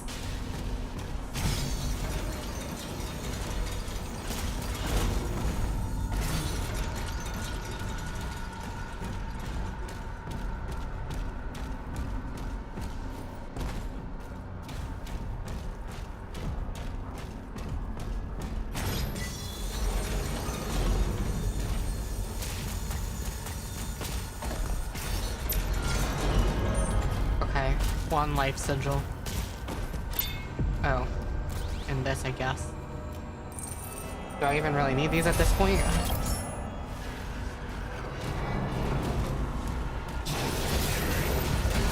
Ha! Okay, hello.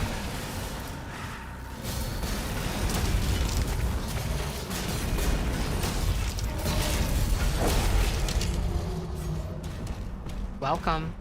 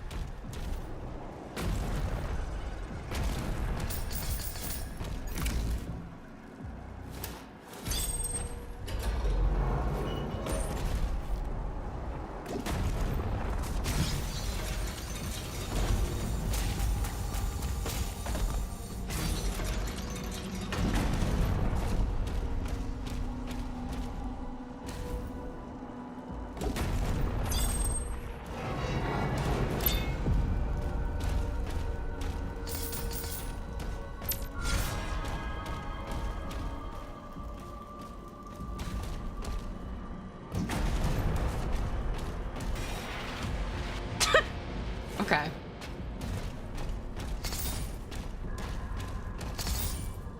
Why am I collecting these, like, end game?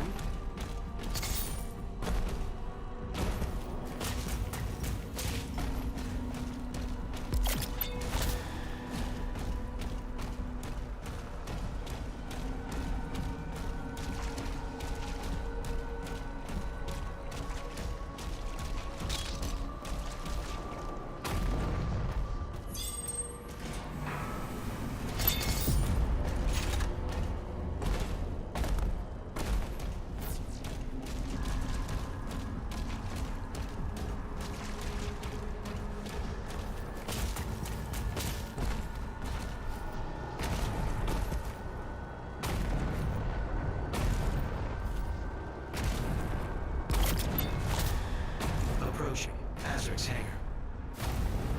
Slayer's getting close!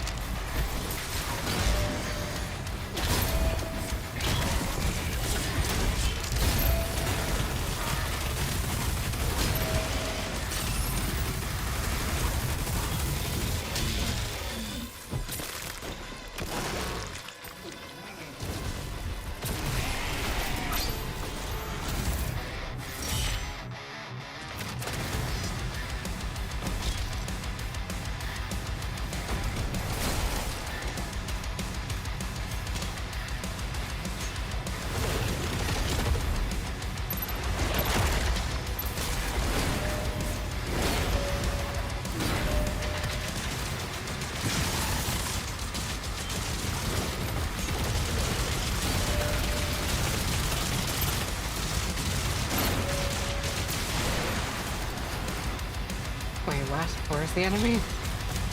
That one? Okay.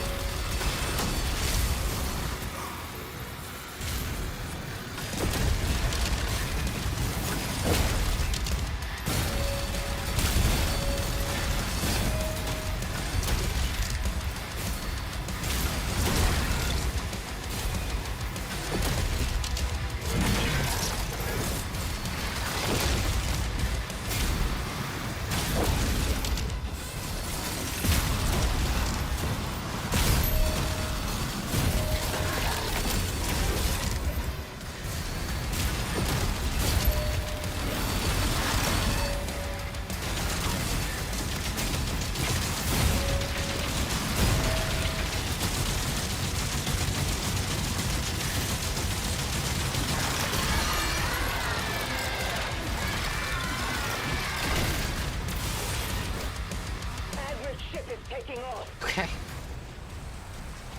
Sure. These.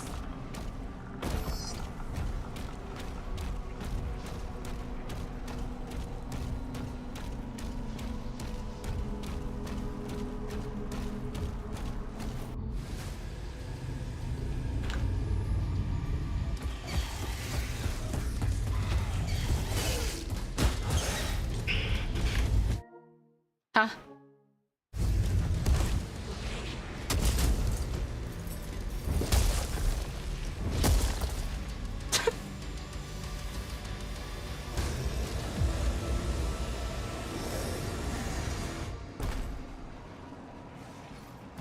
Locking on Azric's signal now. He's on board. We hold our ground until he finishes this.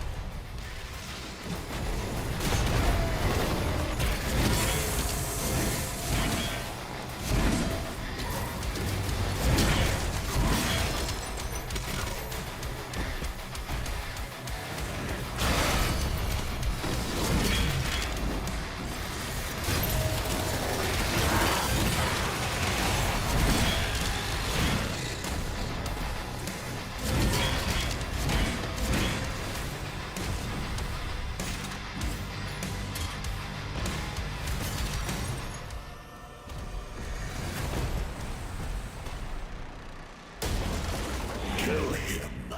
Avenge your god.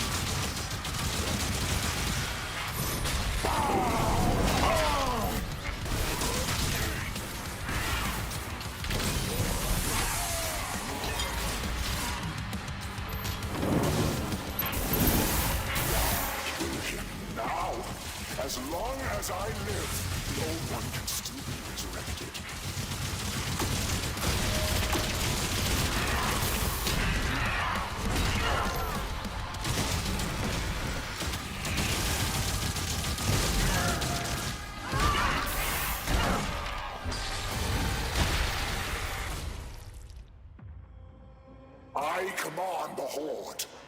Kill me, and this war will never end.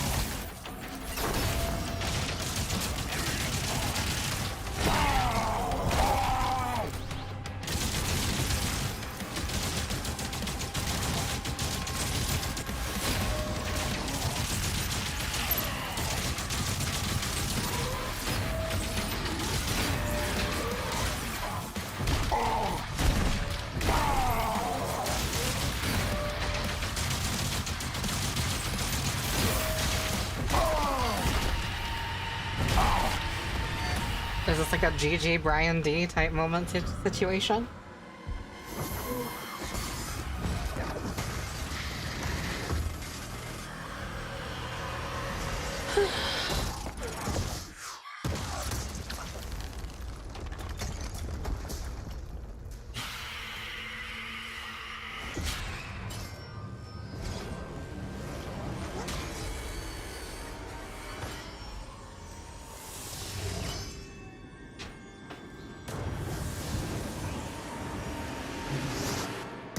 Yeah, shout out Purple for this particular moment.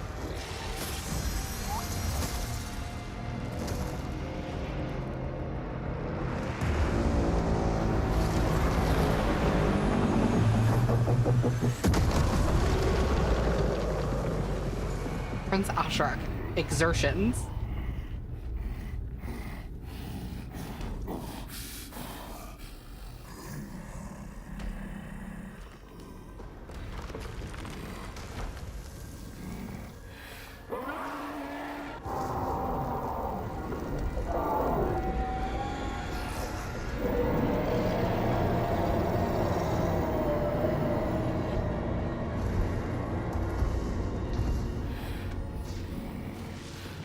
Okay.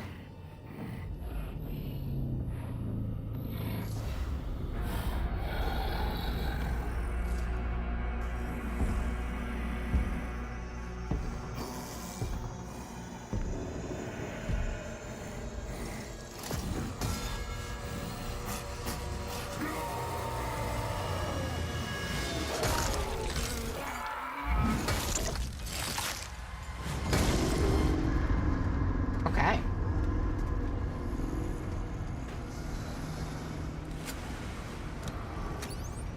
Shout out to Flail.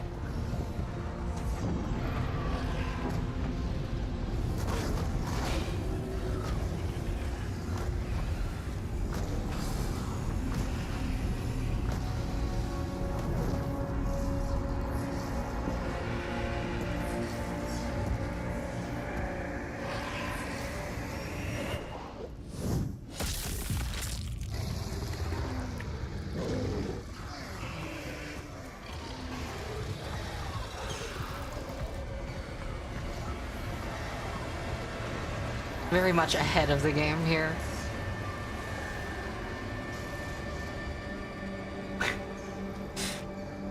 Fucking threw that down, they're just like, alright, everyone go home, I don't care anymore.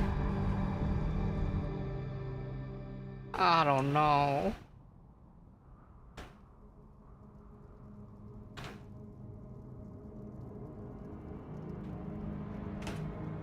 It's kinda like a Squidward.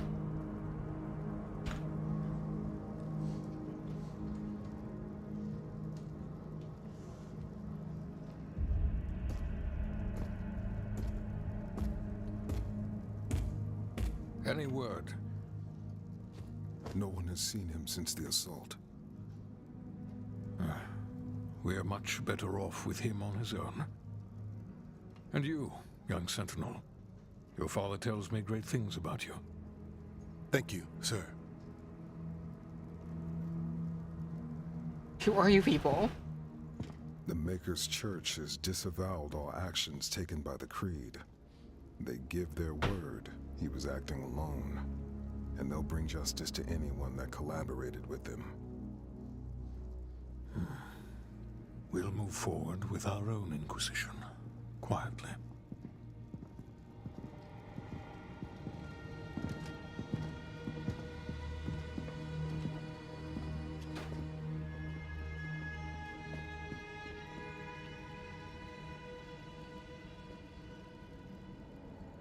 It is time to look forward. We will always be a people of faith. But we must consider now who we will put that faith in. And I say to you, there is no better place to turn to than ourselves. This is our home, and we will stand together to the last sentinel to defend it. As we have before, as our ancestors did. As we always will. And lastly, I'll ask you to join me now in paying our respect to him. The people of Argentanur rest easier now, knowing he is out there. Doom bro.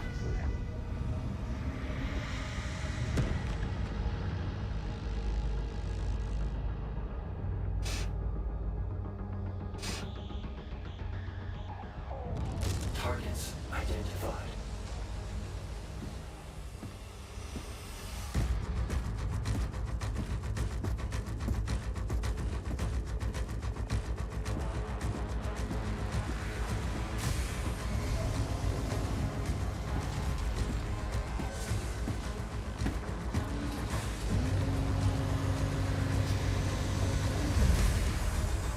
Slayer, prep for launch.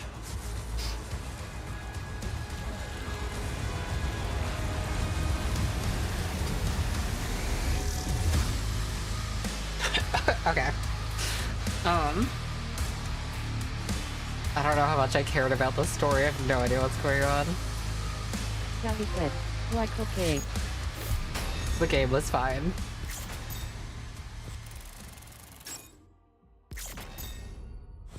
Yeah, that's it. That's all the video game.